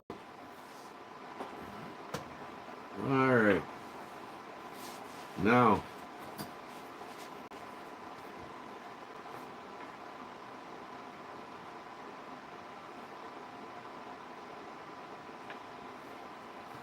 gotta remember how close I did this. I actually had this down.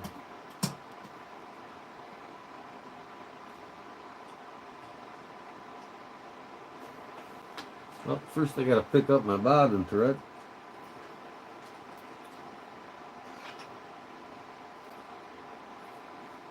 There it is.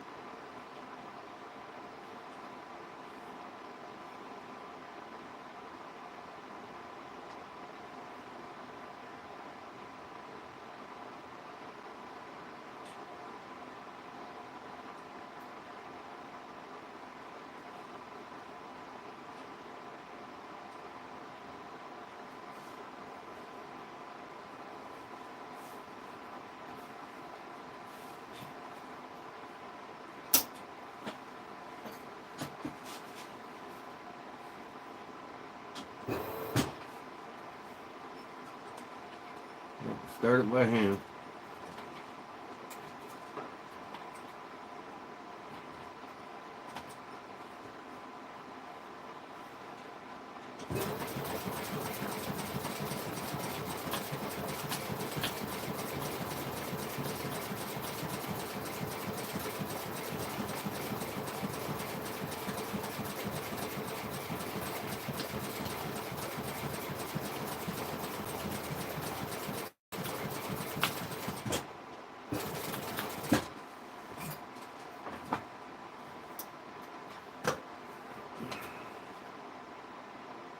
Oh man.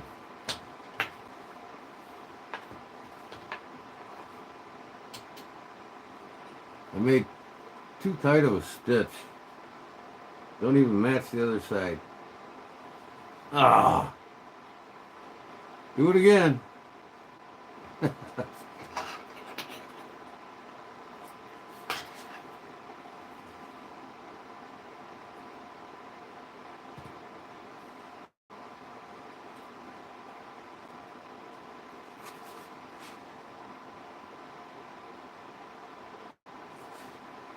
I should have done this on a tusk piece first. I thought for sure I had 6 millimeters.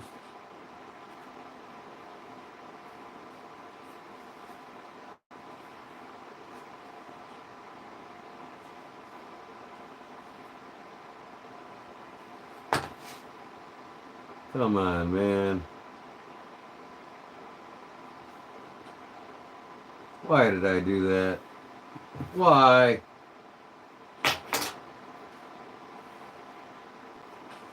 You know what you're doing?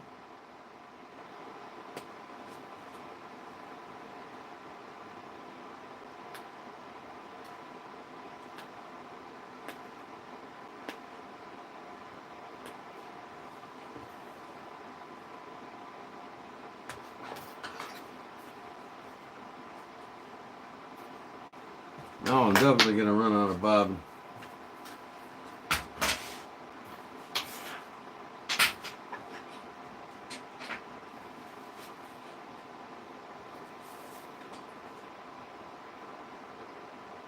Man.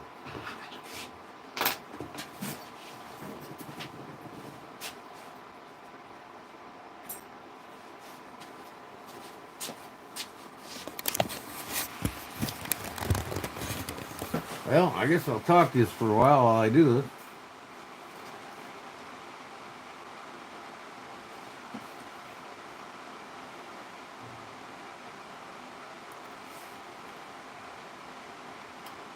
I didn't check. So many things you got to keep track of, and I didn't check the damn width of the stitch. I got it at 4 millimeters, and I should have had it at 6.5. Oh well, I'll redo it. It'll look nice.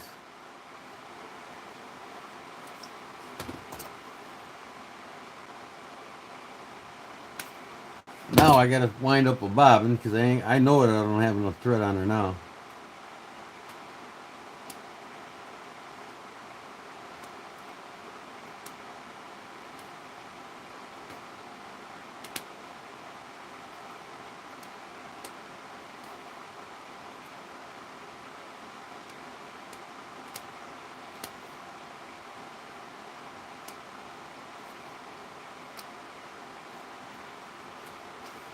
What are you laughing at, Jerry?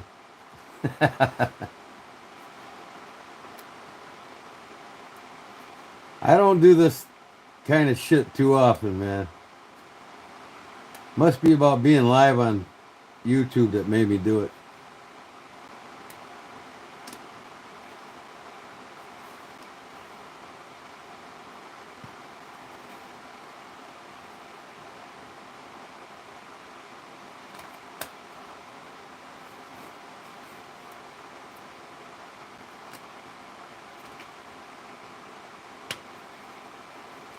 First you don't succeed, try again.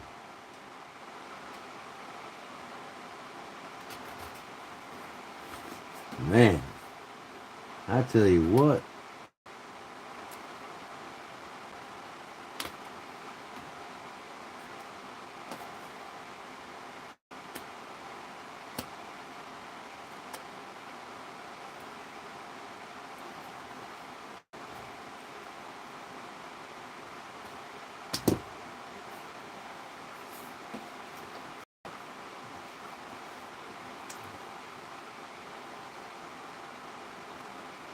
Forrest Gump's brother.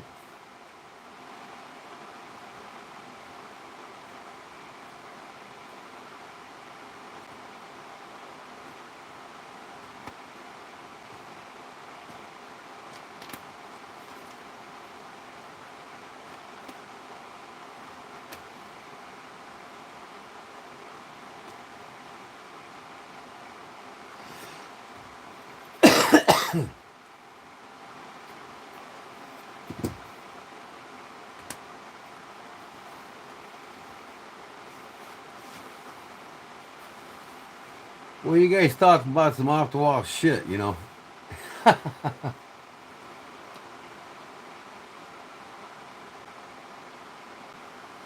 She's sewing a bag now? Yeah. How do you like that? That saddle bow I put on the bottom of this. Right? I think it looks pretty cool. What am I, frozen? Hold on.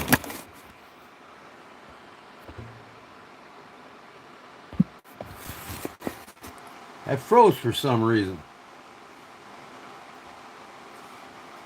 Oh, wait, I got it on pause. Come on. I had the darn thing on pause.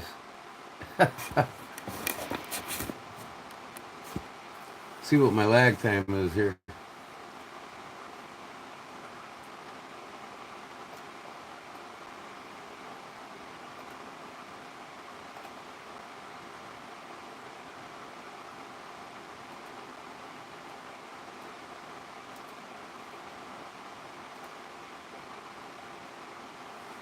Come on. Now what kind of lag time I got? You've been watching me on TV? Oh boy. How am I on TV? Sexy?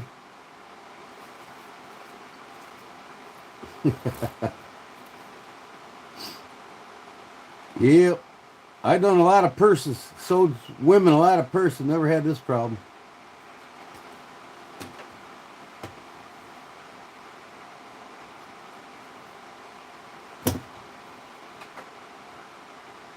It happens once in a while.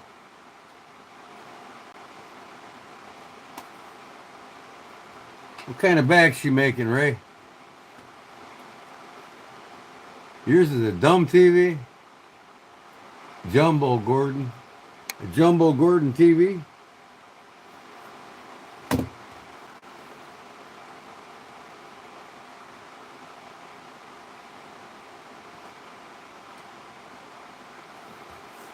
Almost got it all. Almost there.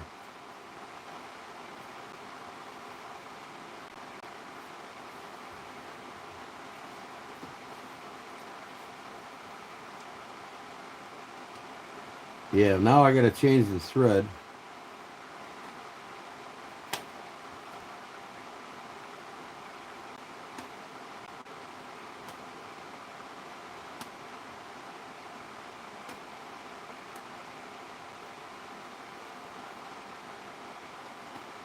I gotta spool up a bobbin.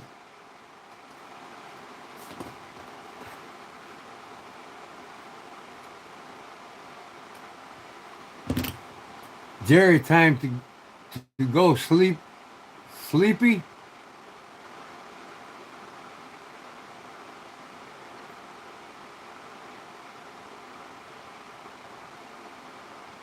Yeah, yeah. Justin's got an 80-inch TV.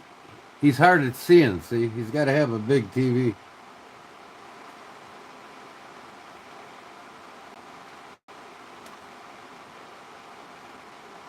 I got a 57-inch in my room, my living room. That's big enough.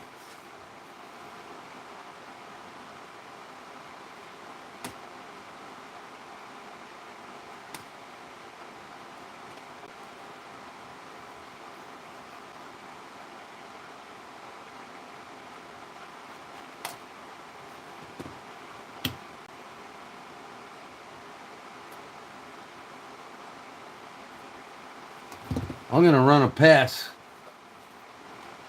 on some scrap, make sure I got the right distance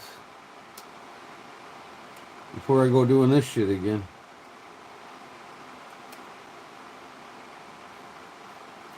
I'm here near the end here.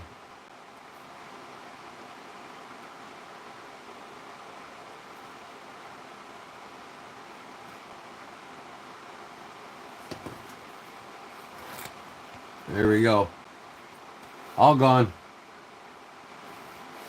I'll do me a new pass. Like I said, I'm going to do one on the scrap piece, and then I got to change the bobbin up.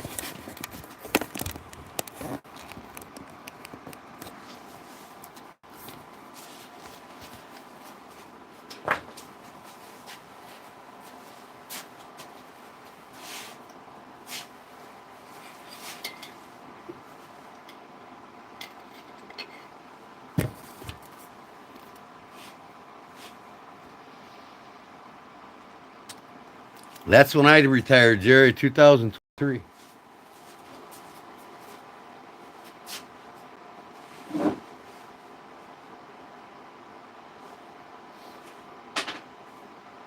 Okay, now.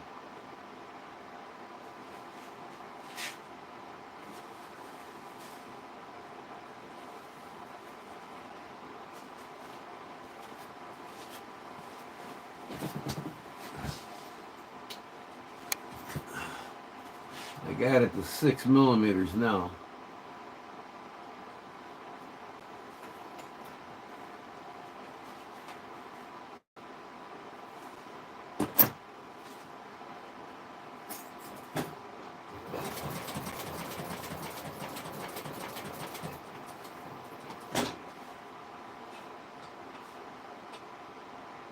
That's a little too wide.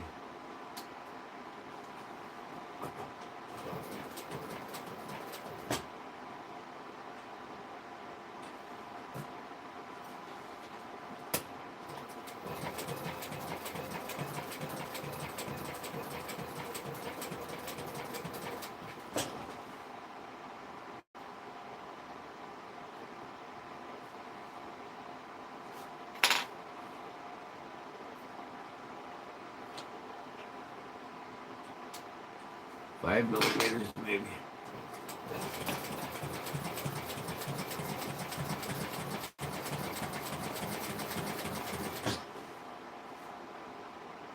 Yep, 5 millimeters.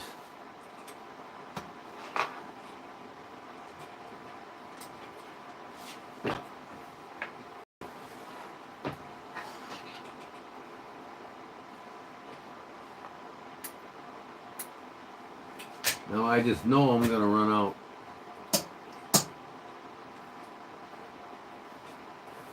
I'll try to do this without running out. Cross my fingers. I know I'm gonna run out though. I just know it. Oh, I didn't put the pressure foot down. Damn it.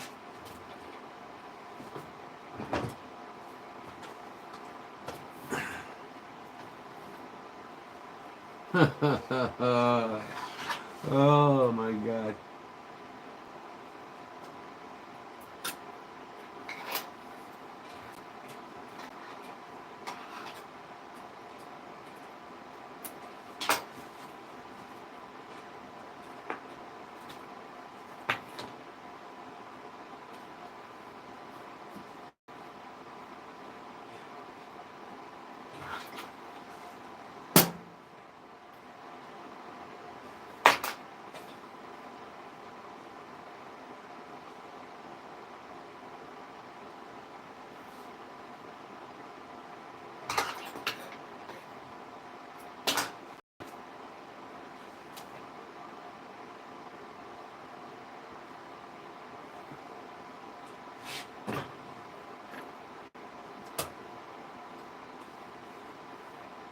What the hell?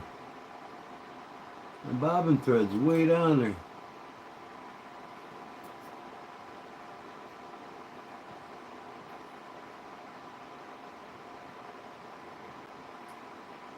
Come on.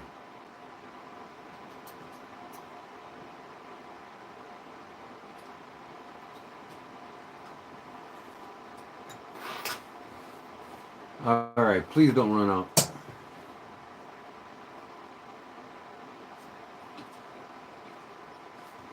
Make sure that's down. Yep. Yep. All right.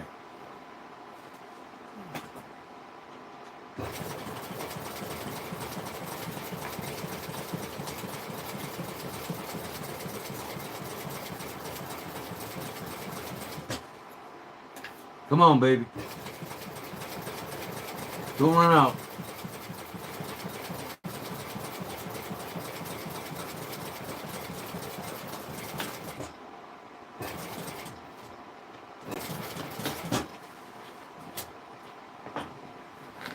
Oh, yeah. Why does that look so short again? Are you fucking kidding me?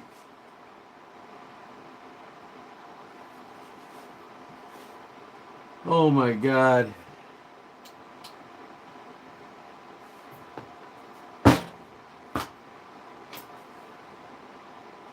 It looks like it went back in the same hole.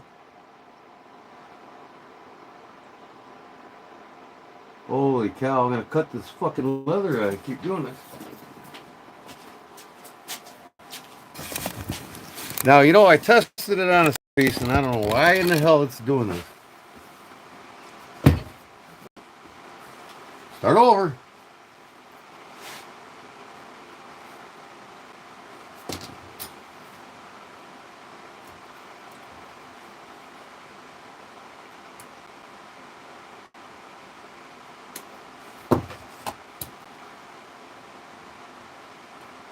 My God. This is unbelievable.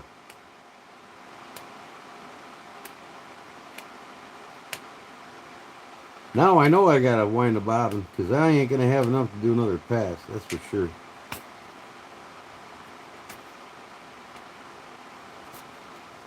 Son of a gun. Oh, come on. You know what it is? I gotta go to the bathroom. It's all hood and the good? Yeah, okay. I'll be right back.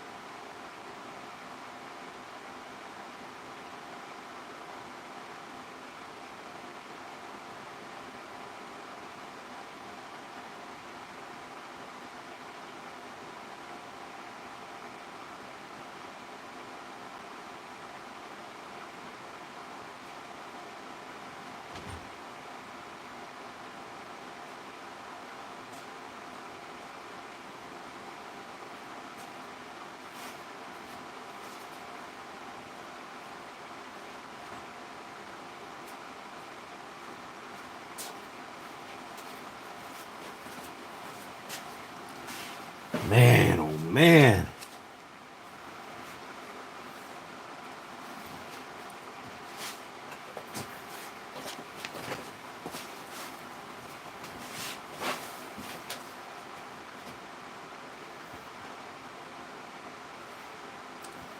Oh, I'm telling you what, man, this is enough to drive a sane man crazy.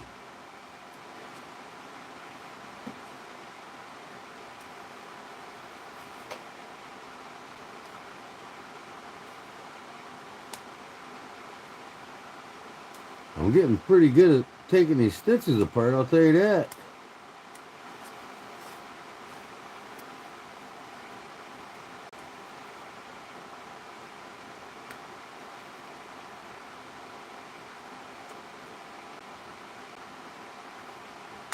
I'm just going to have to set it, measure this. See how many millimeters I am on this other one. What do we got here? Millimeters, okay. 1, 2, 3, 4. What? More than that.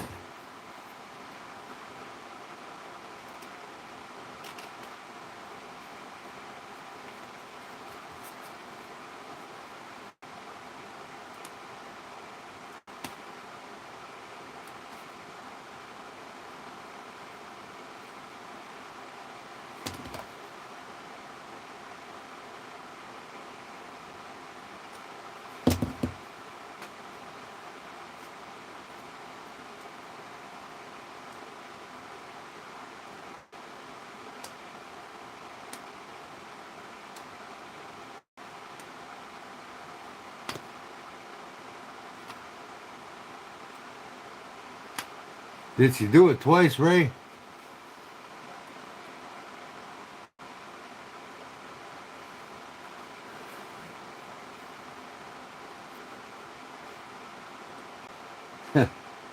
Don't cut what? Don't cut the shit? Don't cut a fart? What?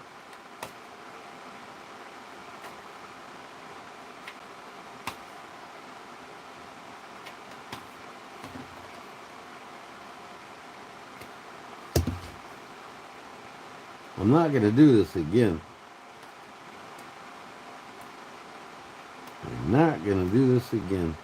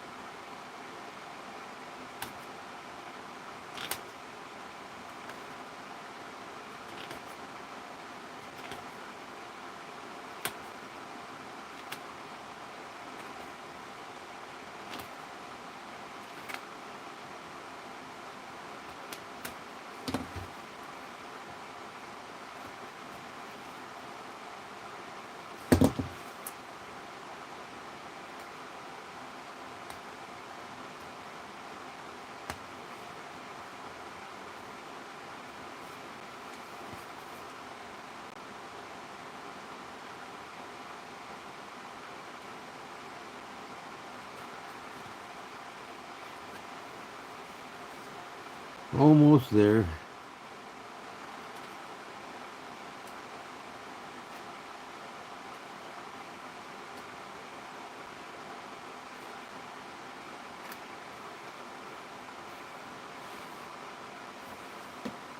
Nope, just once she finished for the night, huh? What is she making, a handbag? Tell her I got lots of patterns here for purses and handbags if she wants to borrow the book. I got a really nice book on him. I'm sure she's got a book or two.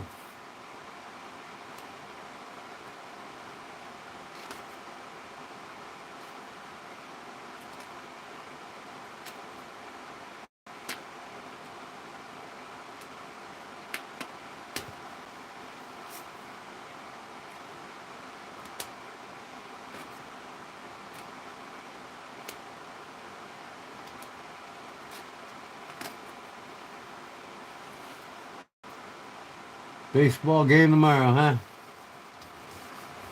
All right, Reese. Thanks for stopping in, man. Come back tomorrow night about 8:30, 9 o'clock. Get a giveaway.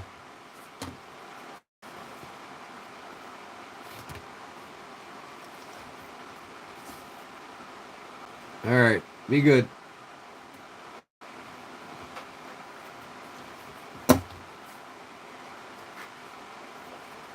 Couple little stitches here, and I'm ready to try this again.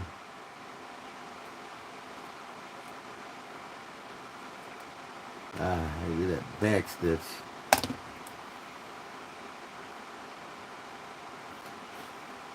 Ooh.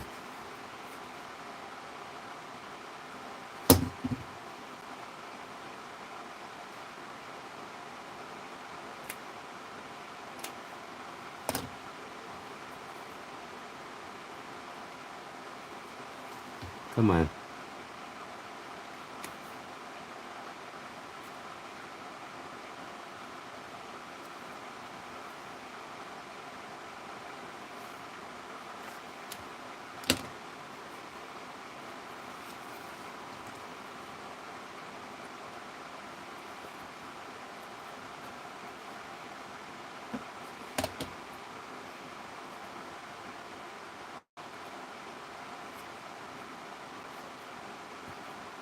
There we go. All right. See if I can't jack this up again, huh? 3 times, 3 strikes, and I'm out.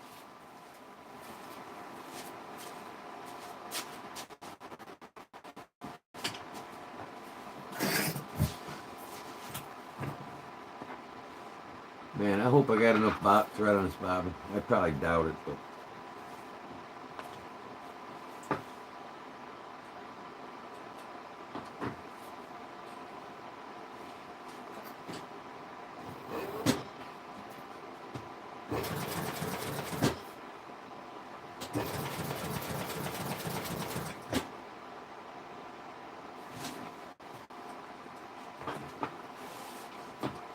I'm going to go with that.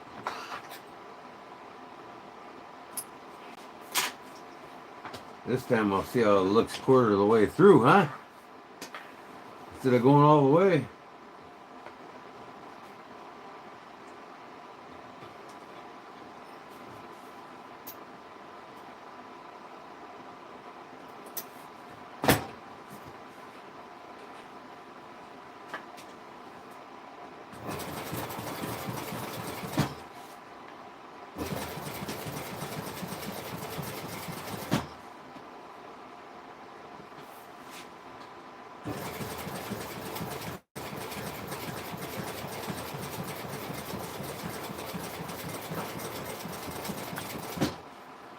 Oh man, I got all the way through it.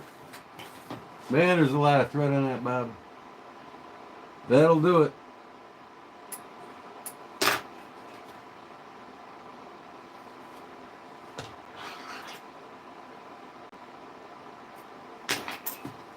Man, I like to put a double stitch, you know what I mean? I think that look cool.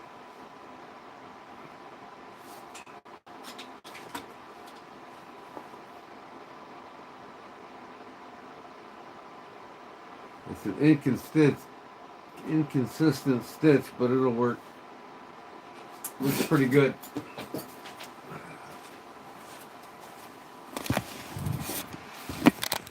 All right. I could take this thing to him tomorrow. I'm gonna melt my threads. Where the hell's my lighter now?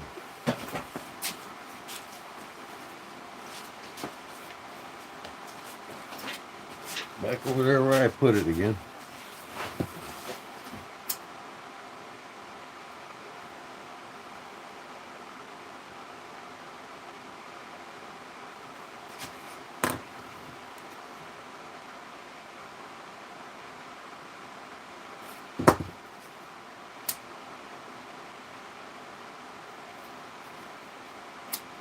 Melt my ends. Come undone. Just like if he's doing a leather sheath, right?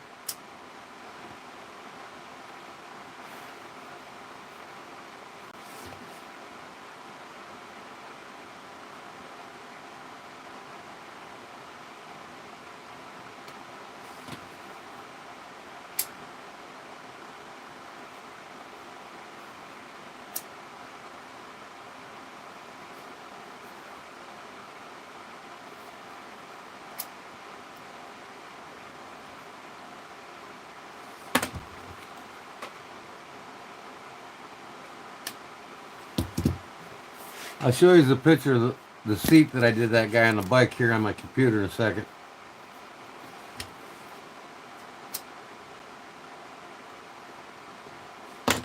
So you can visualize what this is going to look like on the gas tank, right? Alright, I got to put them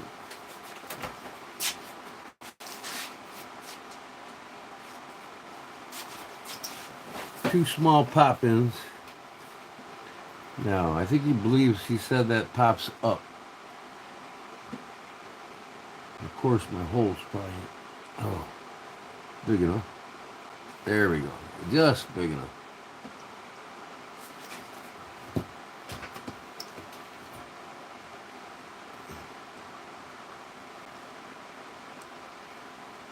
I hope he's right. Because if not, he's going to have to take these out and put them the other way. He told me they go up under the tank. I'm like, okay. There, see that? Little tabs here. That pops under the instrument panel that's above it. You'll see the bike here in a second.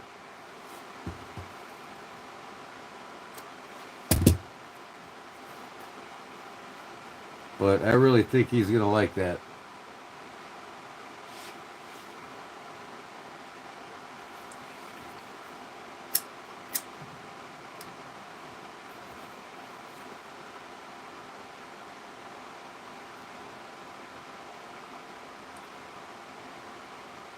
Alright, that's going to have to do it.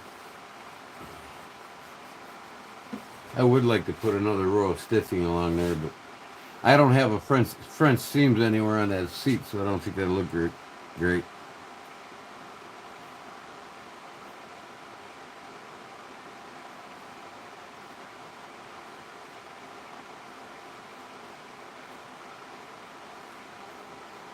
Okay, that's a done deal. What was I gonna do though? I'm brain farting. I need to put all these tools away. I know that. Oh, I was gonna show you the bike. I gotta put you on hold because I gotta share them on Facebook. I'll be right back. Don't go anywhere, folks. I'll be right back. Okay, I'm back. Sorry about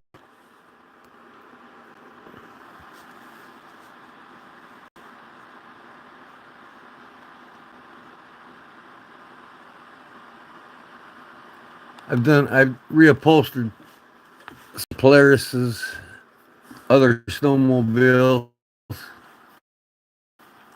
I've reupholstered Sea-Doos and all kinds of crap.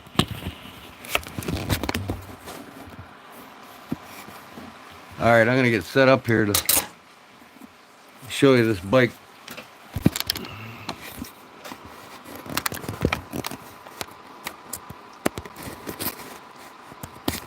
Plug my phone back in.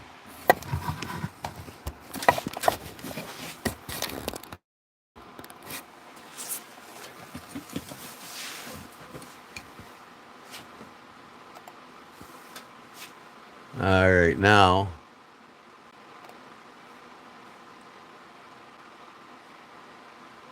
why is my picture all foggy? Okay, hopefully that'll work better.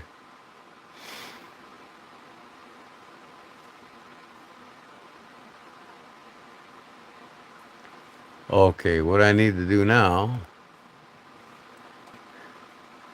I should just go here, share, go straight to my Facebook.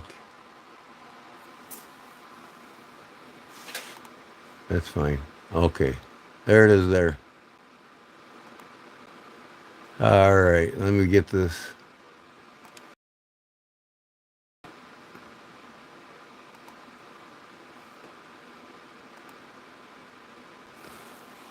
There's the seat. Got the hornback croc, vinyl gator, and then ostrich on the sides. You can see the horns coming up on the middle. That's what the customer wanted, so that's what he got. Hornback crocodile all the way up. It's the horns lay down. This is at the tail area. The horns lay down about right here, so I got a gel pad in there too, so it's pretty soft area. But here's the bike now that it's on. See if I can blow this up.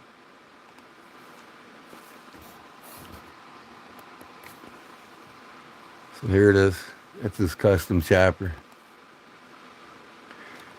He rides solo, so he took the back part of the seat off. But you can see the horns here. Now this is where that bib goes that I just got done doing. So this part here will be under the seat. This part here will be under the instrument panel there, see? That pops in under the instrument panel.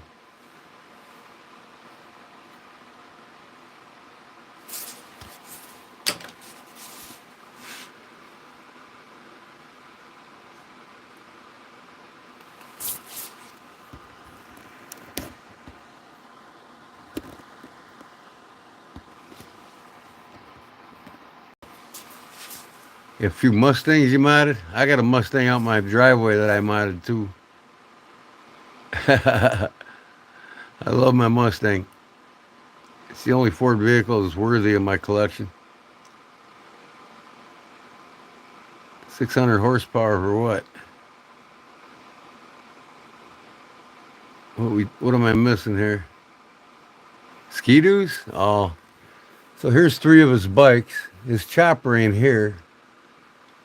I wish I could find it, but you can see the seat now with the hornback on it.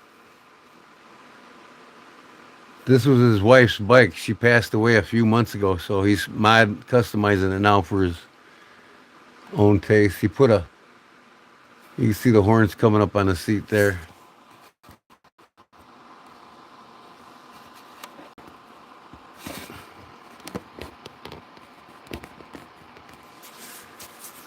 I haven't gone crazy on my Mustang. I just want it for personal. Now see the bra will go right on here. That piece I just got done, or the bib, cover the scab. It snaps. Section on the frame where this snaps into, and then this snaps up under the instrument panel.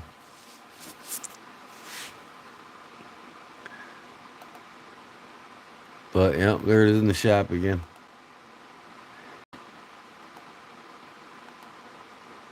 He loves it. He says it's my best piece yet, so he's happy with it.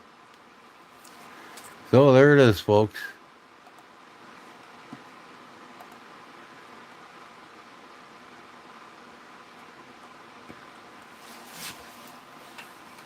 Take that to him tomorrow.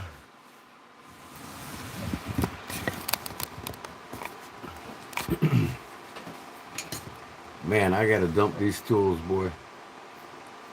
I've got tools all over. Look at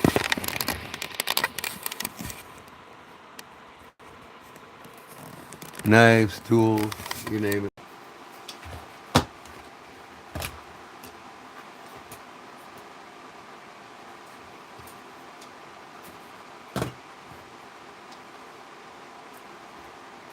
Scrap leather sitting here. Everything else.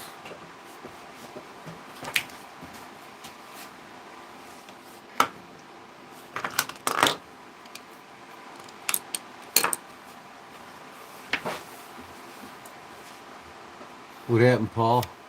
Not mine laughing out loud, Paul. I got total. It got totaled, unfortunately.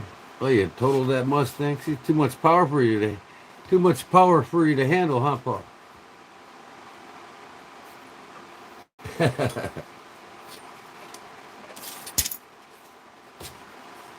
My wife's sound asleep. I really do need to spend all day with her tomorrow so I can get my lab off without her bitching. You gonna stay down there again all night? So if I take her, I'm gonna take her to the antique store in Utica. I found this, man, a little pendant, bullet pendant for a necklace.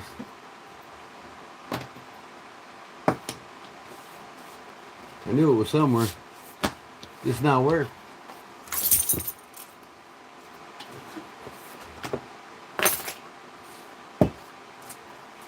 All right, looking cleaner here.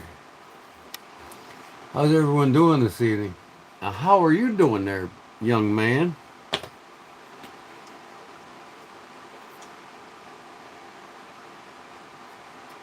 This Burt's Beeswax Dragonfoot Lemon.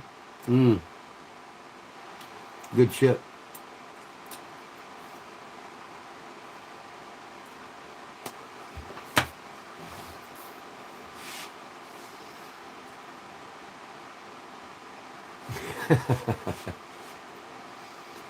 Louis, pretty good. How are you? Hello, sir. Hello, M.M.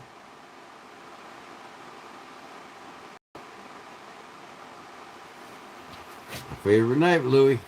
Oh, I love it, brother. I absolutely love it. I can't leave home without it.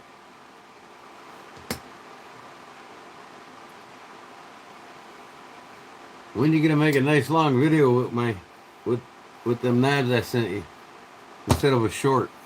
You need some long content, brother.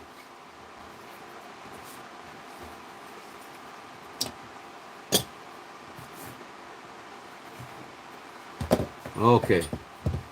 Louis slept here and Paul slept here. Paul went to bed, I think. My German knife and my American only knife. Oh, I can't leave out the truck, right? Old truckers never die, they just get a new Peterbilt. This is pretty cool, man. I love these novelty knives. Made by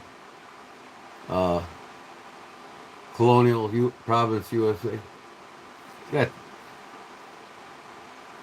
bottle opener, screwdriver, knife, semi truck. There you go, Ray. That's what you need. You still here, Ray Grill? Still got me on that big ass 80-inch TV.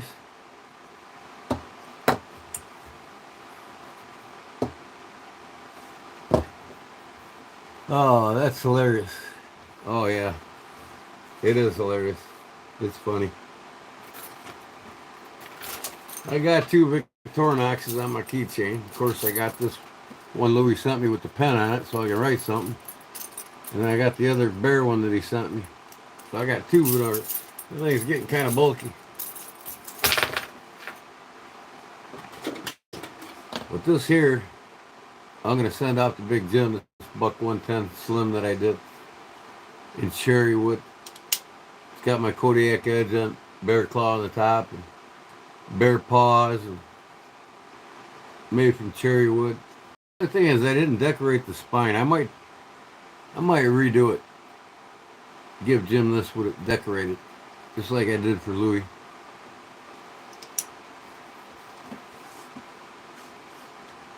Number 8 opal for my sheath. You'll get one. I got 3 of them here. You need one? Go on Deep South Cutlery. They'll sell you one straight up. You could even call them. Big Jim, Barlow Jim will give you the number if you don't have it.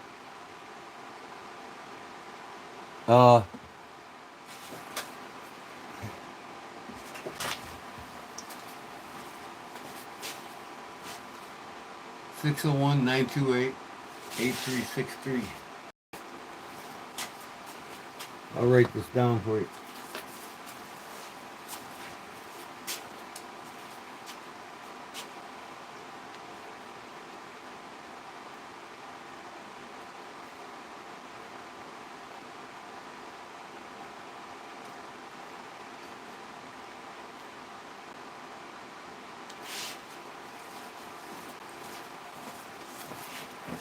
Here's their number. Can you read it?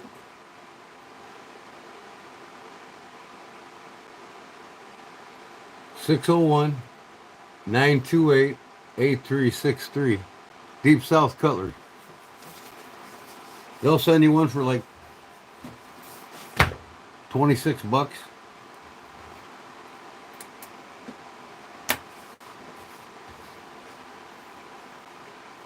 Yeah, they sell all brand new knives. Go on Deep South Cutlery's Facebook page or their YouTube channel, and you'll see in their videos and their YouTube channel, you see all the knives they got in the store. Hell, you might want to call up Billy the Preacher Man that owns it. Him and his son Seth. Big Jim Barlow, Jim's friends with him. He lives right by the place, next to it, like a couple blocks away. And good people, man. I'm on that auction every Thursday nights, usually buying knives. No, I mean, they're usually between 24, depending on where you get them. Some places you can find them for 23. They're between 23 and 27. How long as you're at it, might as well get another knife to go with it, right? Get that mushroom knife with it. I think he's got one in the case.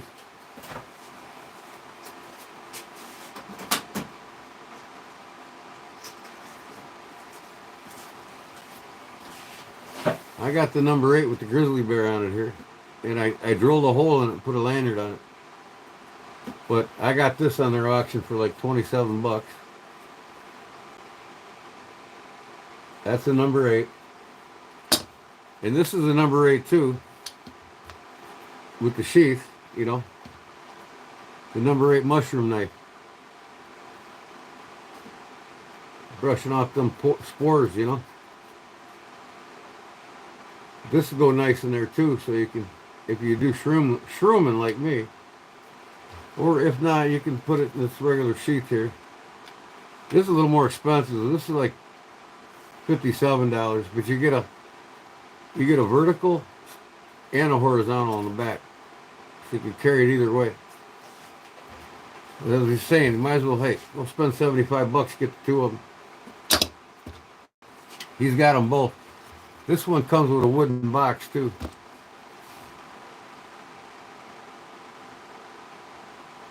I've seen 4 variants of that bulldog knife you posted. Oh yeah, they over there at Deep South. Yeah, this ain't a German one. This is just this 3-bladed bulldog side buster. It's made in China, but it's nice bone, man. I mean, it's well done. I'm telling you. I think it's better than a case, to tell you the truth.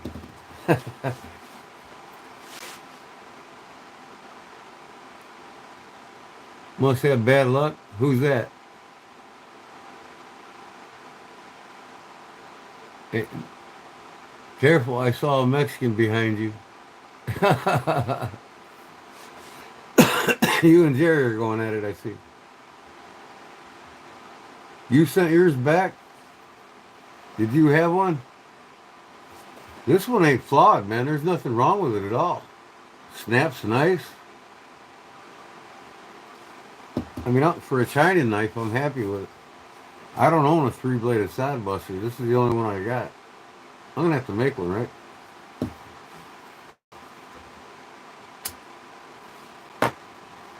I ain't your boss. I'm retired. I'm nobody's boss.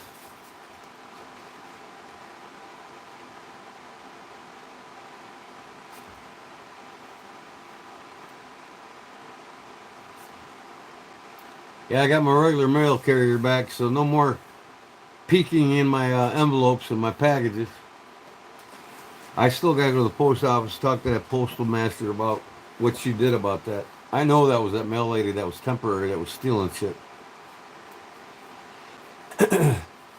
You know, and I didn't get nothing for it.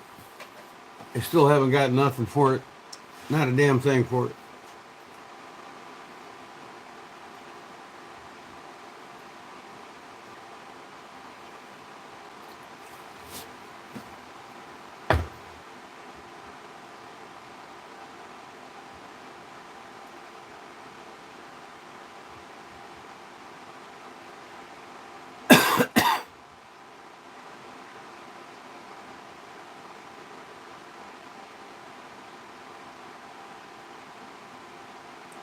Little guy, you can't handle the truth.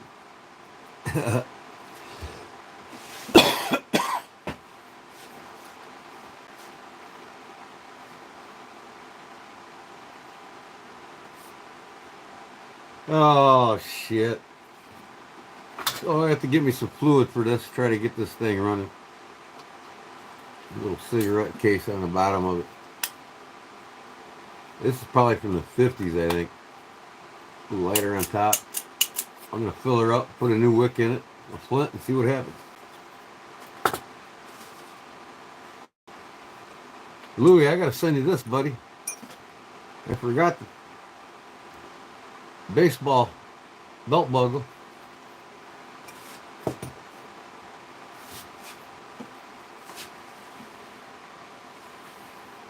So anyways, Louie, I got,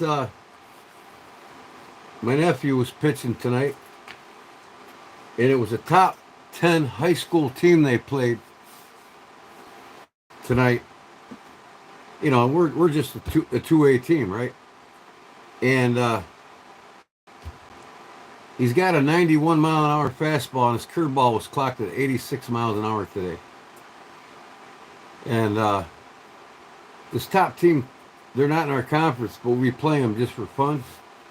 Top 10 team in the state of Illinois, one of the top 10 teams. And they, with our pitching, we held them to 1 point. They beat us by 1 point. They couldn't believe it. And this team, for their pitching, brought major college scouts to it. So they all got to see my nephew pitch. And right now, Purdue and Notre Dame's looking at him. And I told him, you know, I'm sure Michigan's going to want him. So, man, I can't wait. And he's only a sophomore. 92 miles an hour, and he's 16 years old. When he's a senior, he'll be probably throwing in the high 90s. Yeah, he is. His name's Cooper. Way to go, Coop! You've seen the video I posted. I'll put the video on my YouTube channel, and I'll have it in my playlist so you can watch it there.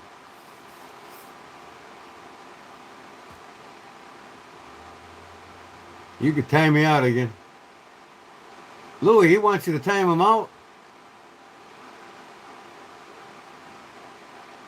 Like a punk. He's punking your ass, Louie.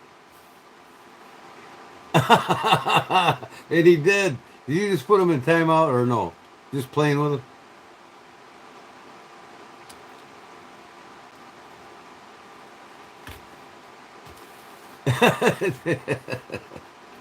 Oh.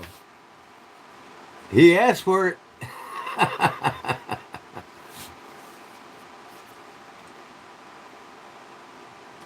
He can still hear me in everything. He just can't comment right now. He's eating your ass. You're killing me, kid. Take it easy on the old timer now. He don't deserve that. But he did ask for it. Oh, shit, that's funny.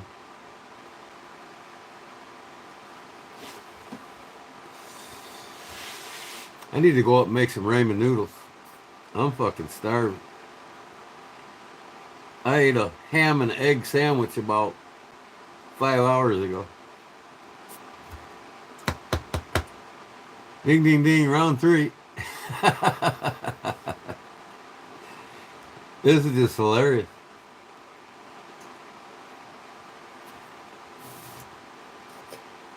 I'm waiting for him to text me. That fucking punk.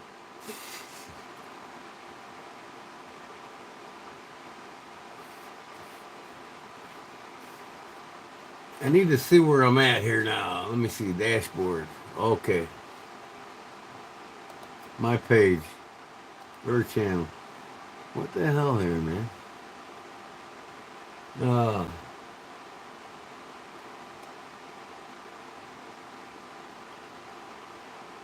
ho, ho, ho, ho. 9 watching. Okay. I need to go the studio. I blocked him on my phone. He don't leave me alone.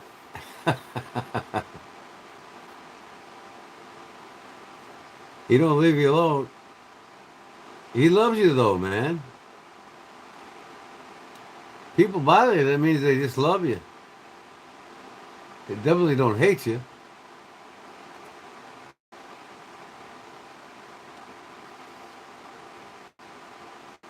Okay.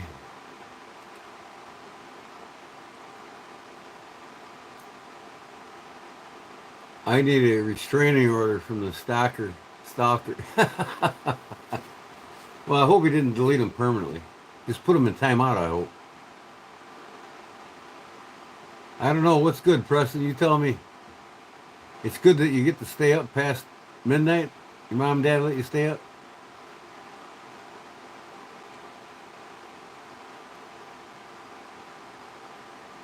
Sean Brownsy. I forgot I emailed you about a week ago about that Victorinox.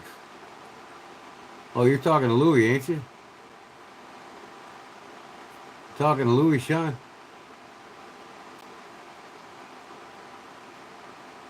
Be honest with me, Preston. How old are you?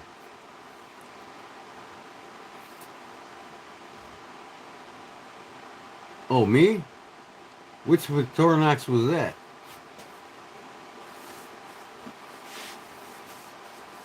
13, yep, see? What are you doing up so late, man? I know it's... Is it still spring break?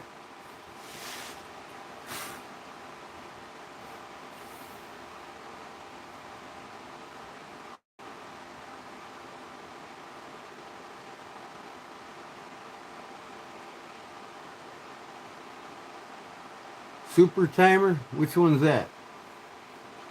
The skinny one? With a few blades? What was I gonna do? Sell it to you or something? I can't remember. You gotta refresh my memory.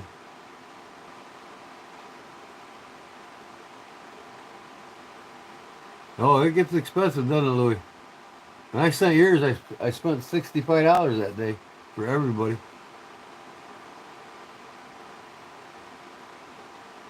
5 a.m. your time? I don't know about that. I might be off here in about 30 minutes. I got my major accomplishment done, though. Let me take this to the guy so he can put it on his bike.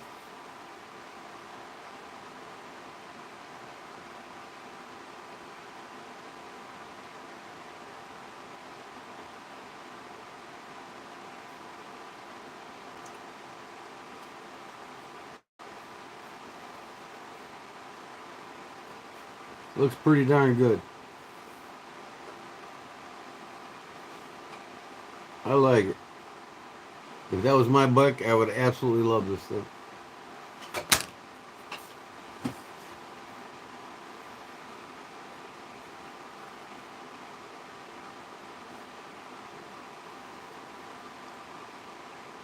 You're at a lake?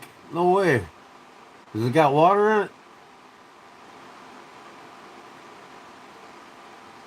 What lake you at, man? Lake Mac? Yeah, go ahead and email me. We'll discuss it there. I get off here, I'll email you back.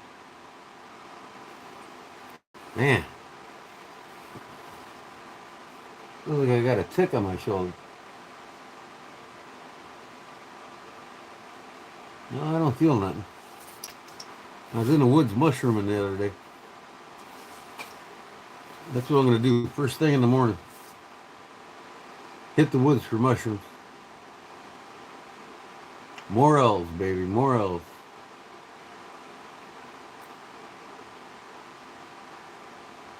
Where's Jerry at? Is he coming back? Will you time him out for 5 minutes, Louis?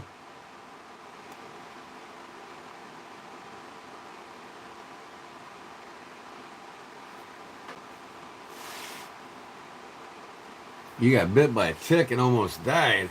Shit, I get bit by ticks every year. They bite me and then I feel it and I get them off of me. 12:23. No, it ain't. It's 123. You must be out west. Rocky Mountain Fever. That sounds like a John Denver song. Yep, it's 123 here.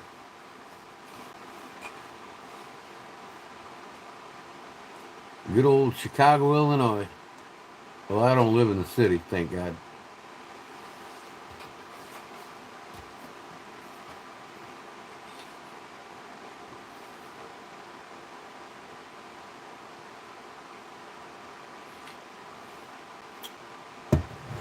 Almost died from a tick. Man, you must have a weak ass immune system.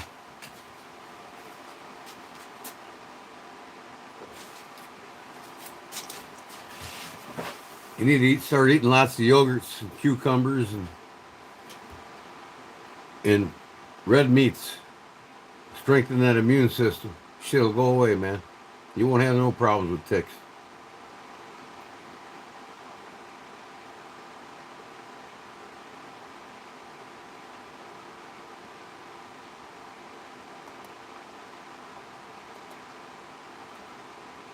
I ain't got no room for a Trump tart on my page. You're gone. I call them Trump tards. They all think Trump's going to make America great again. Well, he did in the first term, and what's the odds he's not going to this term? Y'all want to bet me?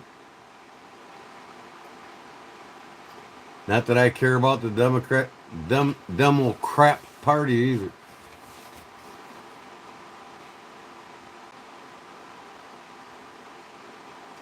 You take medicine, that weakness is my immune system. What's your medicine for? You need to go see a homeopathic doctor that'll heal you. What's the medicine for? I'll heal you over this live stream right now. I am a homeopathic healer myself. I never get sick, never get the flu, never get the cold, never get sick. Anxiety? You know what anxiety is caused by, brother? Seriously. Poor nutrition. Believe it or not, anxiety, stress, low blood sugar, it's all caused by stress. If you change your diet, your anxiety will go away. My niece had anxiety, and she was taking medicines for it. I totally rearranged her diet. Within a month, she was back to normal, no more anxiety. That's all it is, man.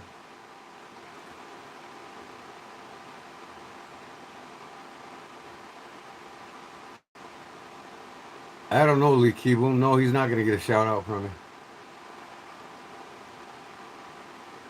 And another 13-year-old probably don't get enough attention from his mom and dad again here. Can I get a shout out? My mom and dad don't give me no shout out, so I got to ask other people. All right, Sean, I'll look at it when I get off of here, and I will email you right back tonight or today.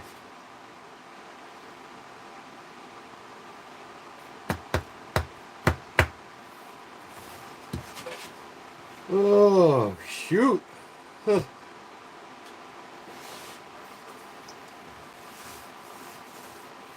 Like I said, anxiety, bad, extremely bad, it don't matter. Your diet will change it. You can Google search it. I mean, how to naturally get rid of anxiety through diet. Google that, see what you come up with.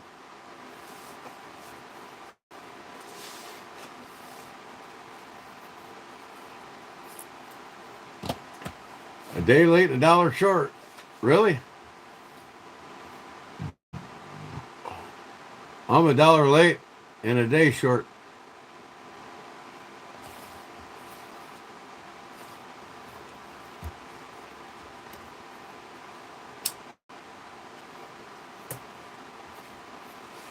Most all diseases known to man in medical conditions man faces is caused by poor nutrition.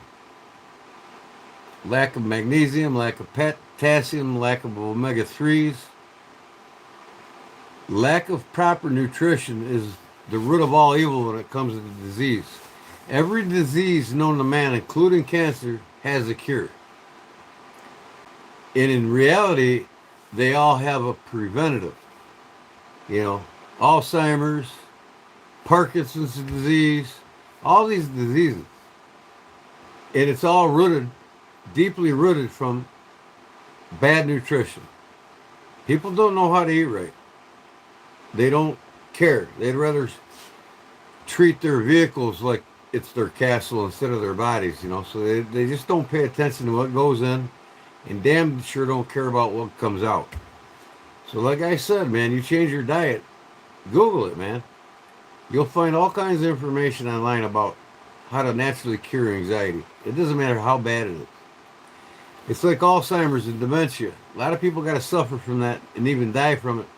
When all it is your brain's 63% fat.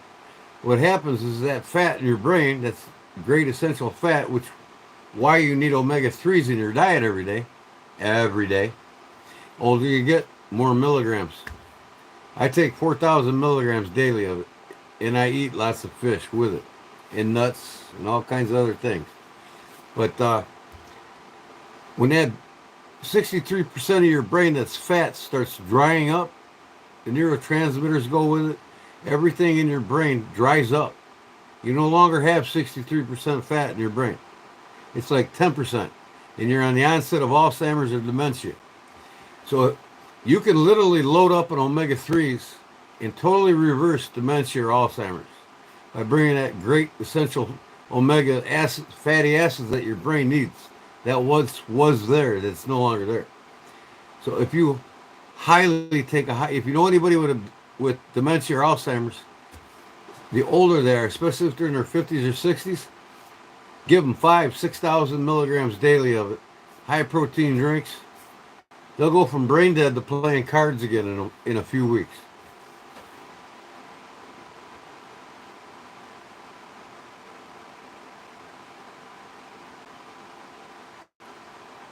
Well, no, I quit weed naturally myself because I got more responsibilities than my wife. So, and there's people with good responsibility that still smoke weed, and there's nothing wrong with it.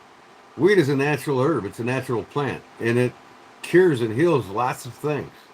And it also is great for anxiety. That Fat City has. You know, them gummies that are made with that shit, and a lot of your anxiety will go away. You don't take medicine, Western medicine.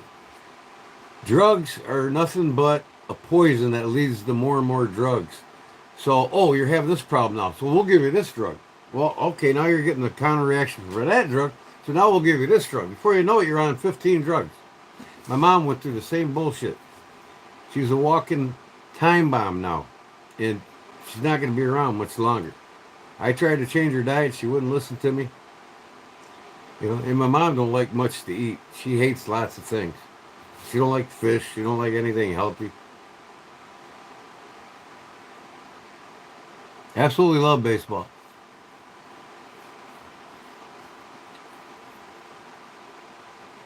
Your mood swings?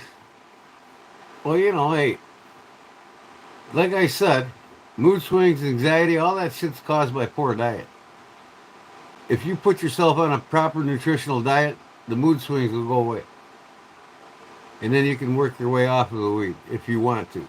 You don't have to, because there's nothing wrong with weed. It's not really a narcotic, you know what I mean? It's a natural substance. And it cures lots of things, man. Well, I'm not a true health expert. I'm just well, I've studied natural cures, homeopathic medicine, not medicine, but homeopathic cures for like 3 decades. So I know how to heal people.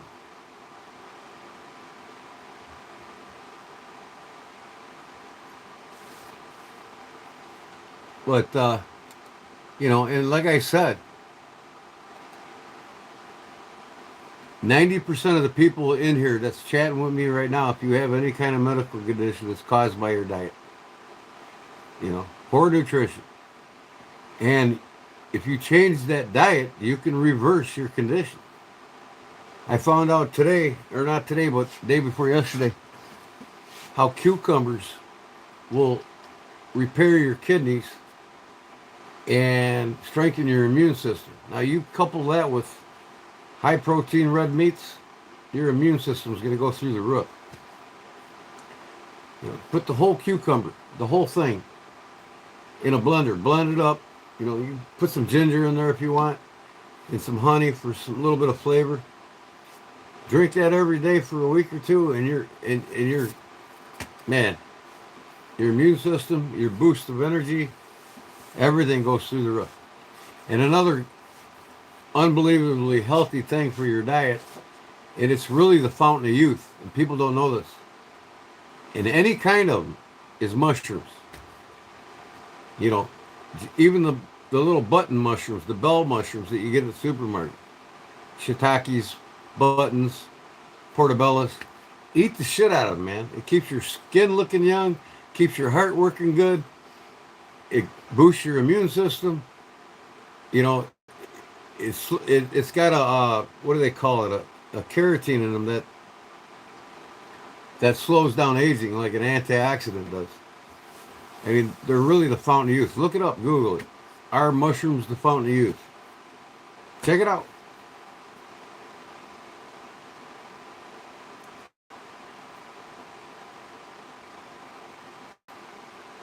Raw milk and raw beef, best thing you can eat. See, people are eating too much sugar. And with this society today, when I was a kid, in late 60s, early 70s, we only ate 10, 12 pounds of sugar. Well, you think that's a lot of sugar, right? But look at obesity rate back then, less than 4%. And overweight, less than 13%. Today, overweight is 65% in America, and obesity is like 32%. The reason why is because everybody went from eating 10, 12 pounds of sugar a year. These kids now are eating 200 to 300 pounds a year. And it's glucose that fuels cancer and really causes the roots of cancer to even exist. Where the two fungi meet in your cellular, the cellular structures of your blood cells, they collide and they feed off each other with the glucose. It causes cancer. You eliminate sugar in your diet, you know, pure sugar, you won't die of cancer, you know. And a lot of these diseases that are rooted from too much sugar. Look at all these kids drinking these energy drinks like they're fucking candy, you know what I mean? And all these soft drinks and shit. But they used high fructose corn syrup when they invented it in like 1972 and it was on the shelves by 76. Preservative for food, keep it on the shelves longer. So you just keep making these junk foods, and it has a neurotransmitter in there that makes you addicted to anything it's in. And all these fast food places are loaded with this shit to make you addicted to them. So that you got to have McDonald's, you got to have Burger King, you got to have all this crap.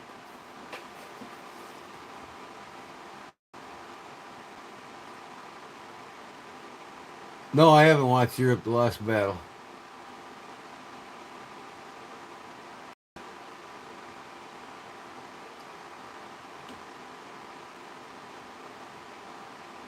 No, actually, that's where you're wrong. Day late and a dollar short. The foods today are all poison. The processed meat's poison. 80% of what's on that shelf in the grocery store is made to kill you at a much faster rate than these are. I'm not giving you the finger. Than these are. And I make my own with natural tobacco. I don't buy the processed shit. But, you know, and I smoke less than a half a day versus 2.5 packs 5 years ago. So I'm slowly weaning myself off of these. But your food's going to kill you faster than these will me. And with the diet I have, it's exceptional. and I'm a natural resourcer. I have a garden that's almost the size of a football field, and I got 2 acres out back. This year I'm planting grapes and blueberry bushes all the way down it, and garlic patch. I'm gonna start selling it to the stores around here. But you know, so I got a whole section of my garage back here just filled with canned goods from my garden. You know, I make everything. I make my own butter. I make my own mayonnaise. I make my own barbecue sauces. Ain't none of it got sugar in it. You know, I make lots of things that taste as good as anything that's made with sugar. And I can it. I got eggs. Eggs straight from the chicken, canning jars that'll last 6-7 years and be as fresh the day I open the can as fresh as the day it came from the chicken.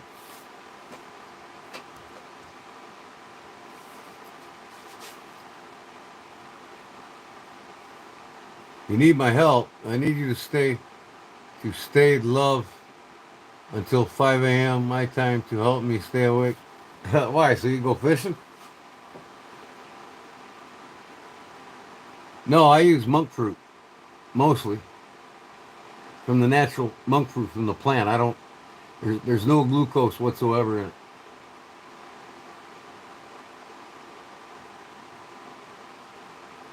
Your body produces homemade mayo, Clyde? That's pretty bizarre.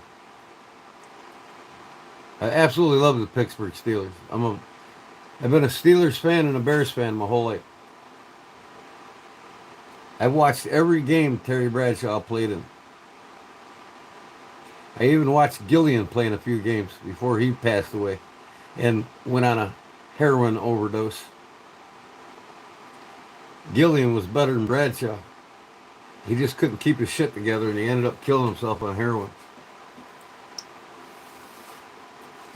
Black quarterback. Best quarterback ever to play the game when he was alive.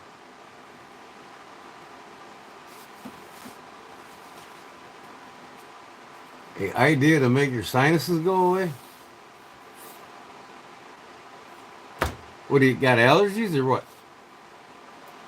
Most of that's caused by allergic reactions to shit.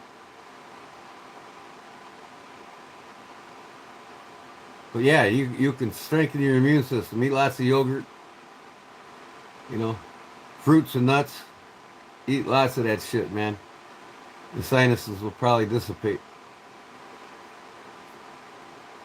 Allergies is basically a compromise in your immune system. Strengthen your immune system, shit will go away.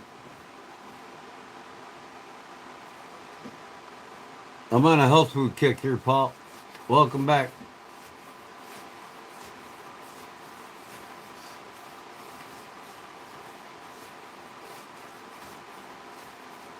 True about the sugar. I used to be a pharmacist and I learned a lot about medicine and the stuff you put in your body. Well, let me tell you something, Carl. I know a lot about pharmaceutical industry too. It was created by Rockefeller and his buddy Carnegie. He also created the AMA, which is the American Medical Association.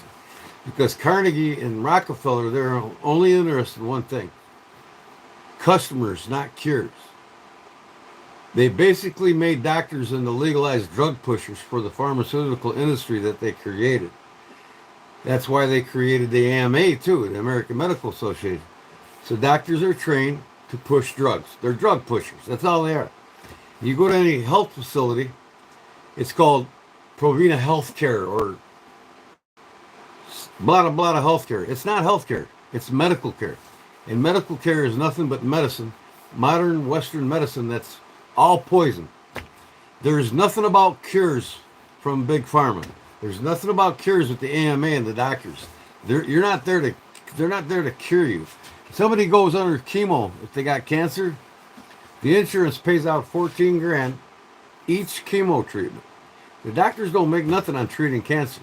But once they put you under chemo, the insurance pays out 14 grand and 10 grand of it goes to the doctor. 4 grand goes to the insurance company or to the medical facility. So the doctor theoretically wants to put you in about 8 to 10 chemo treatments and then say bye to you. After he gets 80 to 100 grand out of your ass, out of your insurance, then you die. But Big Pharma was created by Rockefeller and Carnegie. Look it up. For customers, not cures. The medical industry is in America is the epitome of healthcare, meaning that there is no healthcare with it. It's medical care.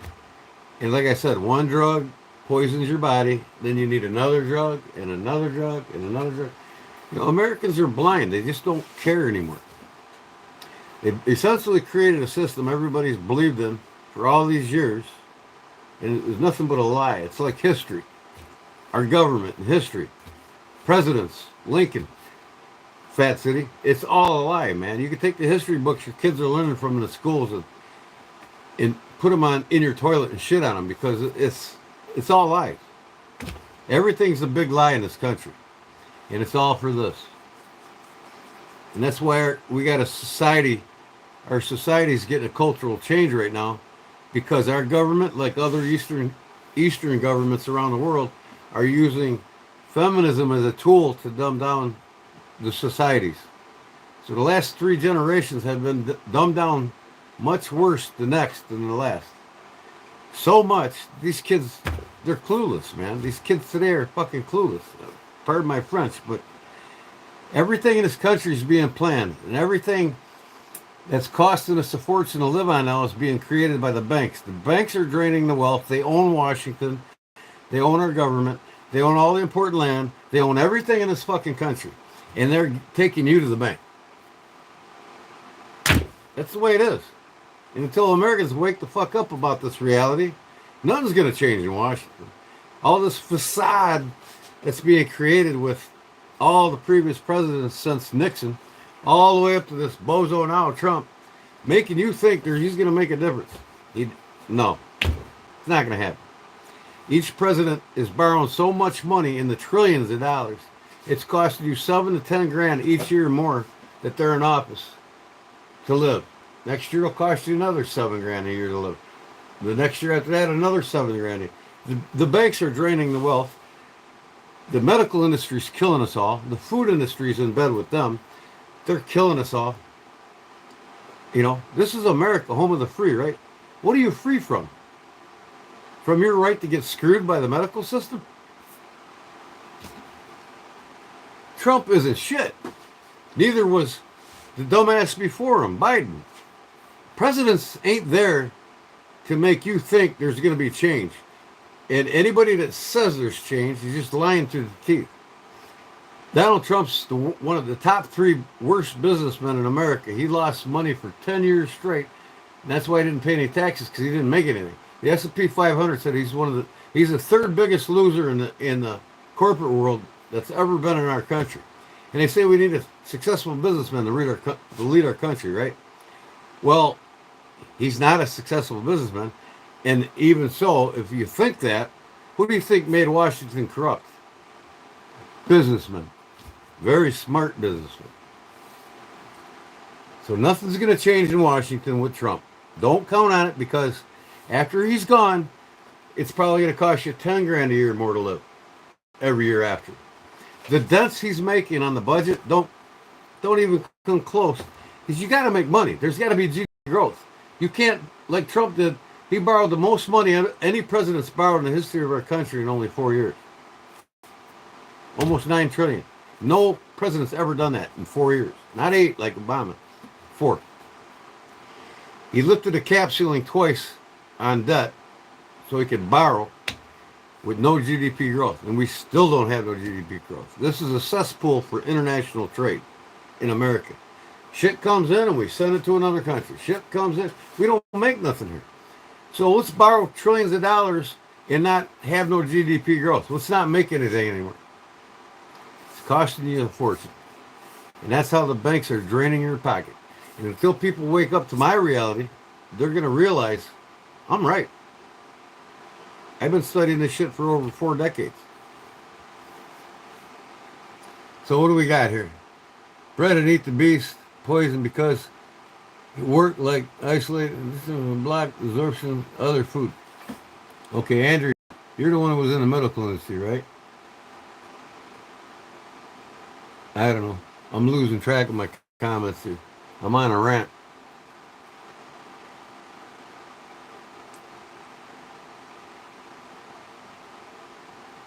Okay, Brian Furry, don't let the door hit you in the ass where the good Lord put it. See, Trump tards don't like it when I front them with the truth. Nobody wants to hear the truth. When he's gone, I promise you, it's still going to cost you 7 to 8 grand because we're not paying no debt off. If I see Trump paying off $5, $10 trillion in debt, then he's going to make a difference. He hasn't even paid off $1 trillion. He's saving a billion here, a billion there, a billion there, but we're wasting $1 trillion a year, the biggest waste of our whole government or fiscal budget, on the military expense. We spend 10 times more than China and Russia combined. Who's attacking them? Nobody. You know, the banks are basically just draining us. Yeah, there's gambling addicts everywhere, Paul. You know, that's how they face reality now. They get their weed and their gummy bears, and they eat them like candy, and go in and play these video games and hope that they win some money before they get out of it.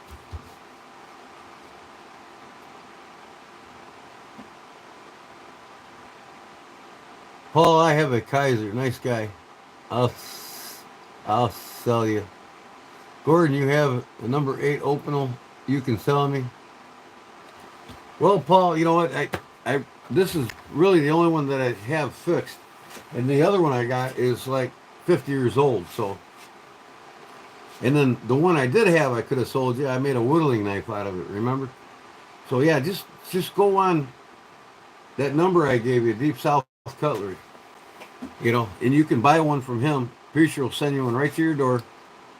$27. You know, or what's you know, uh, I don't think Bass Pro's got them. I can go get you one at my buddy's knife shop. He's got the whole collection of them. They're like 24, $25, I think, and then the shipping. But I can get you one if you really want. Rather me do that. Just go on Amazon. You can probably get one for $17, $18 on Amazon right now. Next day delivery, right to your door.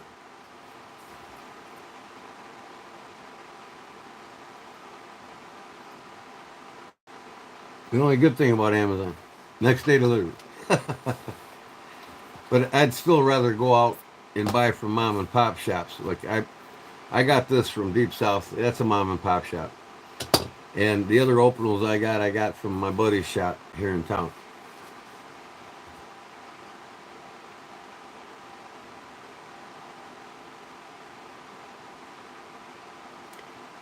I may play a song. I don't know about 5 a.m., brother. I'm going to be up mushroom hunting at 5 a.m., but I got to get some sleep before I do it. I'll go to 2:30 and that's it. If you all want me on here still. I know you do. No, I don't think I do, Paul.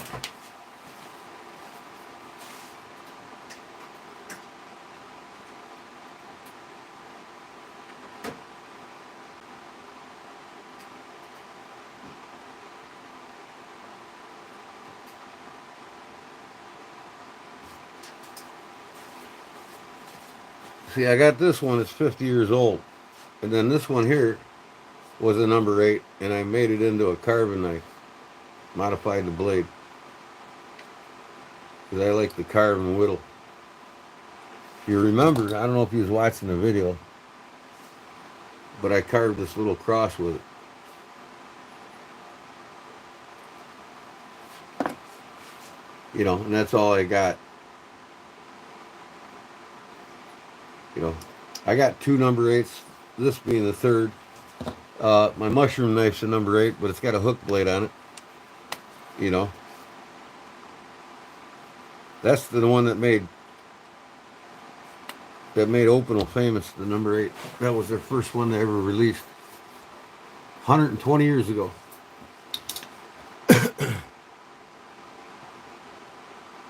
Yeah, they're not very expensive. Who do you want to email you? I can't email you right now, Justin. I'm live on my phone.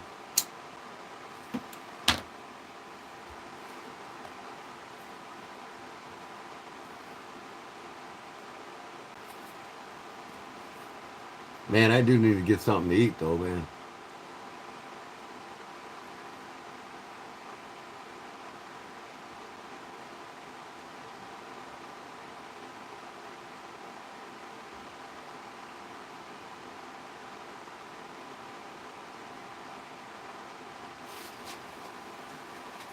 It's dusty and dirty, man.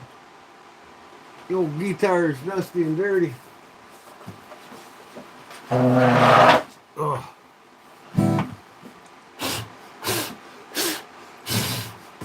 man. That'll take care of it. Got a lot of shit for my shop on it.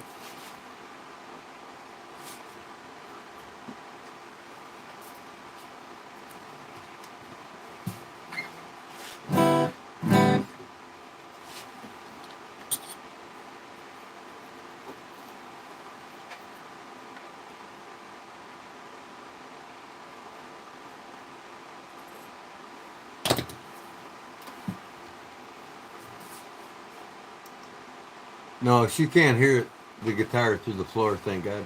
The, the bedroom's up front.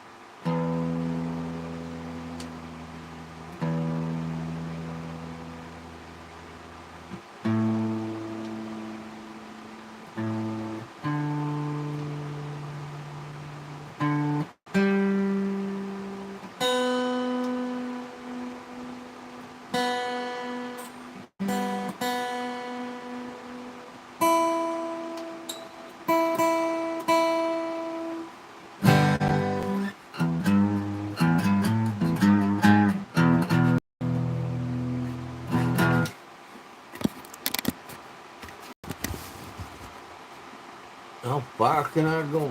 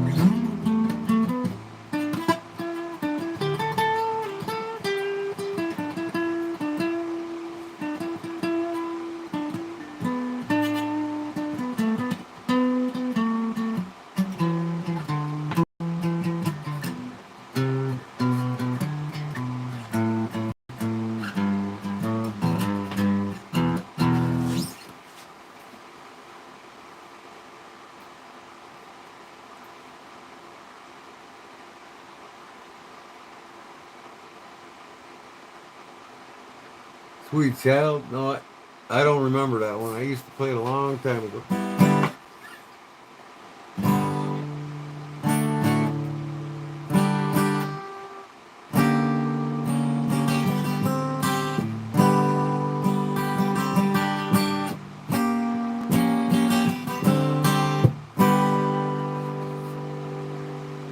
Yeah, Master of Puppets.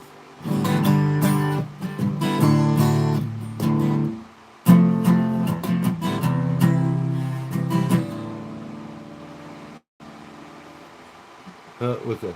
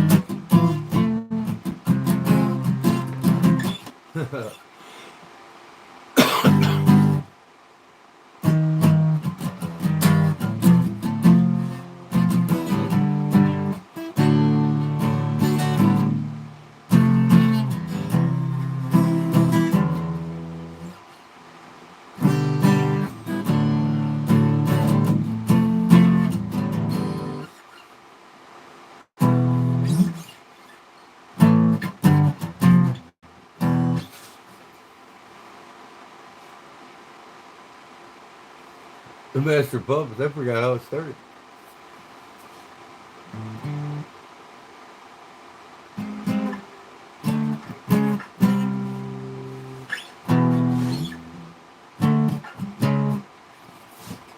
How could I forget how that damn thing started?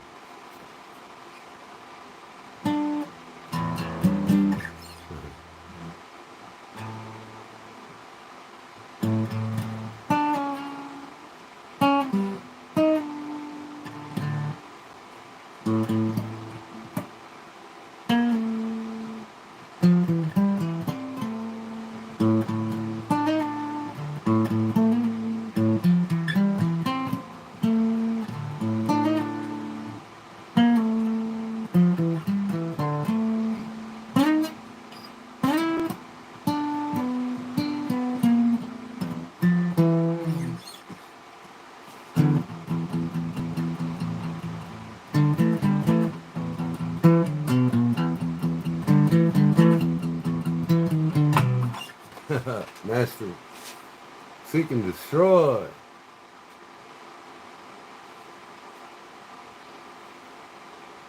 YouTube music portal. Yeah?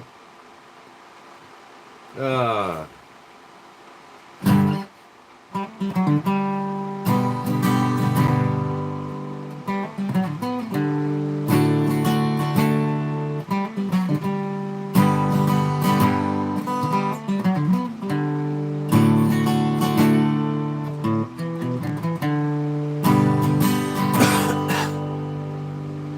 $49. Come on, Paul. That's going to get you a knife right there, buddy. Wow.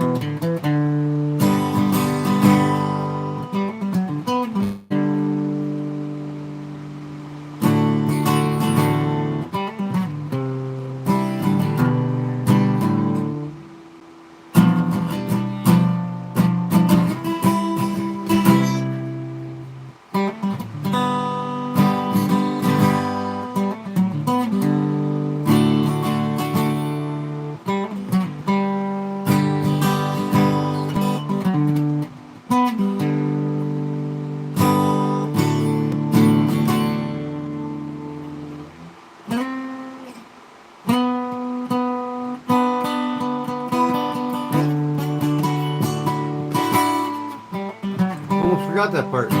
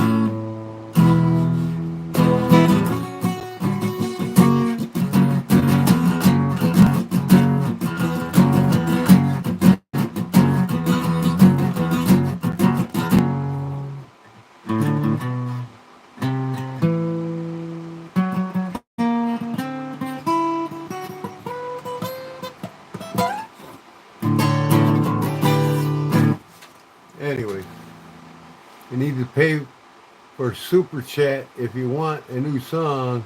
There you go.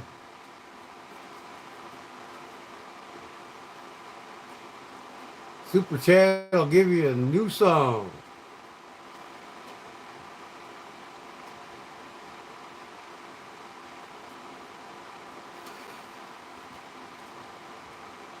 Seeger, man, I gotta learn some Seeger songs.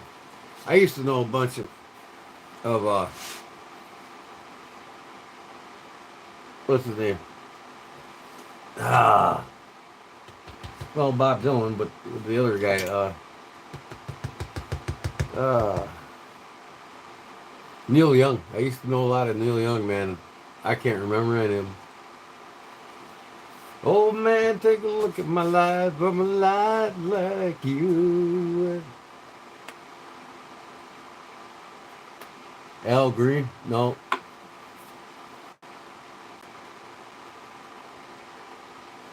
I gotta learn some Seeger, man.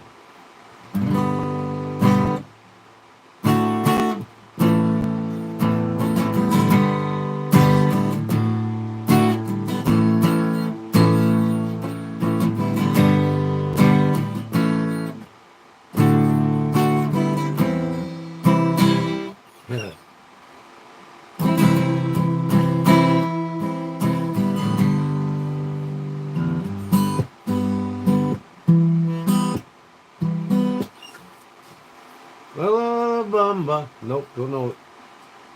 I don't know much of anything anymore, man. I quit playing and just forgot everything about. I used to know about 30, 40 songs, man. You don't practice, it just goes away.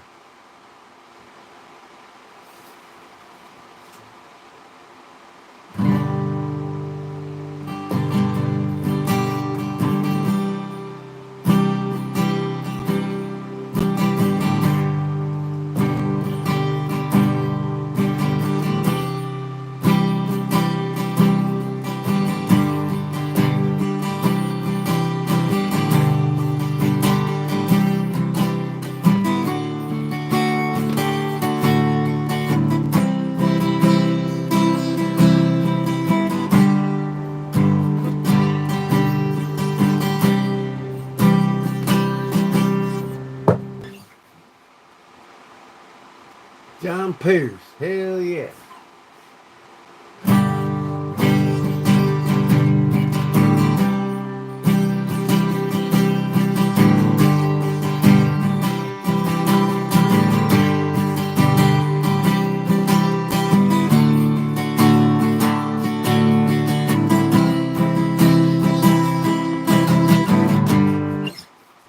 Every rose has its thorn.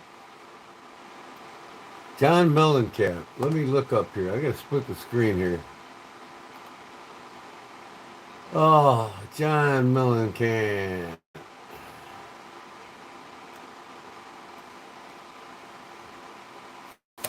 Was it Pink Houses?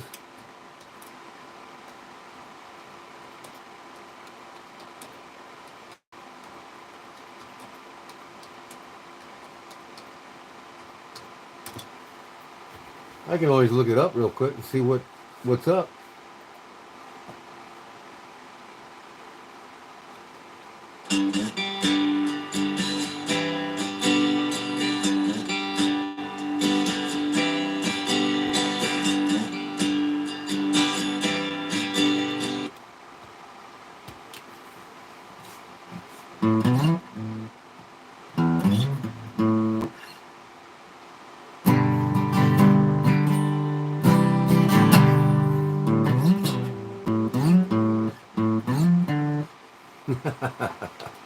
What is he doing there? Let me see.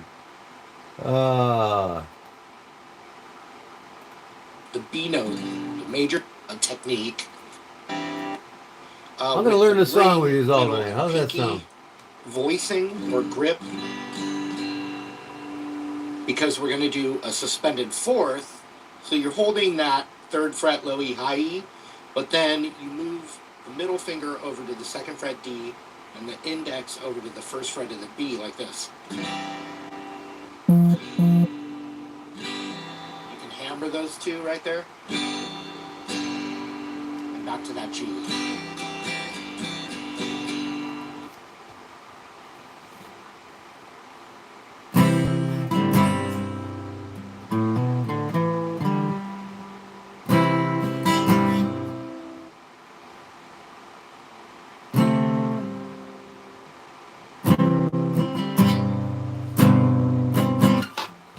The fuck is he playing? Lots of GCD. Yeah. Classic folky acoustic technique. But we do this little country slide, and we're going to pick that root, the 3rd fret E, and then pick it a second time and slide it up to the 7th fret, which is also the 2nd fret on that A string, which is the B note, the major 3rd of the chord. So you get the split.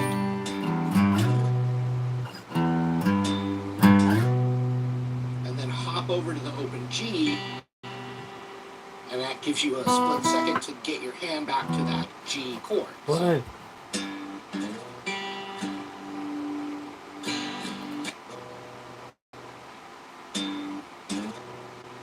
And then hop over to the open G, D. and Oh, that gives okay. you a split second to get your hand back to that.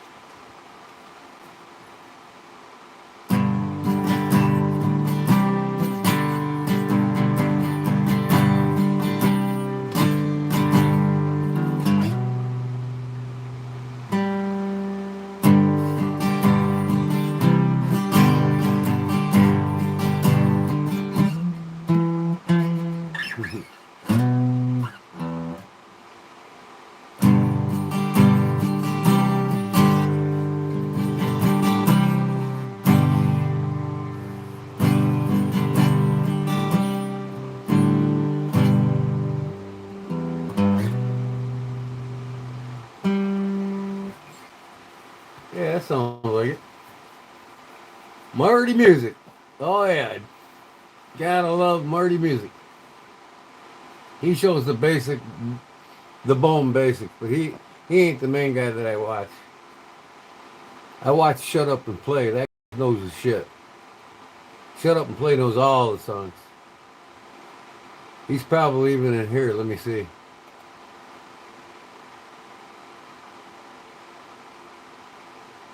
Where's Shut Up and Play? There he is.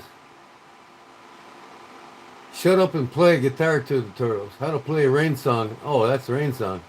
I gotta drop D2 my guitar for that.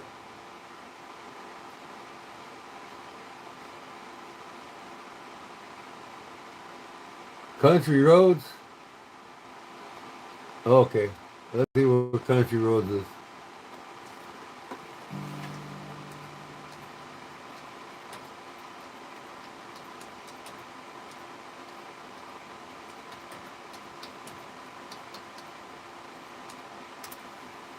I played that song on my CD player going through West Virginia. With my wife.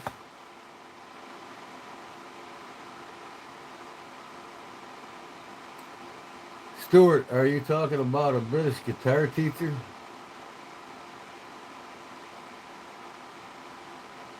Me? I'm not talking about a British guitar teacher. Let me see here. Take me home, Country Roads.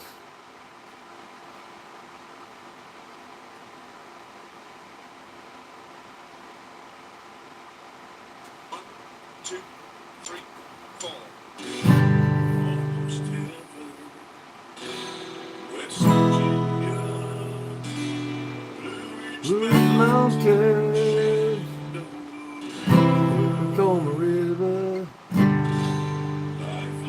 older than the sea, younger than the mountains. Take me home.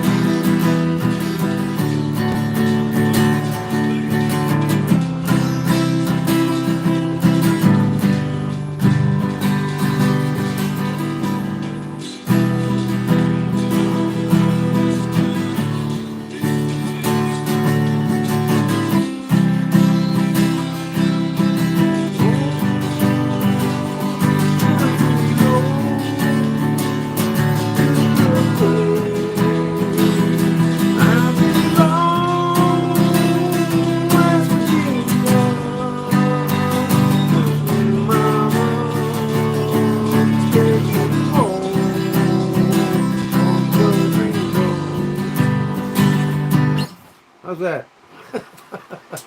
I don't know the words for shit anymore, but ah,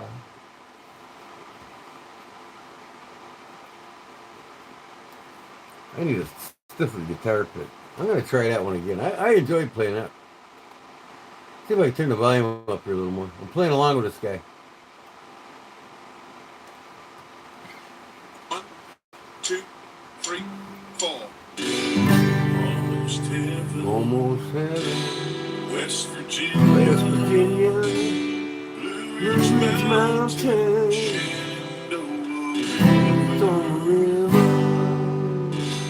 Life is Life is older older than than the the trees. trees. Newer than the mountains. Blowing like a breeze. Country roads. Take me home to the place I belong. West Virginia.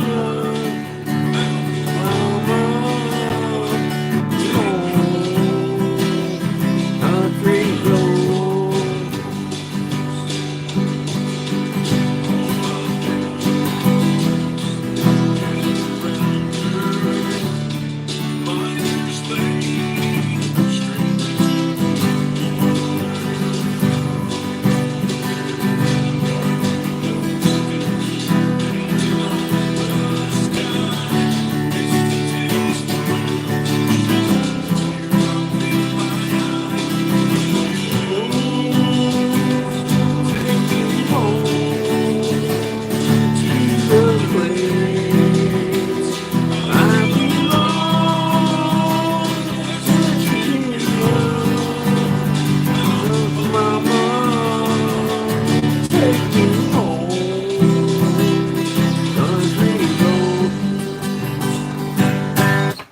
That's it. Okay, you're welcome. That was an easy one to play. These older ones are easy to play. They're just a few bar chords. That's it. Or a few chords. Let me see if another one here. What's another good John Denver song? Let me see. Another easy one. What do you think? Got another easy one on mine?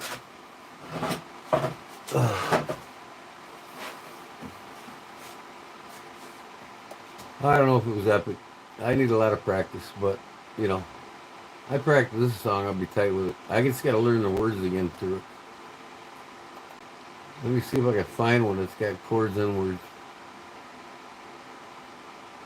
Nope, nope, nope, nope, nope, nope, nope. Nope.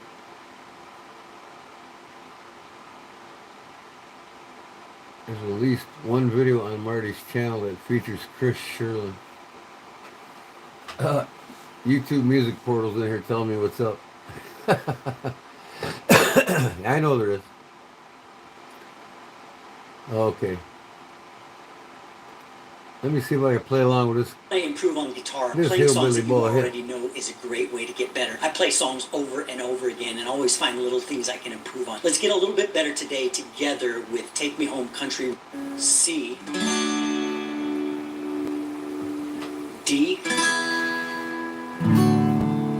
D7, down, down, down, up, down, Okay, play the down, song with you.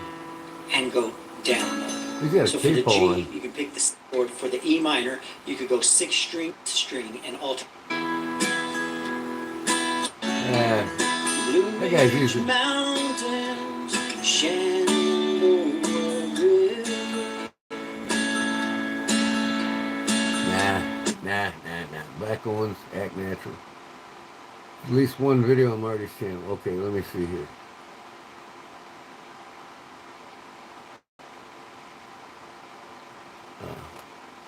Let me see here. I'll just do this on guitar.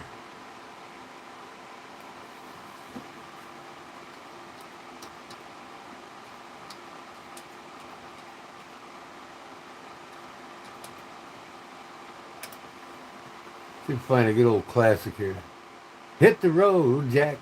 Don't you come back no more, no more, no more, no more. Oh, Jerry Reed, man. Oh, I wish I could play him. That some bitch is a badass. If a badass is a badass on a guitar, he's a badass. Ain't too many people keep up with old Jerry Reed, man. One song that always comes to mind: "Smokey and the Bandit." Man, I used to watch him on Hee Haw all the time when I was a kid. Let me see here.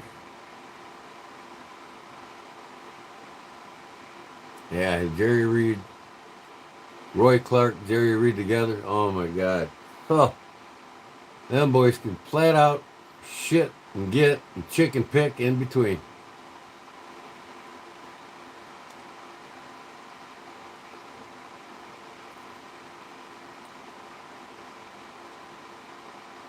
"30 songs for acoustic guitar. Take Me Home, Country Roads." Ed Sheeran, easy guitar lyrics. What? That's the capo. Here we go.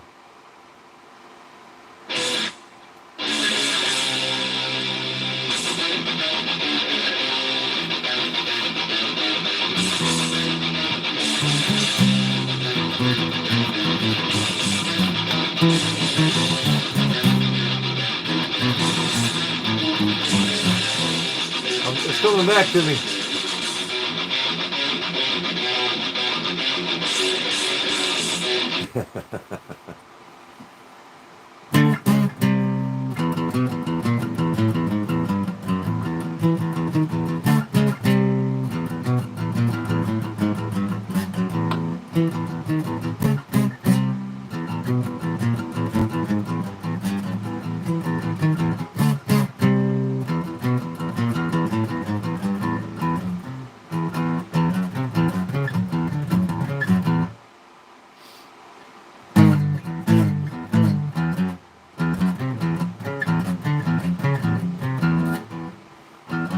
It's hard to play an acoustic guitar.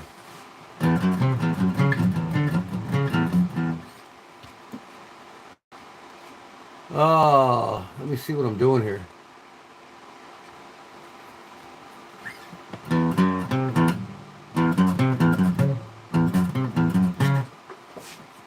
Ugh.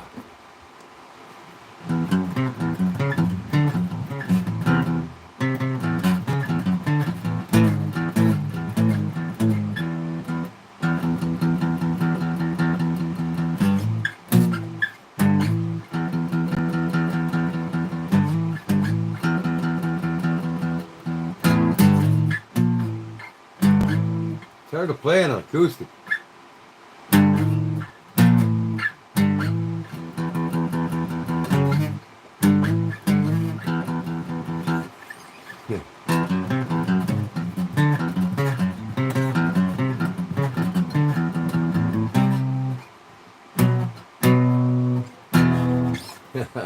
Wow.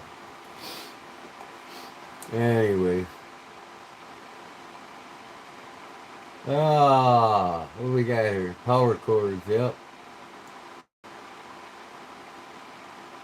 But yeah, it starts out cool as shit.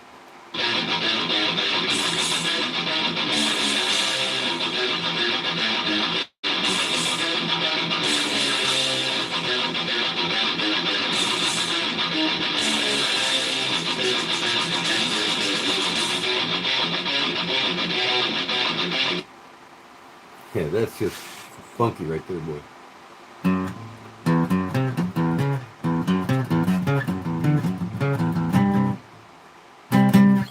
Wait.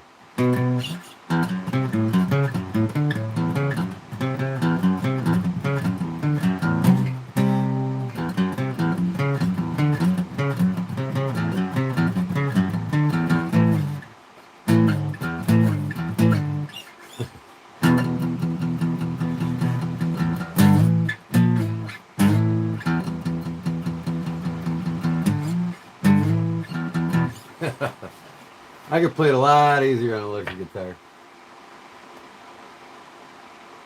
Freebird? Let me see if I can find Freebird. Free bird on guitar. Ah.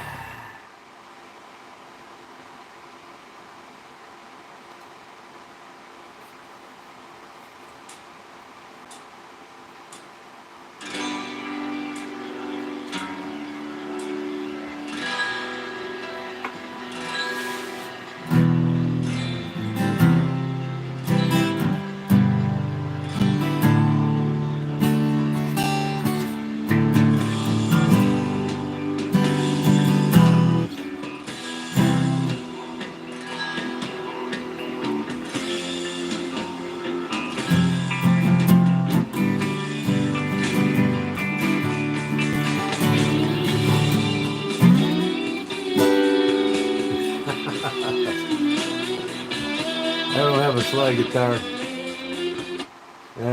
but the rhythm on it now. That's it. You guys should jam together live sometime. Yeah, there we go. That'd be cool. The solo, please. Come on. I don't even know the song, bro. Here we go. Here's Marty. Let Marty explain it.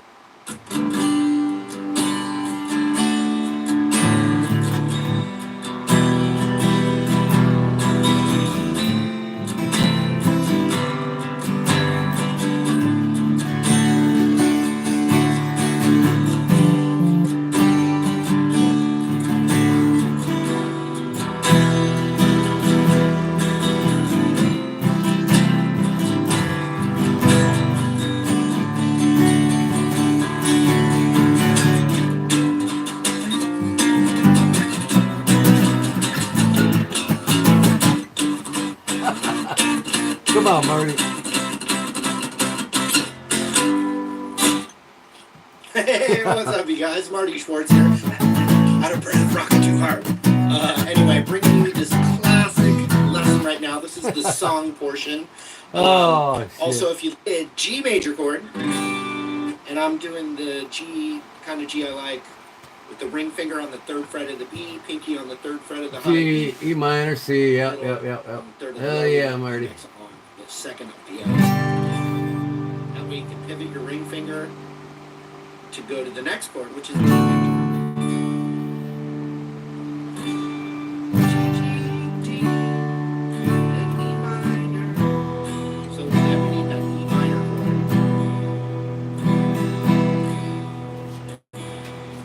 then F, and I'm gonna play. You know, if you can play a full F bar chord, great. I like this F, and it goes with C really well. Ring finger on the third of the A, pinky on the third of the D. What's he Middle doing on the here? second of the G, index on the first of the B. My palm's kind of muting that high E. If it gets in there, that's okay. And that goes really nice to see because the ring finger and the index finger are already where they need to be. So pinky comes off, middle finger moves up to the second fret of the D string. So I don't get it. I don't want to fuck with this song. then the D. This is I'll basic show you a chord. rhythm here in a second. Let's go through all those chords again.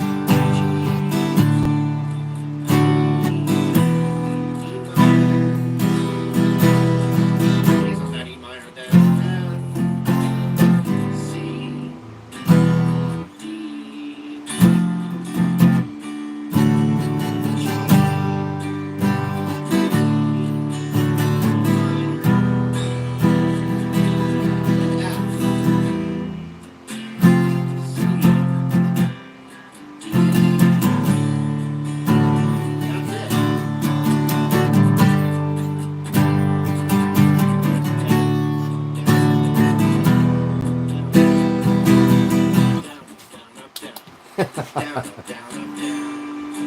Closed by Chainsmoker. Great album. Portal. Okay, let me see here. I'll go back to some of the old classics here.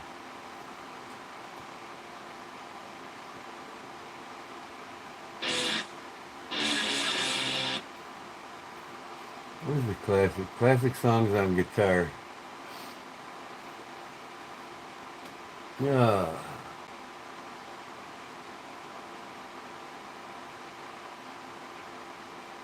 Uh,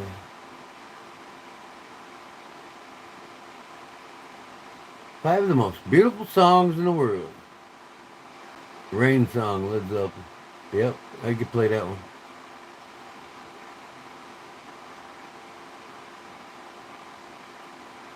Easiest guitar songs in the world. Here we go. That's up my alley.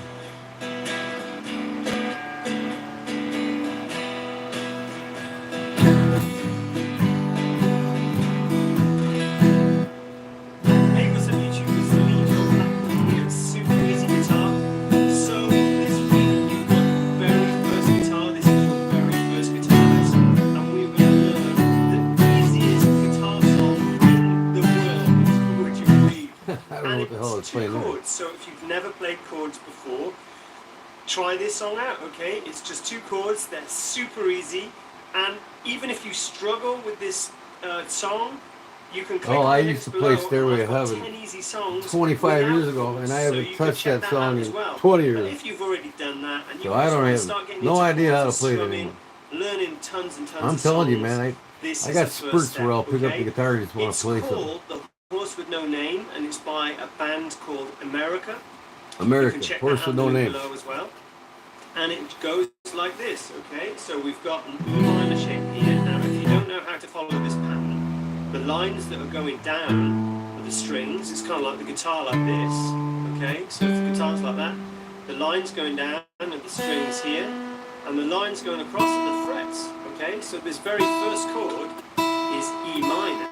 Now, you can do it with either way. I'm just going to show you my first finger and my second finger, okay? And my first finger is going to go on the 5th string. Okay, so we play it, are pal. in the What second the hell are you fret, doing and here? we count on the 4th string.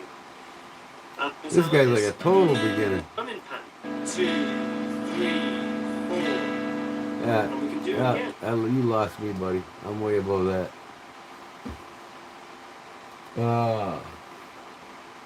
Grunge, one time I saw a girl shit on the subway and throw it on the conductor. No shit. Black Dog. Yeah, that's a good song. Let me see here. Black Dog.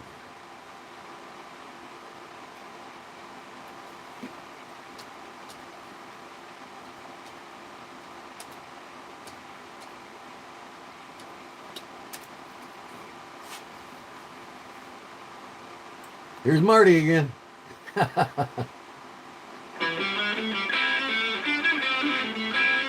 Oh yeah, Led Zeppelin. Yeah. Hey, hey, mama, sweat the way you move. Watch you sweat, watch you groove. Say, hey, hey, Sally, hey, make you sweat, gonna make you sting. Look up what? Danko John's First Date. Is that a song?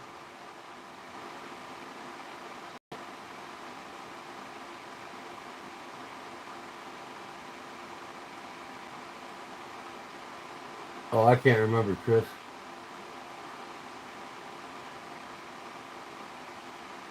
Chevelle Red, what's that, a song?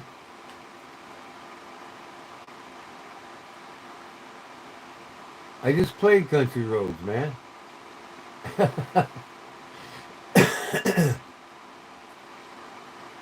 Man, I need to get fixed something to eat too, man. I need to get the hell off here, to tell you the truth.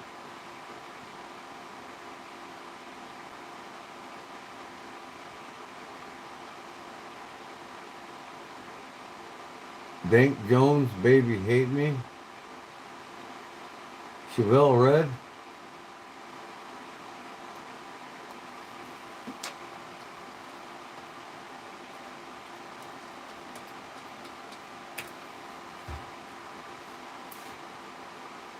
Okay.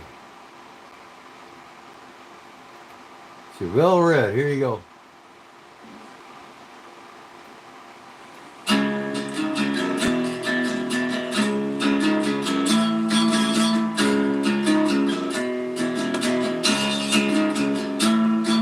That's easy enough.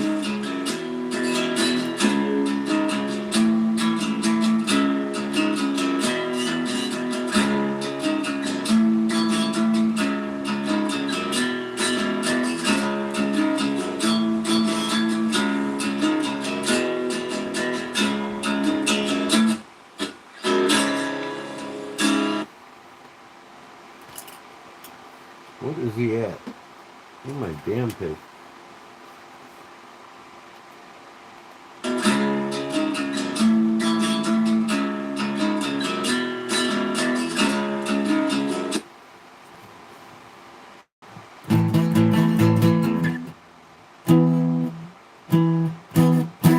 Nah, I don't want to learn that damn song.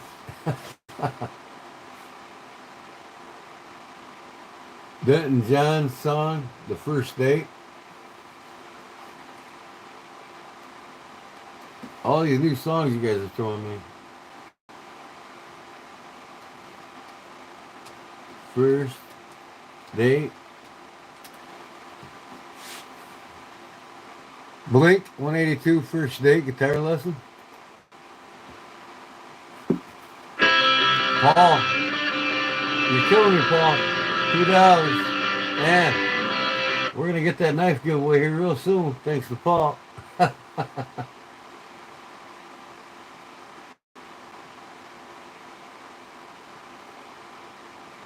Thanks. Thanks, buddy. We're getting closer to that giveaway.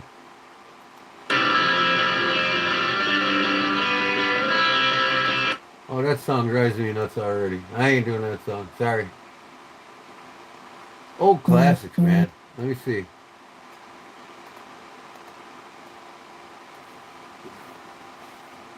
Classic country songs on guitar. Back Wax and Bluegrass Lick tutorial.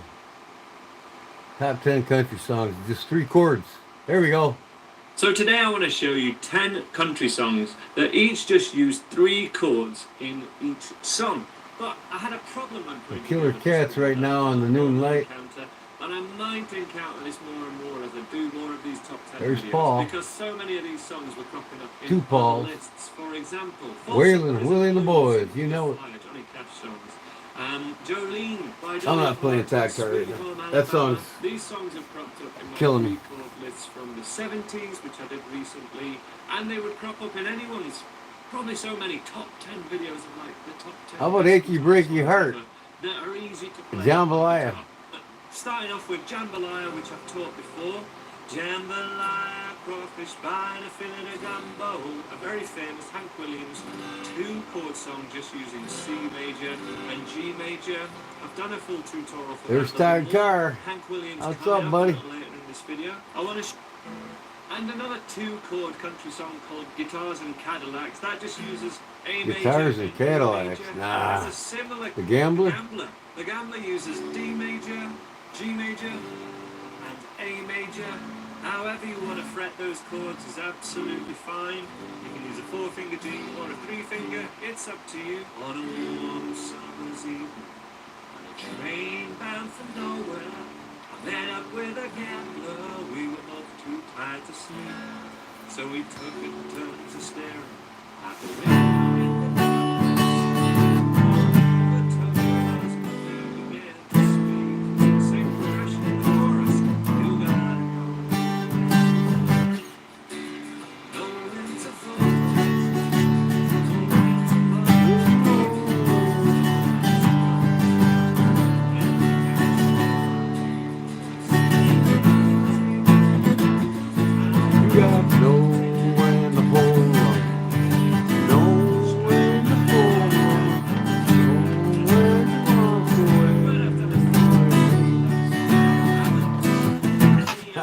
Song. Covering in this video. The next few are going to use the chords E major. King of the Road. King of the Road uses the chords A major, D major, Purple and Haze. major in the No. same progression throughout. Need my lucky guitar for that. D, E major, back to I fall to pieces. A No. major, D, Deep in the heart of Texas. right, deep in the heart of Texas. The prairie Oh, sky everyone need to listen to wide and high. Tory McKean 1990 album is amazing. I bet, Pat. Okay, it continues like that, same progression. With the strumming pattern, a 1, 2, 3, 4, down.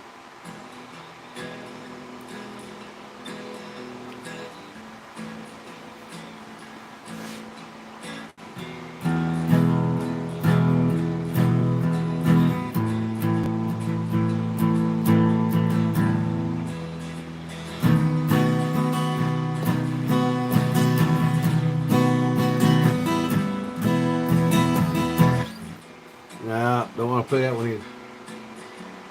I haven't pooped in 5 days. Shit. Another 10-year-old want mommy's attention. Chords D major, E minor, and A major. Capo first fret to keep it in the key of the original. Man, this guy's got some lame ass country songs.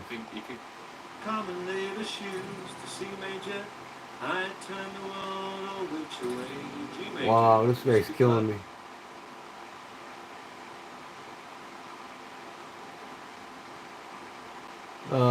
I'm 30.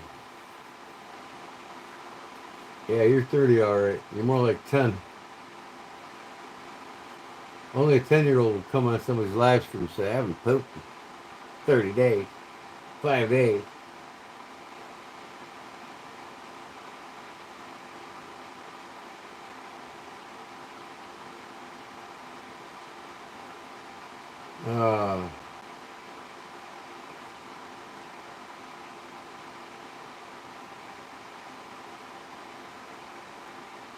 There you go. Two country, easy country What's song. going on, gang? I get a lot of questions. What's your first song? Your first thing, you're down to the third string. Face, that's me. You go to a C, which is the same as a G, so slid down to fourth and fifth. Know that you need. This guy's lame.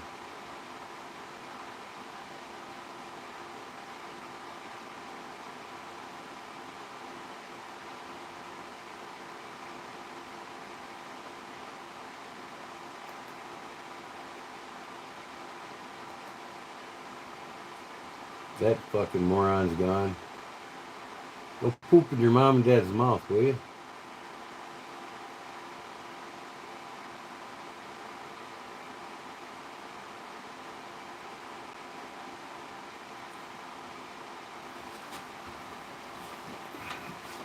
I don't even think that childish shit is funny. Yeah, he's 30, all right. 30 going on 10.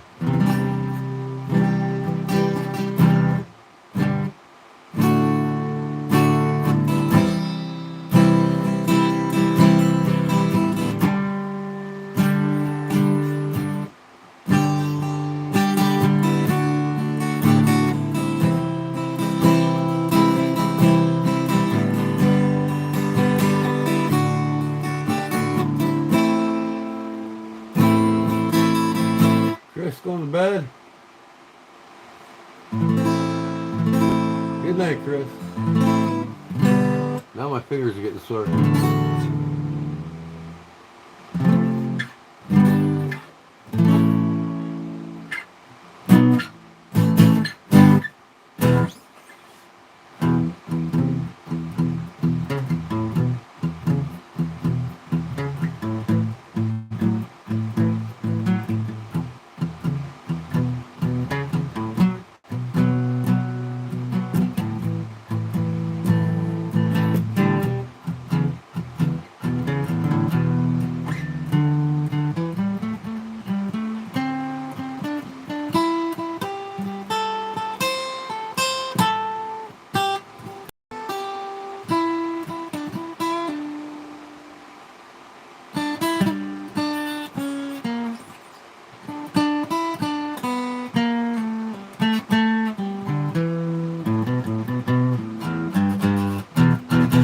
I'm done.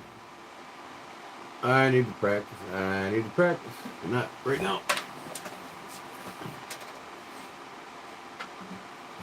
Oh.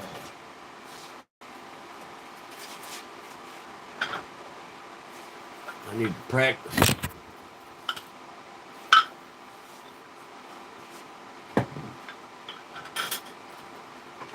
Those damn things fell on my floor.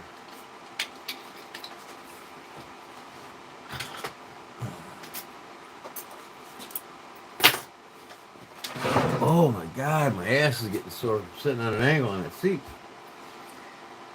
Was lurking earlier when you were playing Seek and Destroy from Metallica, was you? Yeah, I gotta play that on electric guitar. It just don't sound right on acoustic, and it's hard. The action's too high for the acoustic to play the song. I could play it a hell of a lot faster on electric. And I don't want to wake the wife up right now, so that's out of the picture. But I do need to practice that one more and more every day because, man, I'm yet to learn the solo.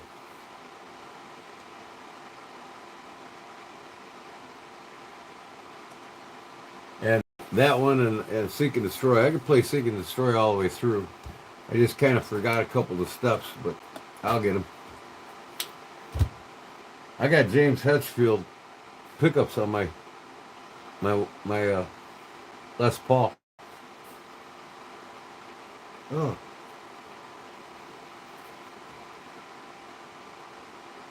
These cats are bending the pole, huh?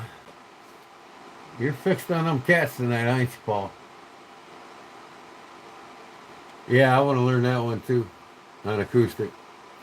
Fade to Black, they're all great, man.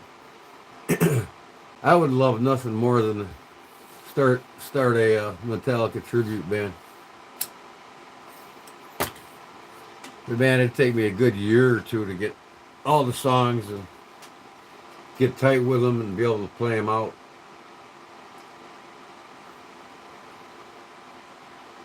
The one time I used to play out with some buddies, we go to jam sessions and shit. We played like a couple dozen songs, man. I forgot them all. You know, it's like if you don't play them over and over, you forget them.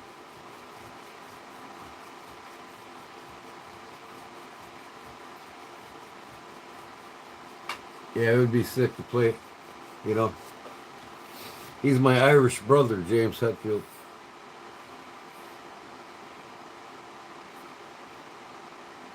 You know that song that he did, Whiskey in a Bottle?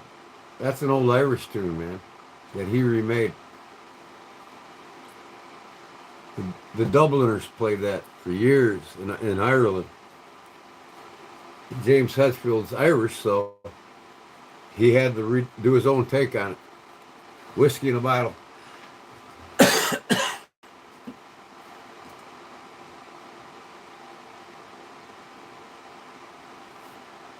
Your dad was in a band your whole life? That's cool. I got a couple of relatives that are just badass on guitar, man. One of them, he plays 5 different instruments, and he's a Midwest champion in the Midwest here, the 7 states. Fiddle champion. That son of a bitch can play some country fiddle, boy. I tell you what. Bluegrass, like you wouldn't believe. Yeah, Thin Lizzy's some good shit, too. I got a bunch of Thin Lizzy vinyl records upstairs. I probably got close to like 800-900 records, vinyl records.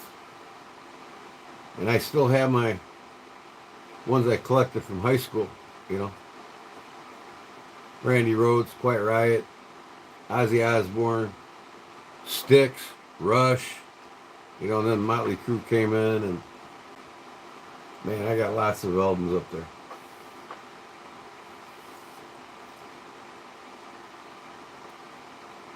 But I used to know like a half a dozen Neil Young songs, and I could watch the videos here and pick up on them right away. But I'm too tired. My fingers are getting sore. But the next time I'll play a couple of Neil Young songs for you.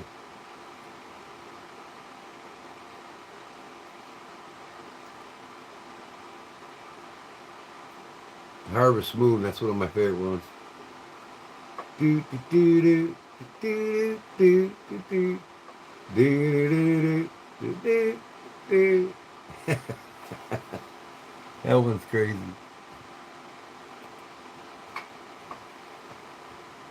Under the harvest moon.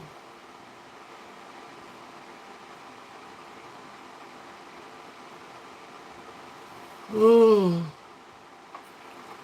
I grew up playing drums, and right now if I pick up a set of sticks, I can wail on the drums. I played a lot of Rush when I was a kid. But I wasn't nowhere near as good as Neil Peart, of course, but I sounded pretty good on my 7-piece set. I had a Ludwig set with all Tama hydraulic heads on it.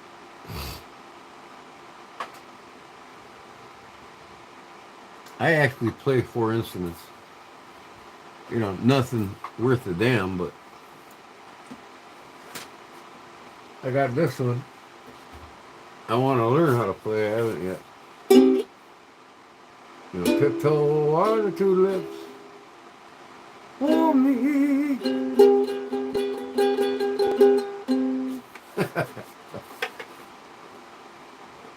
I got that thing because I want to learn that song, that Hawaiian song that big fat dude does. And I was learning the song, man. I'm gonna practice that song.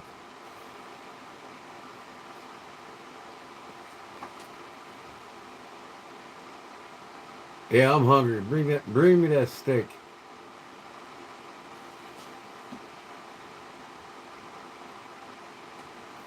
I think I'm gonna go up, put on some ramen noodles, man. Come back down here, and then go back up and get them.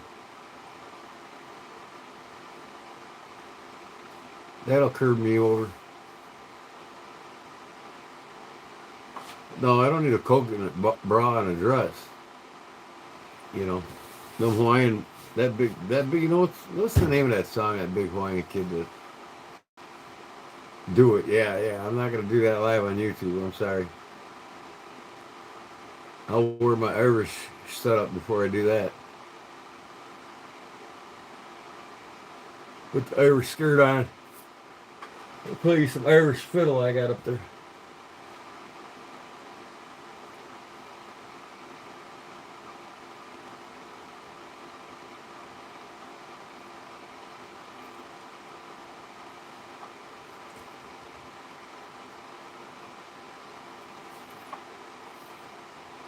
I'll tell you what, Justin, I'm not going to help you in the next half an hour.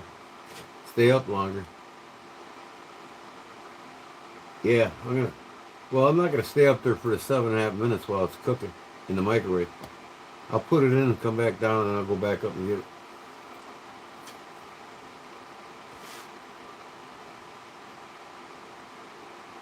Now you want to send me some love from India?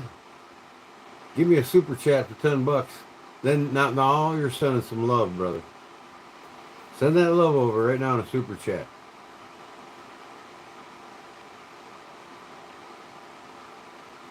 Irish Rivers used to watch TV show whenever I came on. Love the music as well. Oh man, the Celtic music, I love it. I got Celtic CDs in my truck and I sing it in my truck all the time.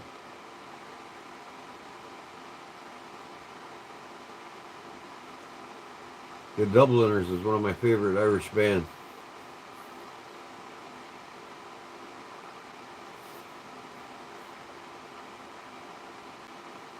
You don't have what, Justin? The Irish Rovers, yeah, I used to watch TV show. Irish Rovers are badass. What's the one song?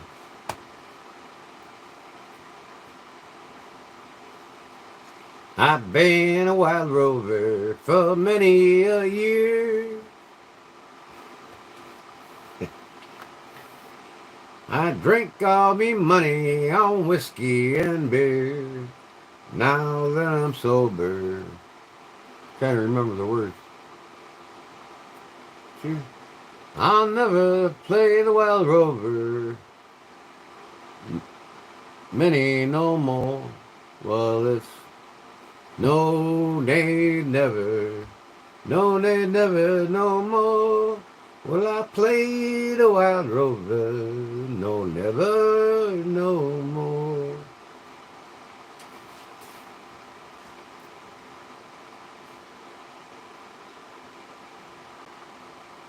Where corn don't grow. Well, I don't live where corn don't grow. I live where all the corn grows. And really, I don't care what part of the country you're in, you're not going to get better sweet corn than I do here in Illinois. I don't care if you're in Michigan, Nebraska, Iowa, Ohio. Best sweet corn in the world is right here in Illinois.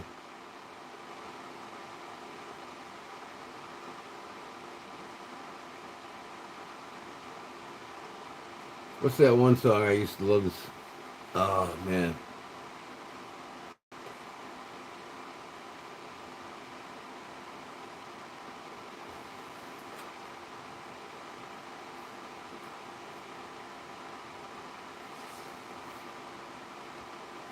Mally Malone. There once was a sweet girl by the name of Mally Malone. She wheeled her wheelbarrow through the streets filled with cackles and I can't remember the song. Help me with that, Todd.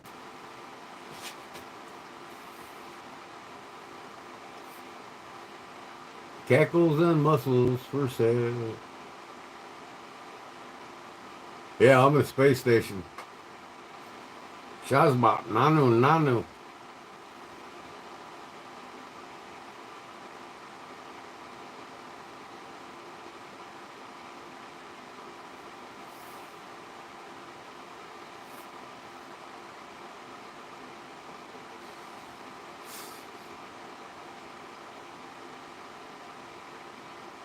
Xenu. No. Yeah, oh yeah, I do. I think I got one of her CDs. She's got a real hot Irish song.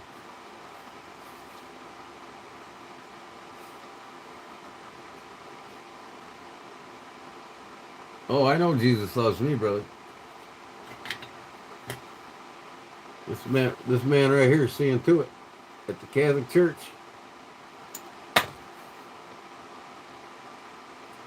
But we don't talk God in this program. That's for church.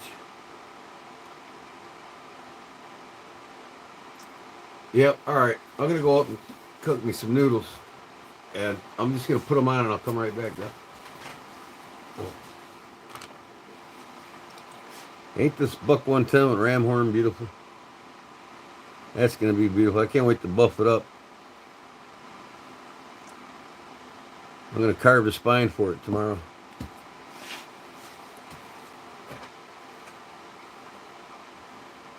Be right back.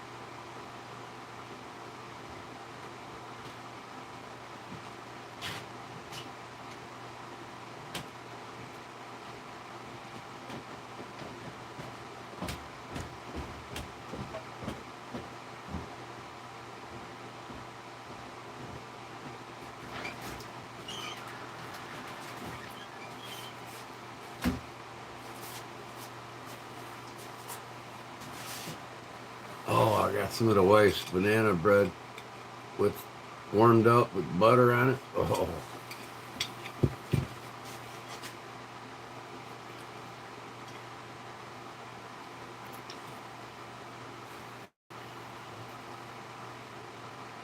That's what they told me. Somebody told me the other day I lived in America.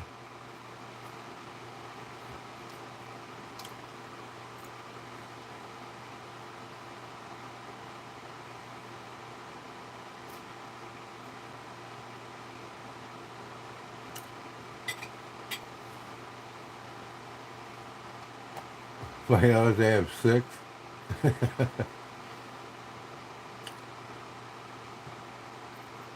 A dono. Scroll up in the chat.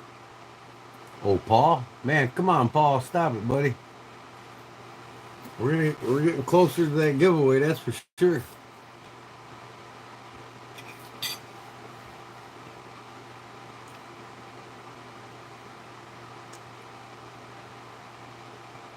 $99 from the Night Monkey. Thanks, Justin.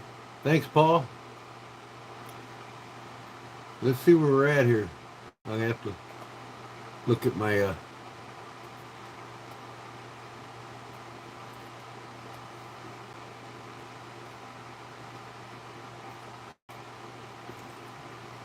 I'm gonna have to look at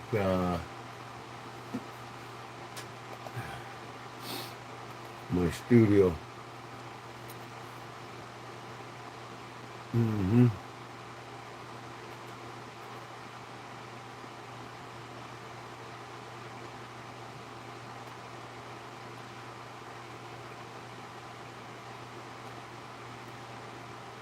Oh. Analytics. Oh yeah. At 47 what? No, more than that. It hasn't added it yet. 47 right now, but man, there's more than that in there. I gotta reset this, I think.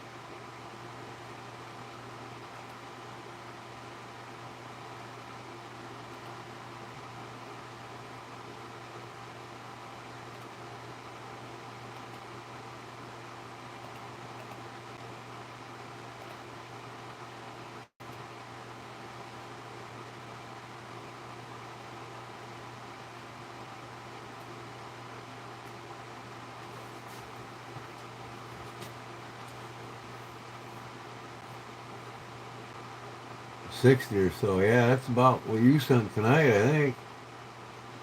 Man, we're gonna get that knife giveaway here real soon. I can't. It's got a gun in it. They'll kick me off if I do.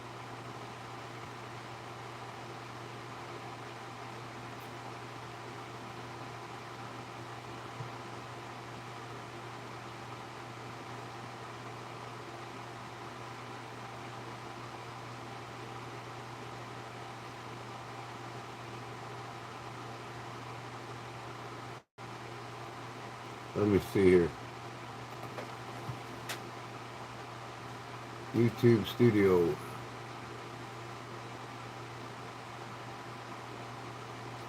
Yeah, it's one that I made, Paul. Hold on.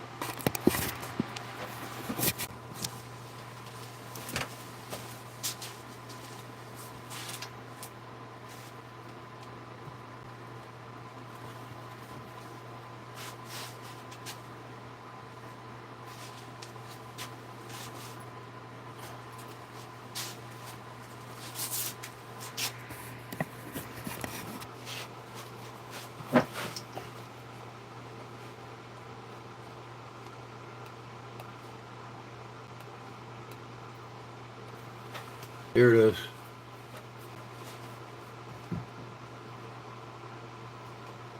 Made it for my 22. I did all the stamping on it. Western style holster.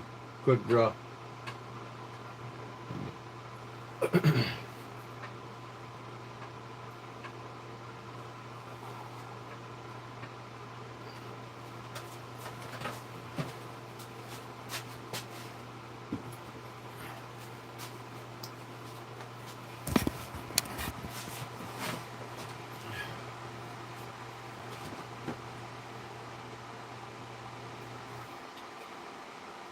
Oh, I heard the microwave shut off.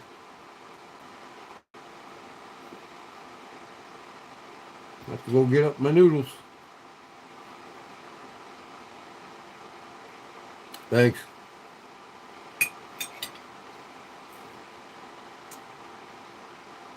The guitar hanging here. This is my custom Fender Strat that I built. My G-Man Strat.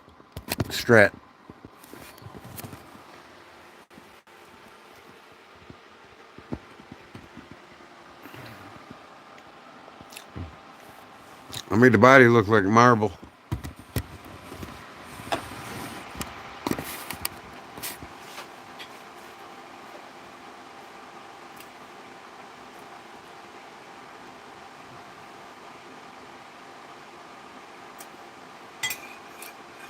Beef flavored noodles. I had chicken flavor last night. All right, I'll be right back. I'm gonna go get it.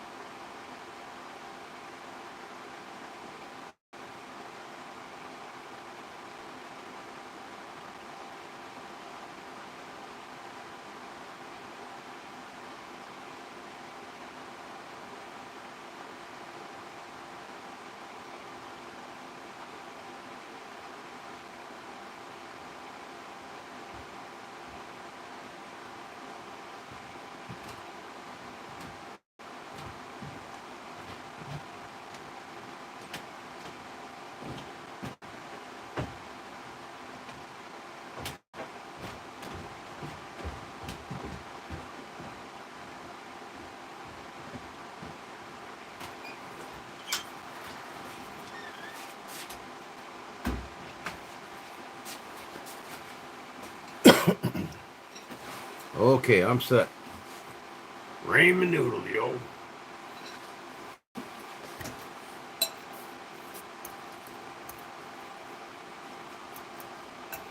The Bears. I'll tell you what, man. We kicked ass again in the draft this year, boy. I tell you what. Look out NFC North. We're absolutely going to kill the North this year. And we will be in the playoffs this year, boys.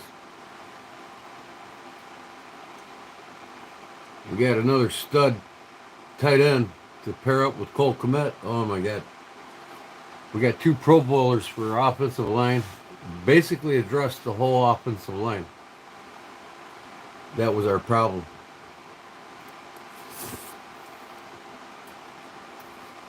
We got another stud running back. Oh, my God.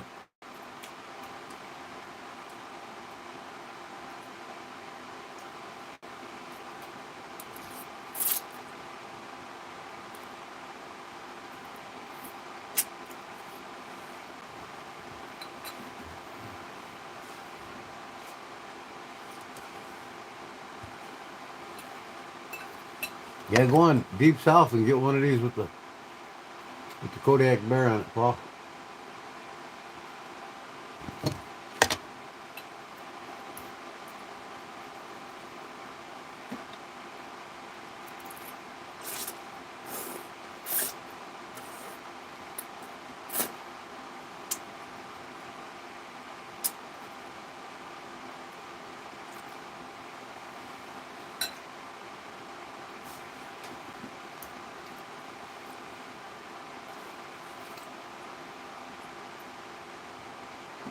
Oh yeah.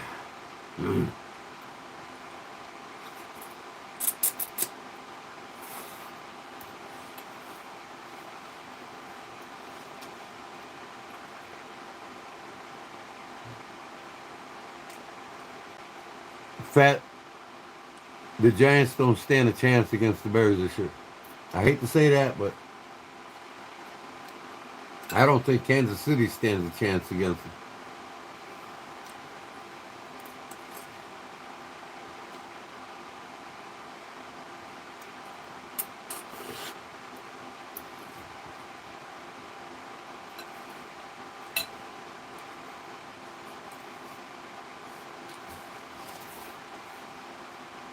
Without a doubt, Poles and Ben Johnson's building this team like a monster.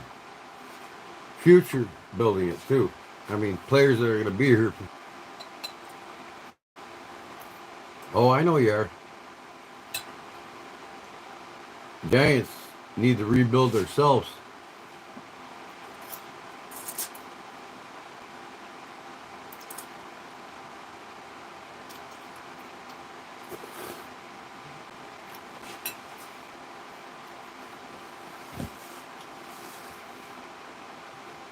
Why? Hasn't gotten any further, Justin, so I show it. I got one knife in front of him, and that's this one. That was ordered before his. As soon as I finish that, I'm going to start putting the antler on his.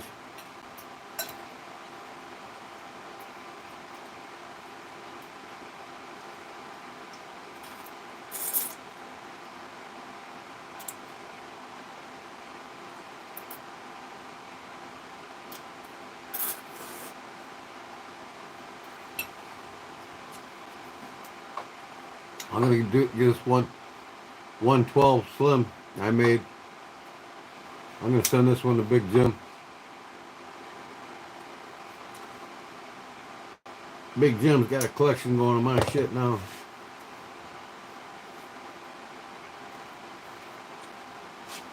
Big Jim, Barlow Jim, I'm making it. This one's for my brother-in-law, Dean. Ramhorn. I'm going to carve the spine tomorrow for it.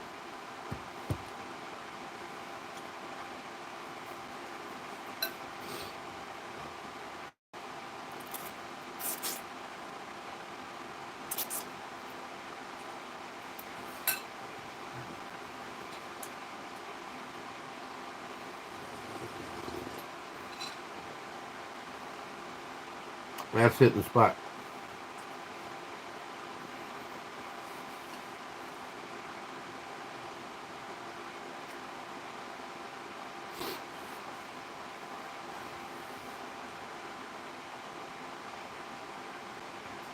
Yeah. The beginning of this next week, Paul, I'm going to be working on yours intensively. I'll have it done before the week's over next week.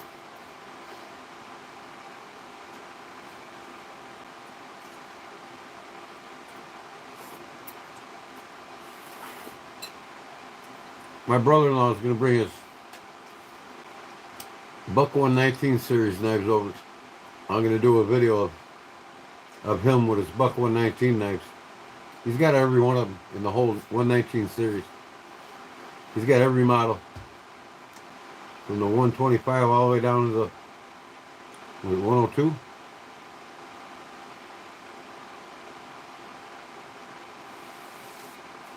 You'll see the progress as I do it. You already see my progress thus far on it.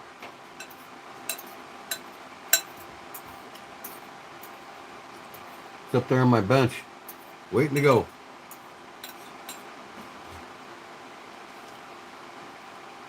So they got the bolsters and the liners together.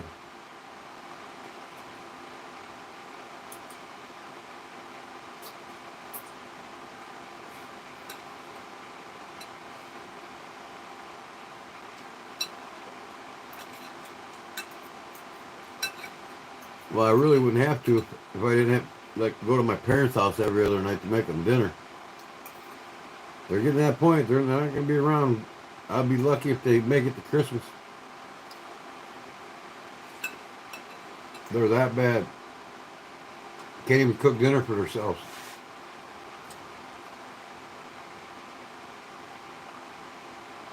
I'll show you when I'm done eating. Don't rush me. Like Paul says, no rush.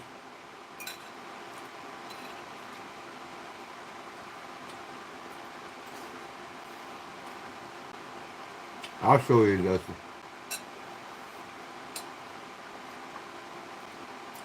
I got the bolster soldered to the liners.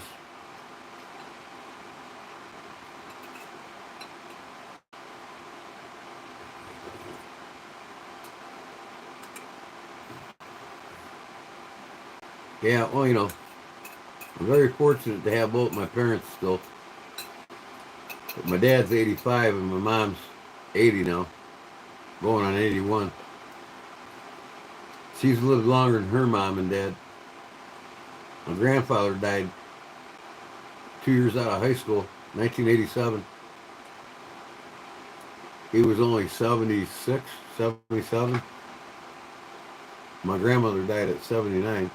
So she's past them already. So now she's on major drugs right now, the narcotics and shit that are making her fall down and hurt herself. And she's lost she's like less than 100 pounds right now.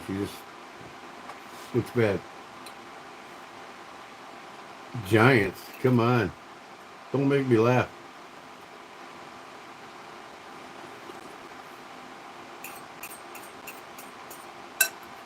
Tell him, Fat. Tell him, Giants suck, Fat.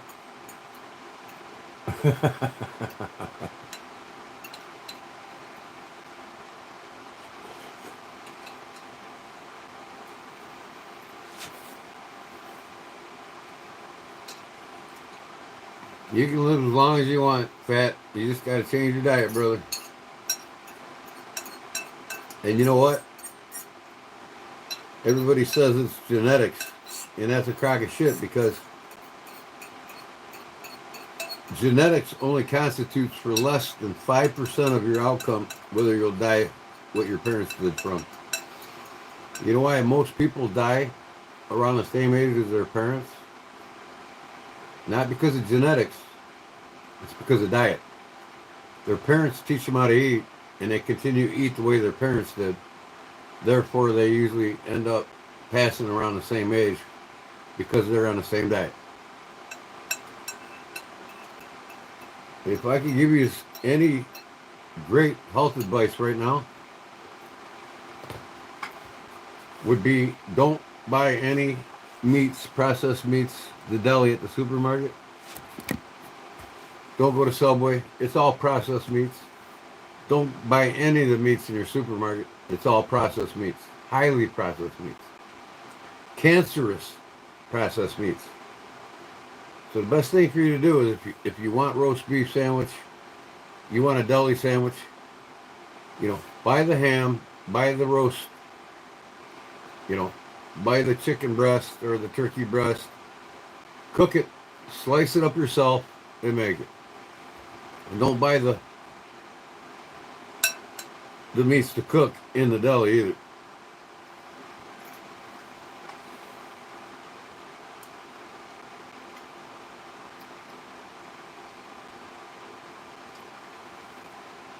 Well, yeah, you're right to a sense. All meat is processed. But, it's bad enough that the cattle industry is pumped with the antibiotics you need when you get sick. The cows already have it in them. The more you eat of it, the weaker it makes your immune system. And then all the bullshit chemicals in their food and everything they eat. Corn isn't the staple of their diet. It's just force fed to them to fatten them up quick. But like I said, I get all my meats and all my fish through the mail. I don't buy nothing, no meats, no fish, no pork. I don't buy anything meat. It all comes from Seven Brothers Farm out of Indiana. And then my fish comes from Wild Alaska, in Alaska. Sent right to my house. Never frozen yet.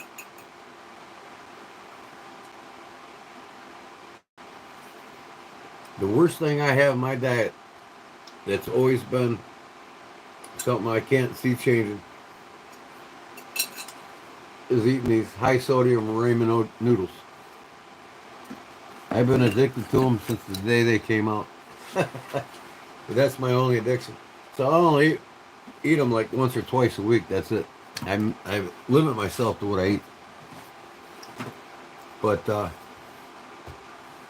I don't eat at McDonald's. I don't eat no fast food. I don't eat at Subway. That's worse. That shit's worse than the deli meats in the grocery store, to tell you the truth. But not all meats are processed if you buy it at the right facilities. And you can find local organic farmers around your own state, town, You just got to find them. Go online and look them up.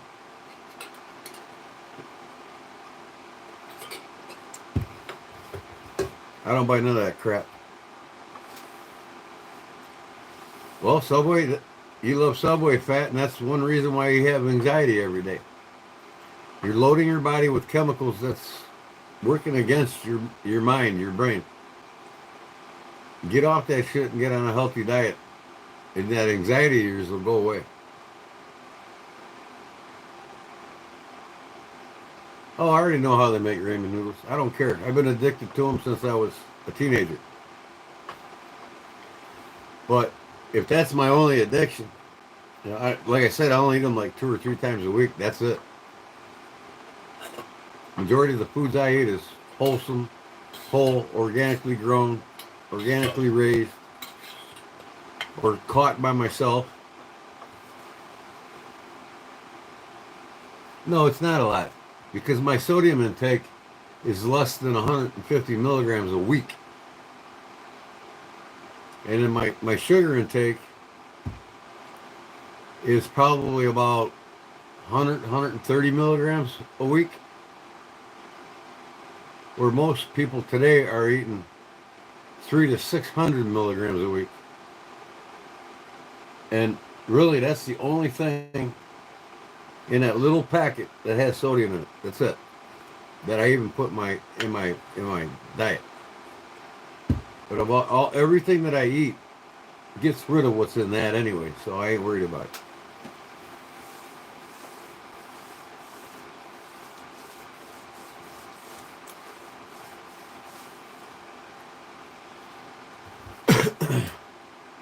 Sometimes I only eat it a couple times a week, but the sodium content in them little packages is very minimal compared to what most Americans eat every day in salt intake. I don't put salt on nothing. I got a few ingredients that I make. I put sea salt or Himalayan salt in it, but I never used iodized salt, hardly ever. And I got a big cranking thing of Himalayan salt, and I've had it for like 2 years, and it's like this big, and there's probably that much taken out of it. So I don't hardly eat salt at all.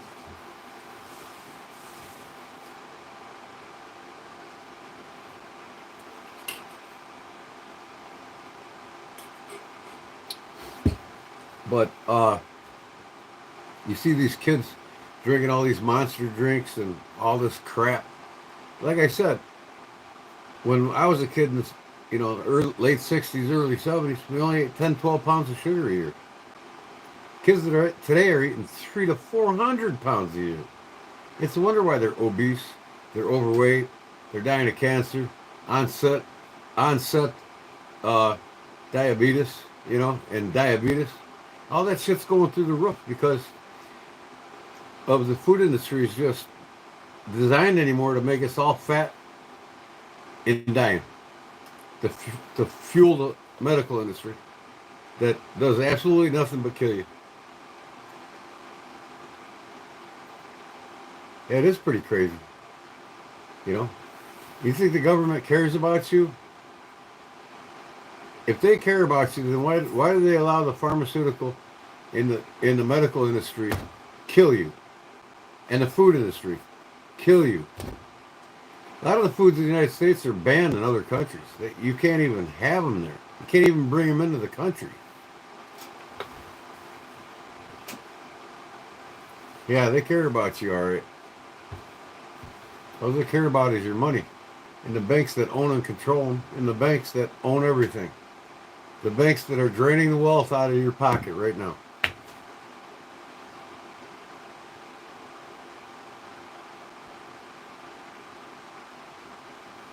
You know what, Pat? I drank Pepsis. In fact, I was drinking, was it 3 years now I've been Pepsi free. I quit drinking Pepsi 3 years ago. I was drinking 20 to 26 cans a day. And my gut was so big. I never had, before I got married, I drank like a fish in water. And I never had a beer gut. Once I got married, started drinking Pepsi, man, my gut just went. I quit that shit and I lost 40 pounds in 1 month. I never touched it again.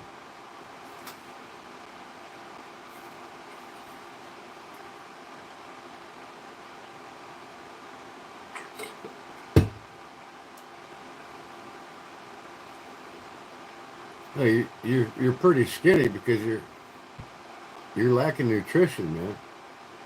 Soda. I drink coffee throughout the day, and then when the sun goes down, this is all I had since the sun went down. And this ain't any better than regular soda, but it's Diet Dr. Pepper. I have one of these a day. That's it. Then I go to bed. You're darn right beer has protein in it. Beer's probably healthier for you than 90% of the food that's in your refrigerator. But it also has carbohydrates, and it will make you fat if you drink it like a fish in water.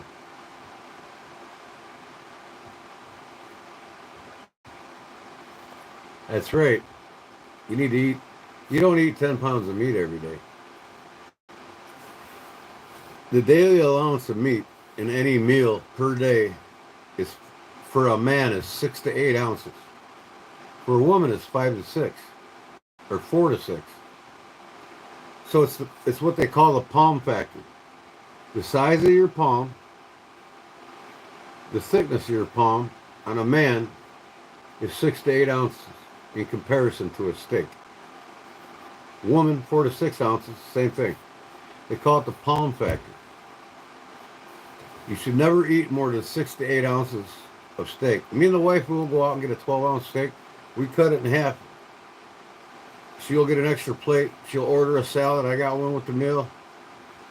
You know, they usually bring a big potato. We'll split that in half. We literally spend like $30 for our steak dinner for the two of us. Just people are used to eating too much. And here's another factor. If you eat too much every day, you're literally taking 10 years off your life because your body can't keep up with it, and most of it gets flushed out anyways, and your body can't utilize it because it's too much. If you want to know how much you're eating too much, if you can't tell when your body tells you full, it's time to stop, then put a blindfold on your eyes. Eat your food, pick up your fork, eat, chew 25 times, put it down. Get some more, eat, chew 25 times, put it down. Keep doing that with the blindfold on until your stomach tells you you're full. Now, hence, whenever you fill your plate up, that's usually what you'll eat, right? So with a blindfold on, and you're doing this 25 chews, eat 25 chews. When your body tells you you're full, stop. Take the blindfold off. I guarantee you half of the food on your plate will still be there. The problem is people don't get enough fiber with their diet. So if you eat, I 6 to 8 ounce steak, and then I have a big salad, with just vinegar and oil. I don't get that fatty shit, the Thousand Island and all that crap. You know, extra virgin olive oil and white vinegar. That's all I put, or apple cider vinegar on my salad. You eat the salads because it's loaded in fiber with the meat, you're full. And you're full for a long time. And you substitute your salad for dessert. Eat your salad last.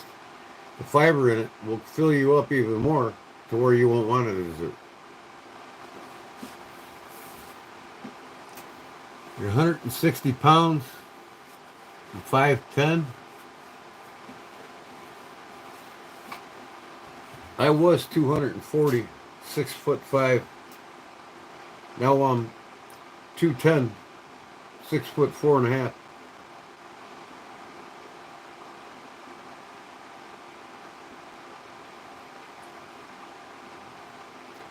Yeah, when I quit drinking that Pepsi, I dropped 40 pounds, man. I hovered around 200. Now I'm probably about 210.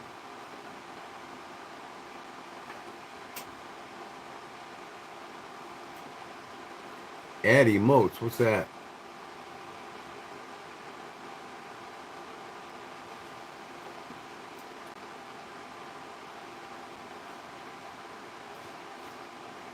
He's a lean, mean, fat burning machine. Yeah. Everybody in my family's over 6 foot. My grandfather was 6'9". My uncle was 6'7". A lot of my other uncles, my grandpa's brothers, they're all 6'5", 6'6". Van Dynes, old Dutchman. My great grandfather came here in 1903 from the Netherlands.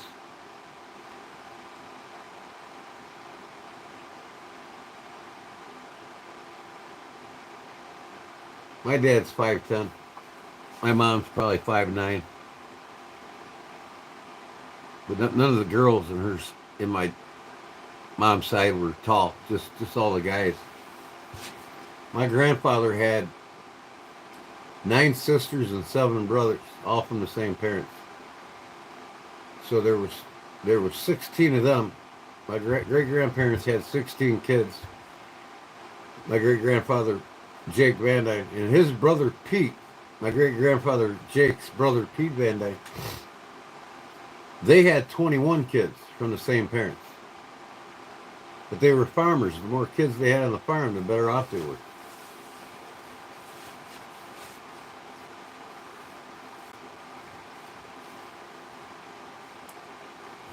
So a small neck knife from you is like a Bowie to me.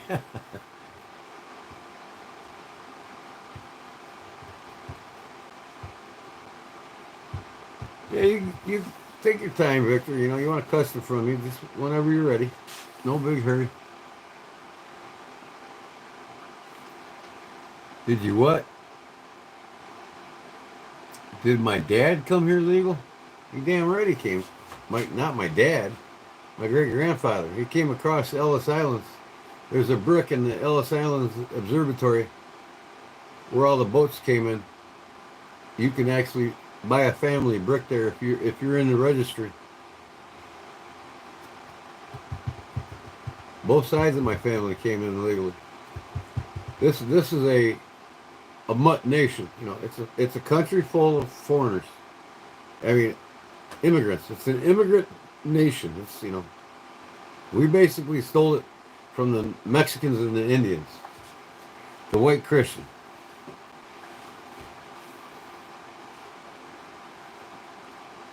I'm from America, and my mom is over. My mom is what do you call it?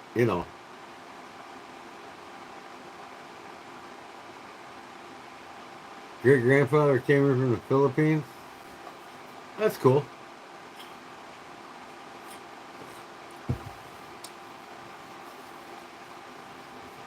Well, I got a lot in me. I mean, my grandfather, Claude Van Dyne, and his wife, Marge Van Dyne, she's a Farley. They're Irish. And then my dad's side, Holman, me, it's Pennsylvania Dutch. It's like German Dutch. The surname Holman is English. English, Dutch, German, Pennsylvania Dutch. And my dad's father and his mother, they were Swedish Amish. Get that, right? Swedish Amish.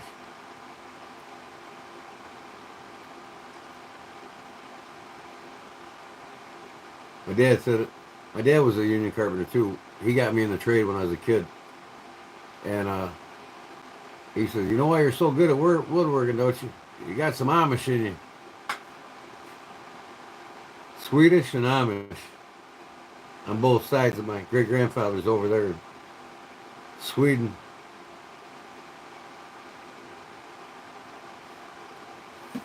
I'm a retired carpenter. I do nothing for a living. I collect a big fat pension check every month.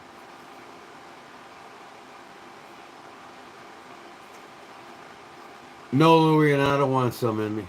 Sorry, buddy.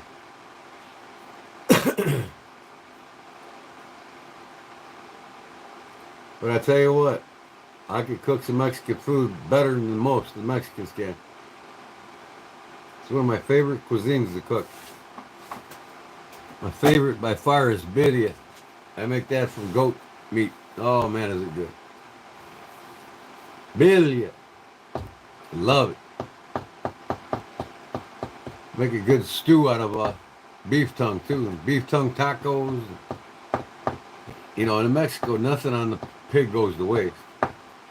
I even got pickled pork skins up there.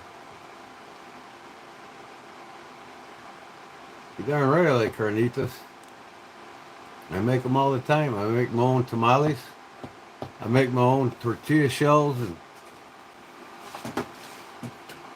I make all kinds of things. I like making ceviche, and I like shrimp cockatiel. I love that shit.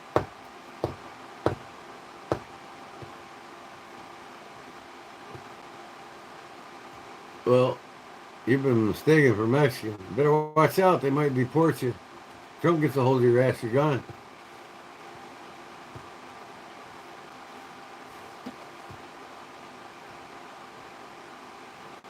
Oh yeah, that's why the Mexicans like fish so much. That's cool.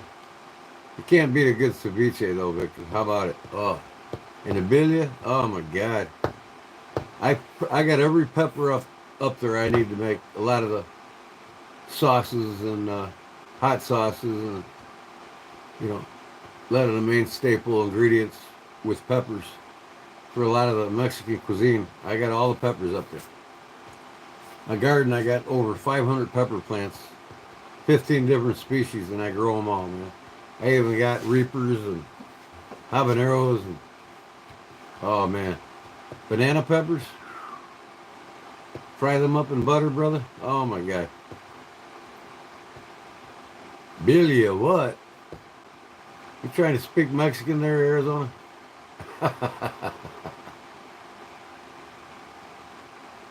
You spelt Billa. What is Billa? Birria. It's with an R, but you don't pronounce the R.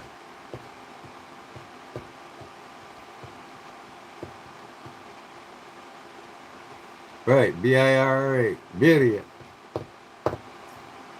Oh man, I eat the shit out of it. I make it at least once a month.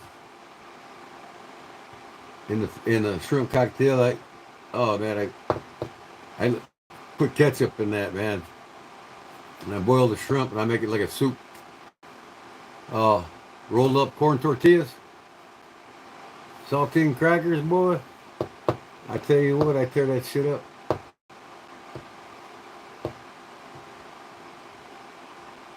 That's right, birria. I can say it 20 times. Birria. Birria. It's kind of hard with no teeth in the front, you know.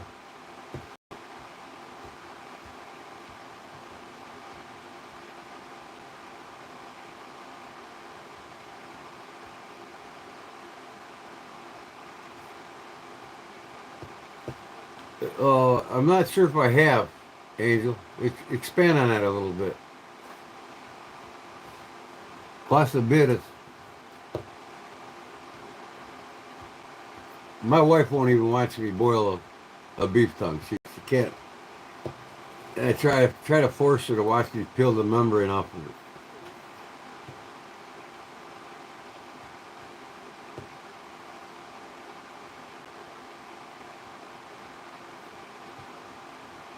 Right. Yep. Victor's got it right. Uh, Zona. I thought he was Mexican, Zona. What's up with that? Martinez. Come on, man. You should know how to pronounce that shit. Yeah, it's kind of expensive. I get it at the Mexican grocery store here. They got cactus and fucking big old sugar cane stalks. I get the homemade sausage, and I'll tell you what, man. Oh, you can't beat homemade Mexican sour cream, bro. They got that shit fresh every day there. Oh. And that sausage, man, you cook that shit, cook it with eggs in the morning. I'll cook it with everything. You guys know. Oh, you're damn right I can make a good salsa. I got my mocajitos, and I crush it. I go to town on it. And everything that I make it with by charring. I char the skins on the grill or on the griddle. I'll char them. You know, ever so slightly. Not too much char. I don't want to take away from the taste. But then I get it all going in the mojito. And I get that crushed garlic in there, everything, man. Oh, yeah, I make it right, bro. The Mexican lady taught me all this shit. My best friend's Mexican. And I spent a lot of time in him and his mom's house, so I learned a lot of the cuisine. And they're starting to teach me some Spanish. I'm starting to pick up on a little bit of it. It's a poquito español, you know.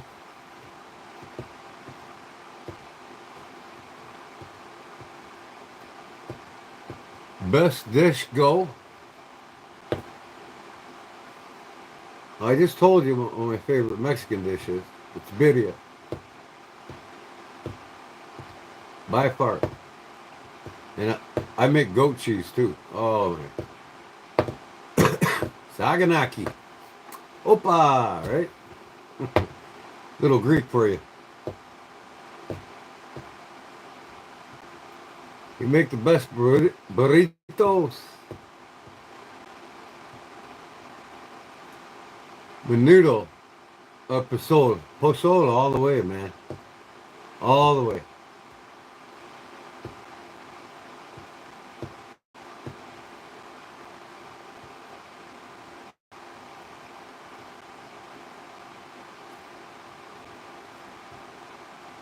I'll be live a couple times on my channel here when my garden's at full bloom. Show you what I do.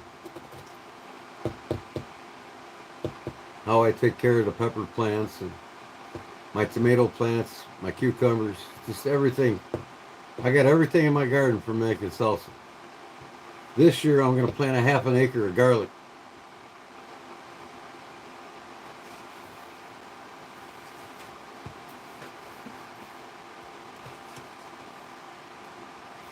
Before you forget, a 5-minute video on your take on super steel knives like Benchmade and Magnacut.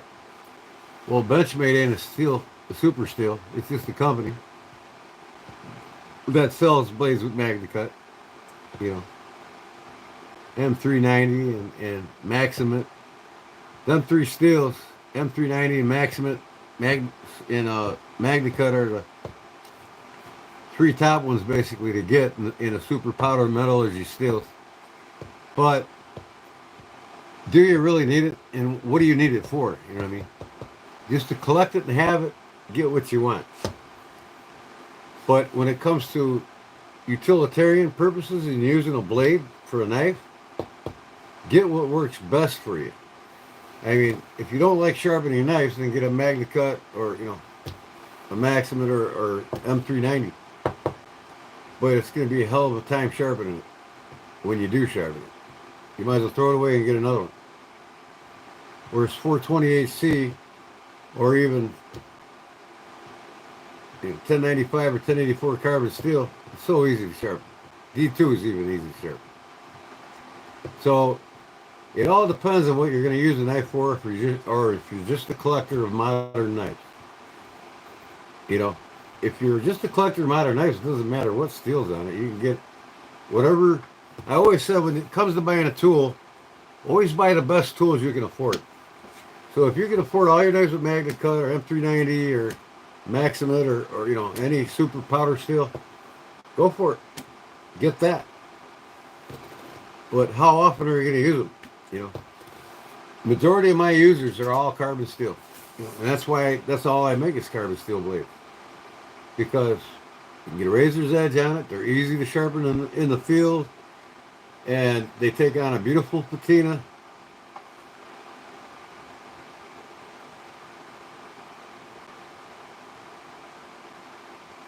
Oh, you're damn right garlic's good for the body. If garlic's so good for the body, why is a lot of Mexicans overweight? It's because of the corn. Now, my buddy's not overweight yet, but Luis Martinez, he's got a home in Mexico that I get to use whenever I go there. In Jalisco, my favorite part of Mexico. It's over by Puerto Vallarta, but Jalisco, it's got the biggest freshwater lake in all of Mexico. It's got Guadalajara, yeah, that's beautiful too. But I go to Jalisco at least once a year, and even though he's lived here for 37 years, he came over here as a young child with his father. His father's got a home here for 37 years, and he's got his home in the neighboring town for 37 years. But they still have their home they all, you know, always had in Mexico. And they go there 2-3 times a year to visit family still. And I'll go with them, or when I want to go there by myself, I got the whole house to myself. And everybody in Jalisco knows me. I'm the crazy gringo. So I'm starting to pick up a lot of their culture there too. You get the dogs walking all over the streets, wild dogs everywhere, man. It's pretty cool. I like feeding them.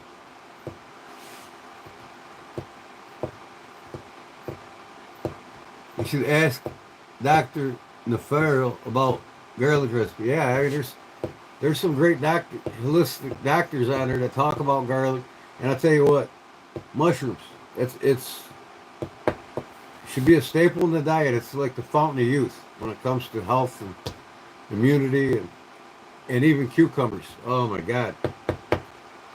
There's more and more discoveries coming up about cucumbers and how it repairs organs in your body, especially your liver, you know, and regulates high blood pressure, and just a lot of great things about it. Well, the town of Tequila is just right next to Jalisco, where the finest tequila in all of Mexico is made, man. Oh my God, that shit creeps up on you. You'll drink 3-4 shots before it starts hitting you.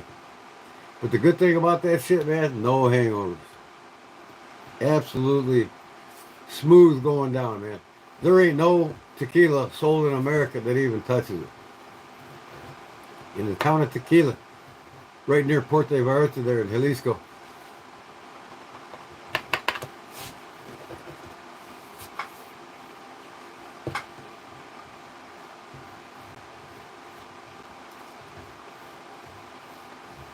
One day I'll make my own tequila. I need to learn to master that plant, how to grow it, but I don't think it's warm enough climate here. If I did, I'd probably have an indoor greenhouse. And that's something on my agenda too. I want to put up a nice sized greenhouse, like the size of a football field. At least half of a football field. Aguachiles. Yeah.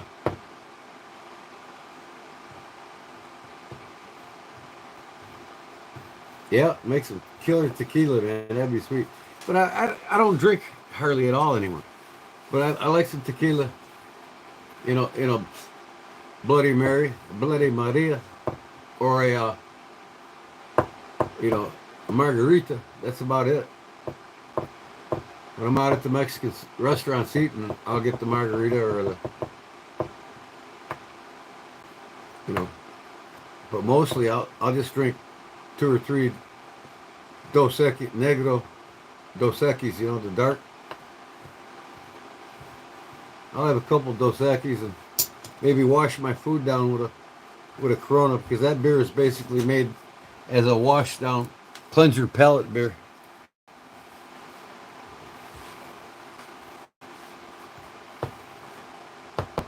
But I'll toast a shot of tequila with. I go to my buddy's house and I built him a bar in his basement, and I put an epoxy top on the bar and built the whole bar.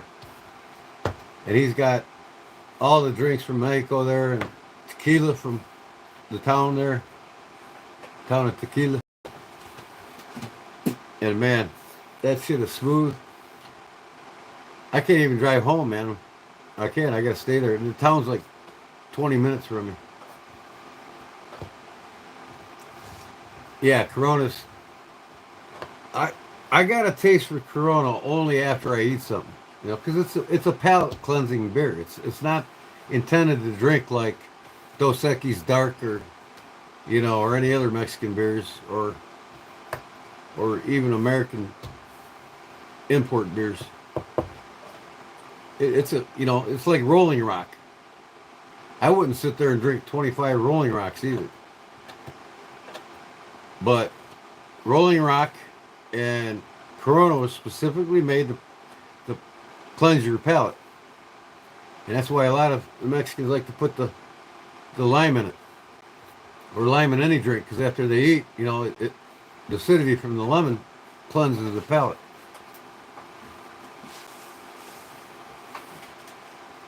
But a Corona once in a while, after a meal, yeah. But I would never sit there and drink 2 or 3 or 4 or 5. No, hell no. Dos Equis Dark is so much better.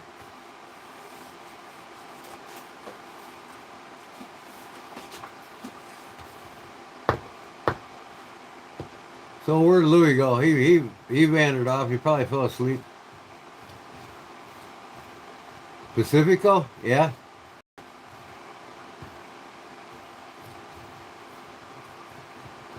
Man, I can't remember the name of it either, to save my ass, because I haven't bought any in about several months. It's like a potato, but it's not a potato. You peel the skin off of it, and you put the hajin on it and squeeze the lime on it. What is the name of that, man? That fruit. God, I'm going to go back. I got to stock up on that shit, man. Like, I always go to the Mexican restaurant 30 minutes away. Jamaica. Yeah, that's it. Jamaica. Man, is that good shit. I eat the shit out of it. I mean, I'll buy a big package of it, already cut up, with tajin on it and some lime come with it. But I'm going to start buying it so I can peel it myself. Have it when I want it. I love that shit, man. My wife's like, how can you eat that starchy shit? I'm like, well, it ain't starchy to me. I love it. Eat the shit out of it. No, not Jamaica. No, it's Jamaica. It's Jamaica. And then I make that tea from that one flower. I got some more upstairs. My buddy Louis just gave me a bag of it. What's that flower tea again? It's a dark purplish flower.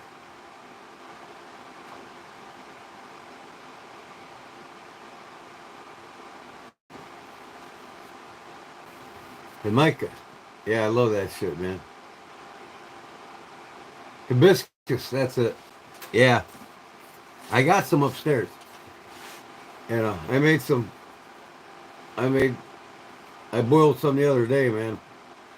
Put some, I don't use sugar, so I use monk fruit, and it's a natural sweetener. So I sweeten it up a little bit with some monk fruit, and then I'll shoot some lime in there, man. Oh, is that good? Eat that with the Jamaica.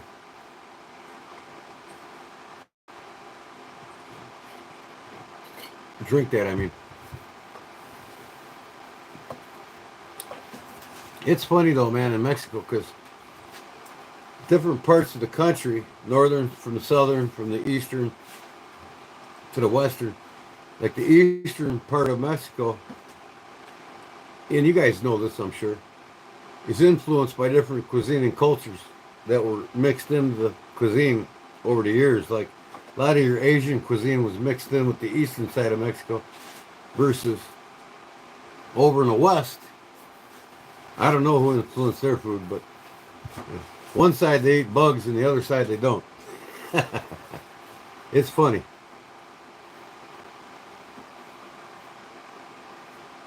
Oh yeah, beets are good for your blood pressure. Yep. That's not what we're talking about though.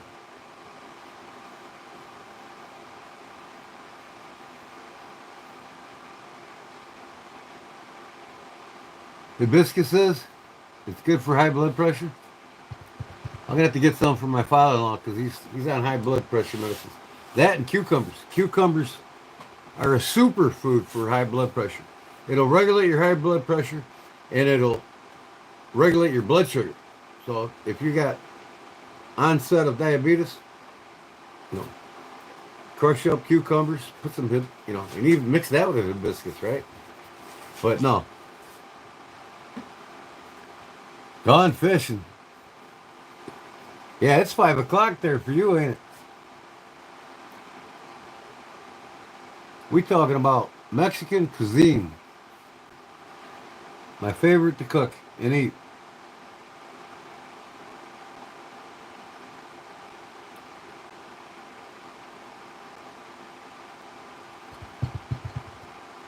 I'll take you fishing one of these days, Justin. I'll show you what's up.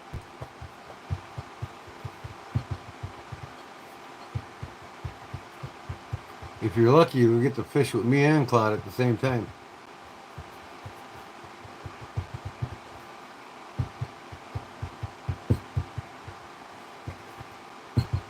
Oh, so it's 4 o'clock, folks. 5 o'clock where Justin's at. East Coast. All the way to the East Coast. Yeah, me too, Todd. I think I'm gonna go ahead and get off here. I did what Justin wanted me to. Keep him up till 5 o'clock.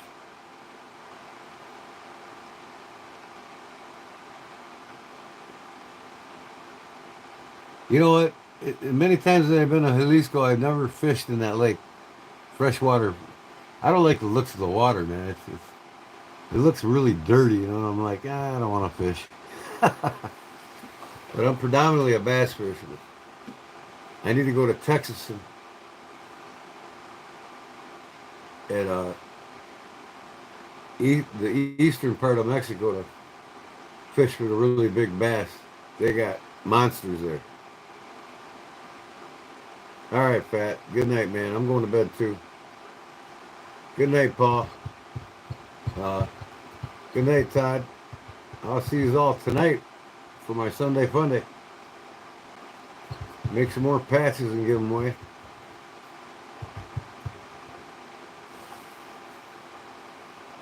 Fentanyl. $1 million of fentanyl? Okay.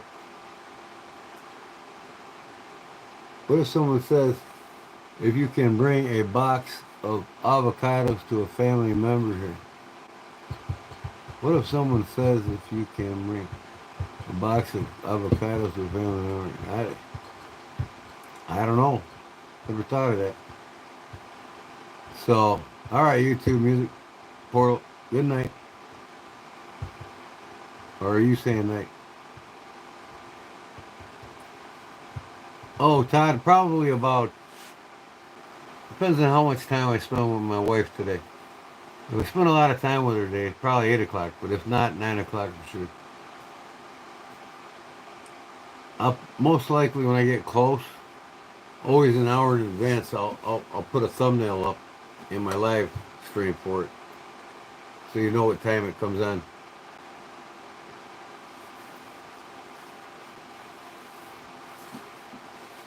But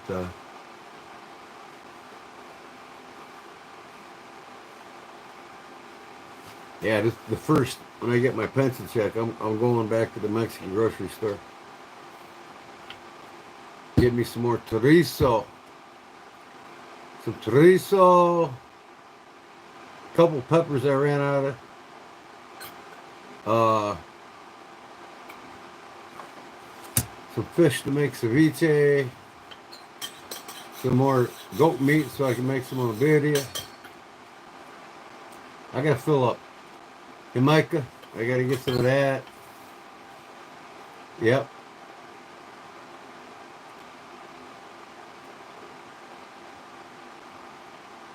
I got lots I gotta get there. I love the chocolate. I don't get the one with the granny on it, but the other one. You know, the chocolate tablets, you dissolve it in milk. My wife says this is the best chocolate milk I've ever had. So I get it every time I go there. 4 cups of milk, 1 tablet, dissolve it in the milk, bring it to a boil, dissolve it. Best chocolate milk in the world, man. Oh, hot chocolate. Oh yeah.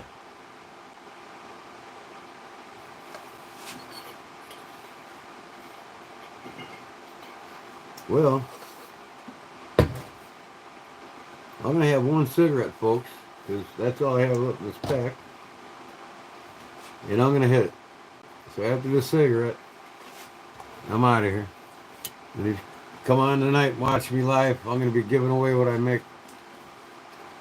Probably be making some knife patches like buck knives and spider core or something like that. My buddy wants a Boker knife one patch. I'll probably make one of them.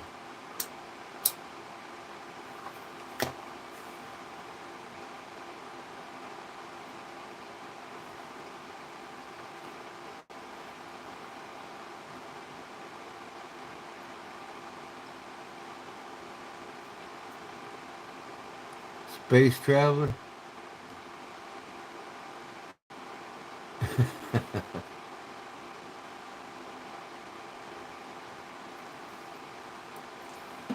Where are you from, Angal Manga? Angel, where are you from?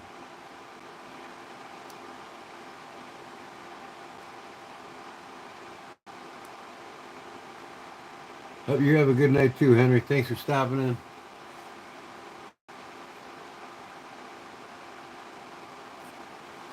And thanks for becoming a member. I'm gonna have some perks coming up for members here soon.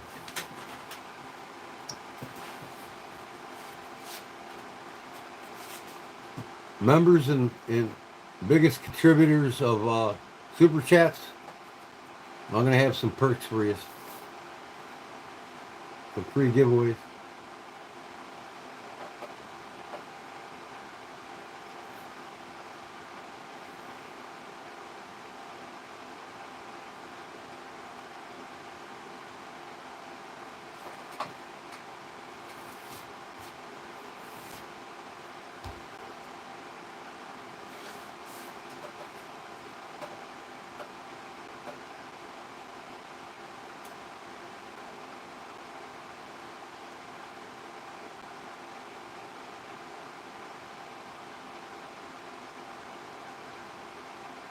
Justin better catch something. Oh, he's gonna catch a cold. You watch.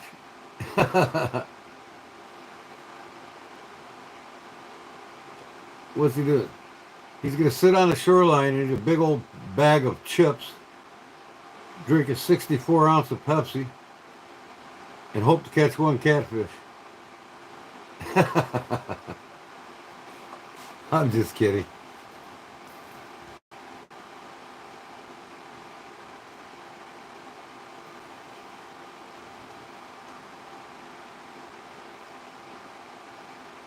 It's the weekend, y'all staying up late. I forgot about that. You don't have to work tomorrow, do you, Justin? Or Louis?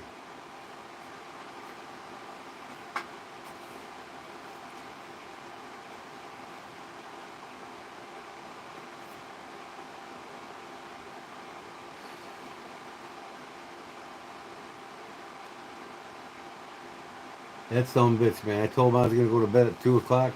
He did it to me again. Kept me up all night. Yep, no work, huh? That's cool. You get to relax with your family tomorrow. Or today, huh? Before you go back to the bump and grind again.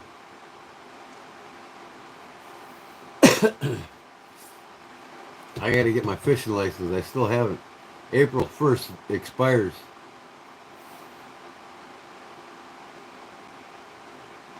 Or it expired. Then I'm going to get my boat out on the lake.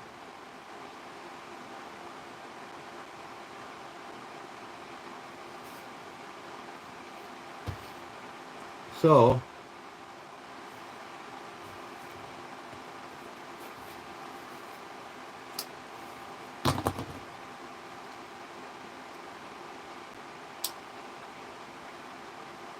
I hate the color of this, man, I tell you. I think it's plastic.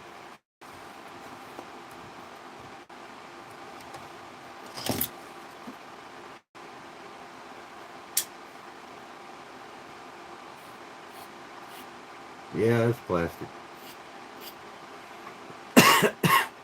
This would be a good one here, Louis, to put new scales on. I hate this plastic. It looks like puke. Man, this is a fine-ass knife made in Germany by hand.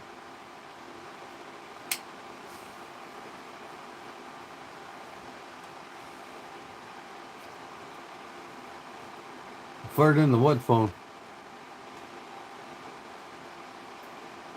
Why don't you go fart in your mama's mouth?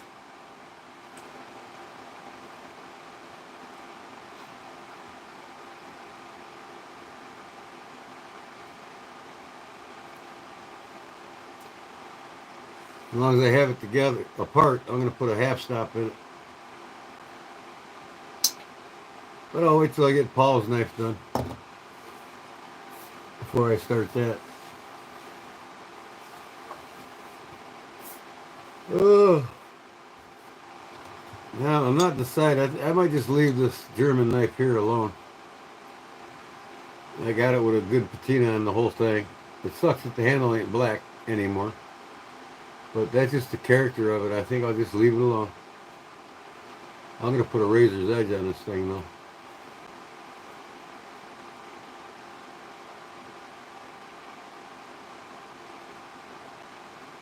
I do need to tighten up this blade a little bit. I'll pin that down a little more. Stop what?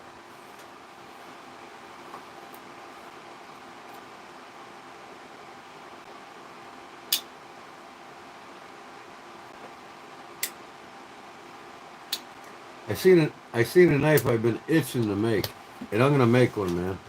Y'all gotta Google it, look it up after I tell you what it is.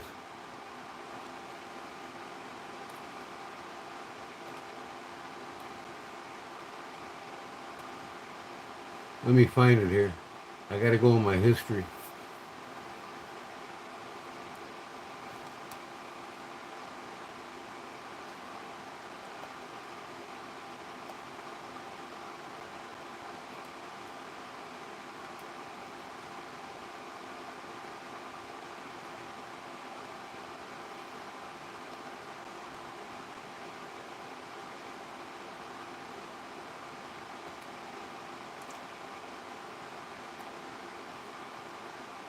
A Navaja folding knife. Navaja. Look that up. Navaja folding knife. Arizona, stop it, man, with the super chat, brother. I never went to bed, AC. Yeah, I'm gonna make a Navaja. It's cool as hell, man. Very unusual knife. It's called a Navaja musket. knife. Look that up. Do a Google search on it.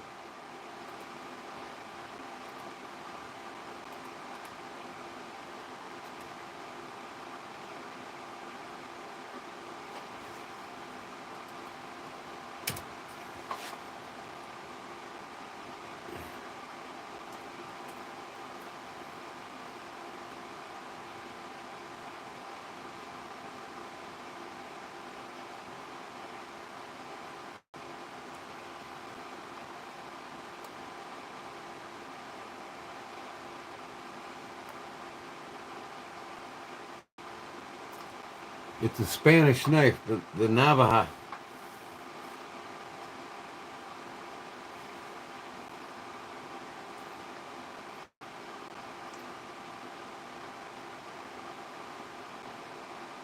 Navajo, Navaja.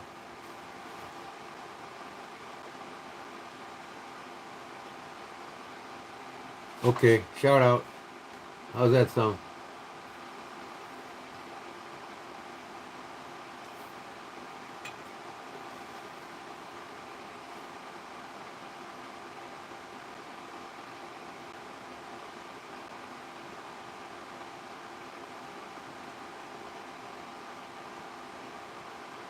I'll give you a big shout out if you give me a super chat donation.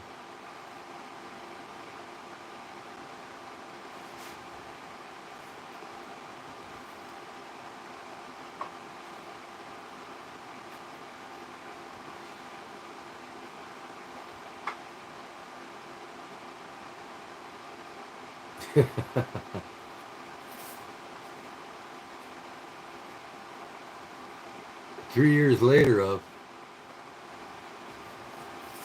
oh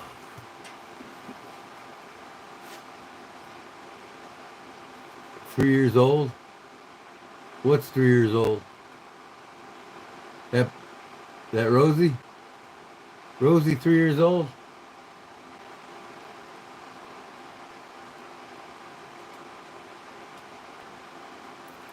The Navaja is a traditional Spanish folding blade, fighting and utility knife. One of the oldest folding knife patterns still in production. The first true Navaja originated in the Andalusian region of southern Spain. In Spain, the term Navaja is often used to generally describe a folding blade knife.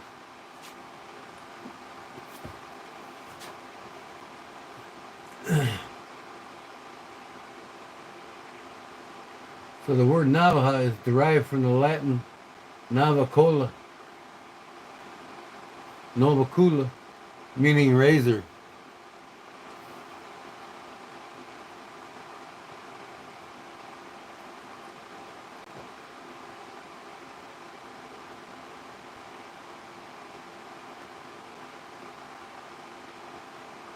Herramienta, an iron tool.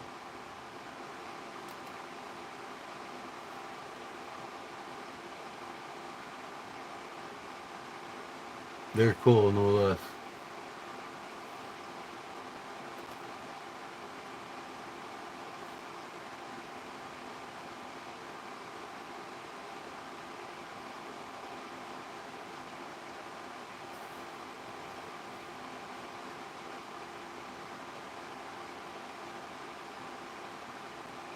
Hmm.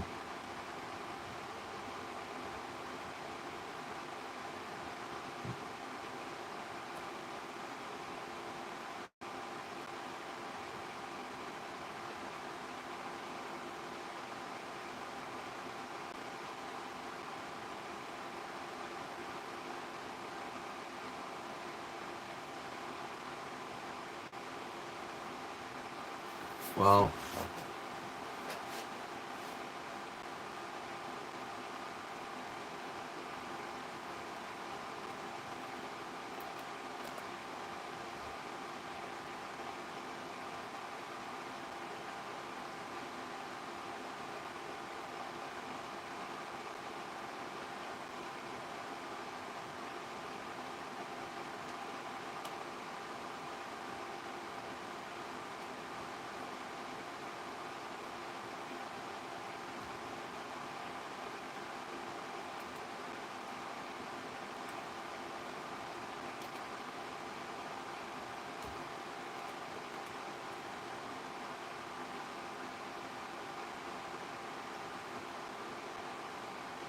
Oh man, look at this.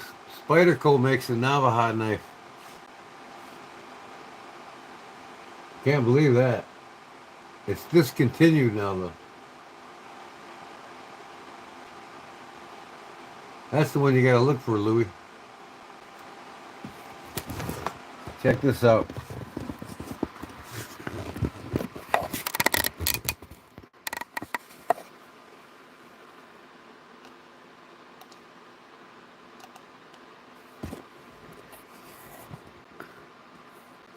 Pretty cool.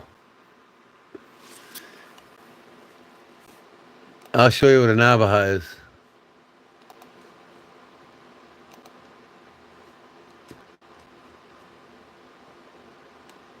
There's one video on YouTube how to make a Navajo knife. It's pretty cool. He makes it out of saw blades. Right here.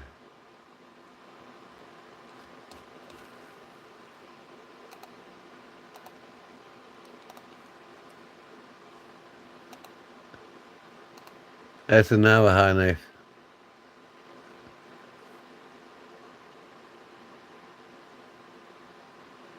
7.5 hour streams. How long has it been? 5 hours and 13 minutes so far. Yeah, I need to get off here too.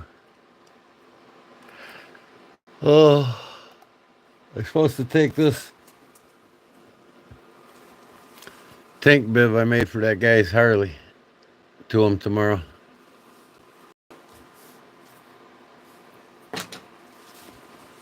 Or today, I mean.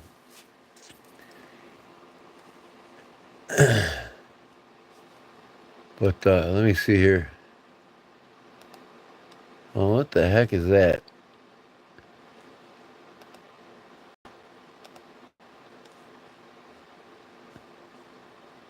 Huh. Look at this guy here. Where's it at? This guy makes tank bibs for bikes. He literally makes them look like jackets. I gotta make one of them. Look at this one, POW. That's badass.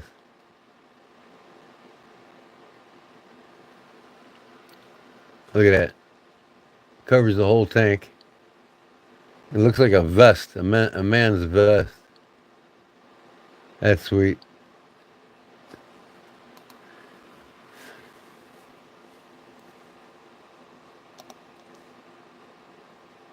Uh-huh. Okay.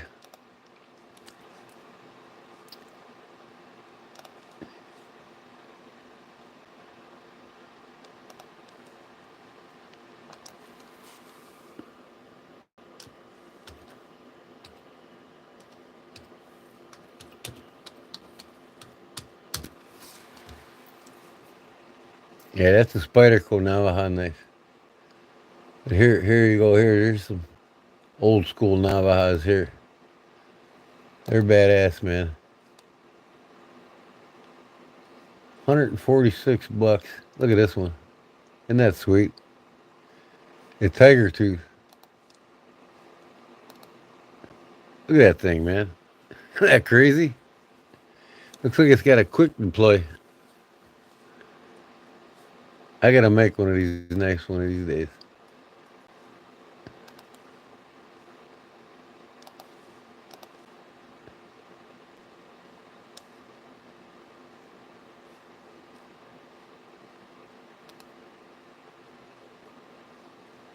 Yeah, this is more of a traditional Navajo right here.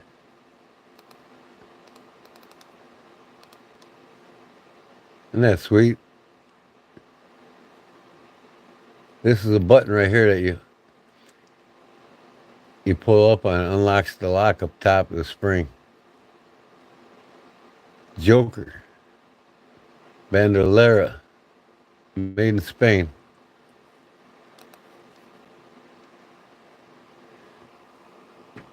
What is this one? Sporting knife handle, man. Blade. That's a funky looking blade there. Okay, guys, I'm getting off here. I gotta hit the sack. I'll talk to you all later on tonight when I do my giveaway. So, We'll talk at you later.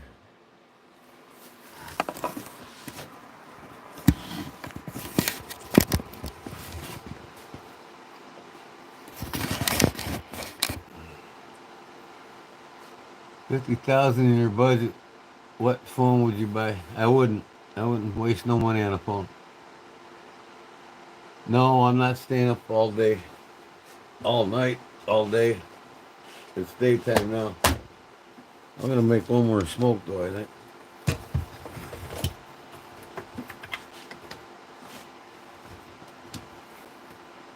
before I go to bed. Where's my tobacco?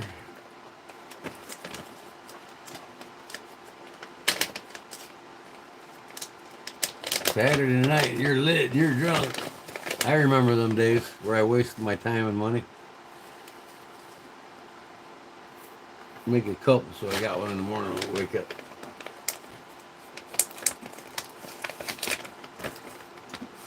I'm gonna make a Navajo knife, Louis.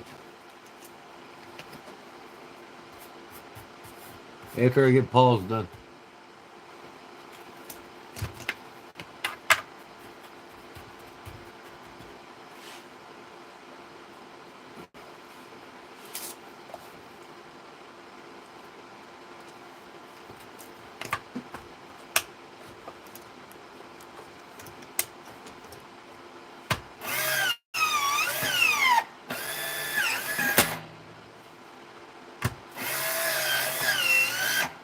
Well, I guess you can't die and take it with you, right?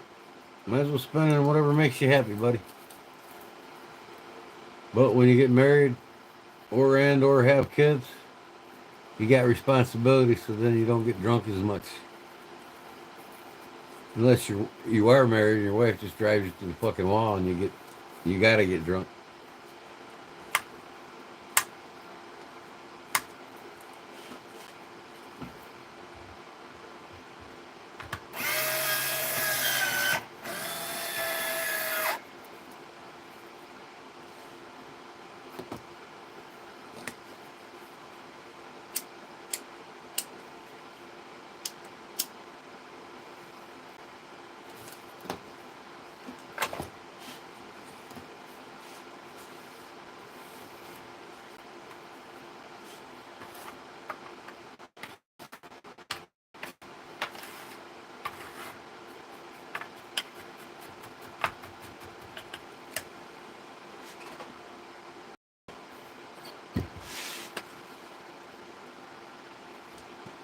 That's right. I was doing the same thing at your age, buddy. Don't let me bullshit you. Drunk, stoned, high, I did it all. But there'll come a time you meet that perfect woman, man, and it'll change your world.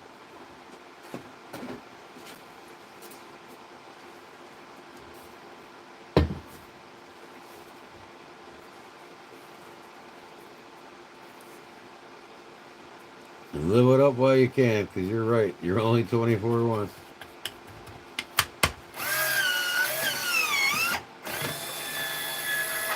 Yeah. Oh, I got respect for you too, man. You're living your oath. It's part of being young.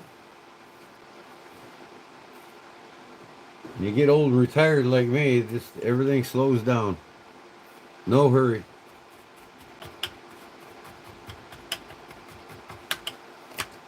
My way of tolerating people ain't getting drunk anymore. That's why I used to get drunk, say I couldn't tolerate people. But now to tolerate people, I just stay away from them.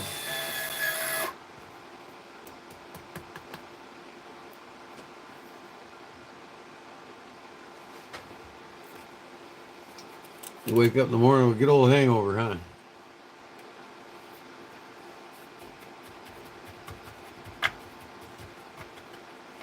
Drink you a lot of water before you go to bed. You won't wake up with a hangover.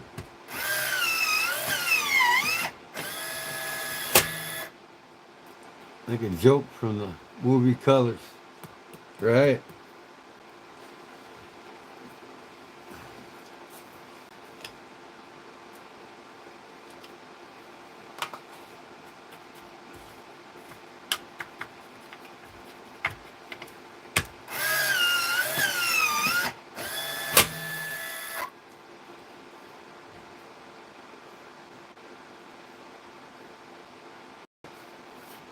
from reality.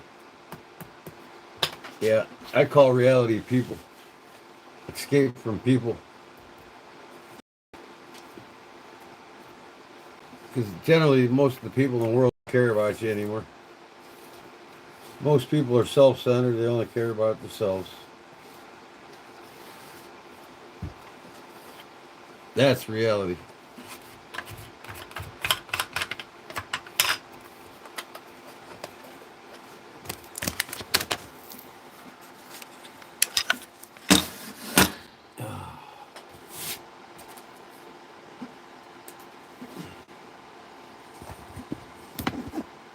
So,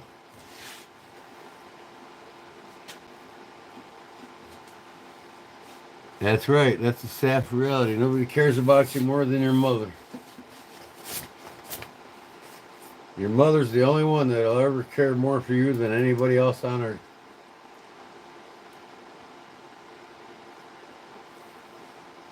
Hello, Grandpa? Yeah, I'm probably old enough to be your great grandpa. So, I hate to cut the party short. Louis, if you're still here, have a good day today, and I'll be on later tonight for my free giveaway. You're watching me make it and give it away. Sunday fun day. See you there. Peace.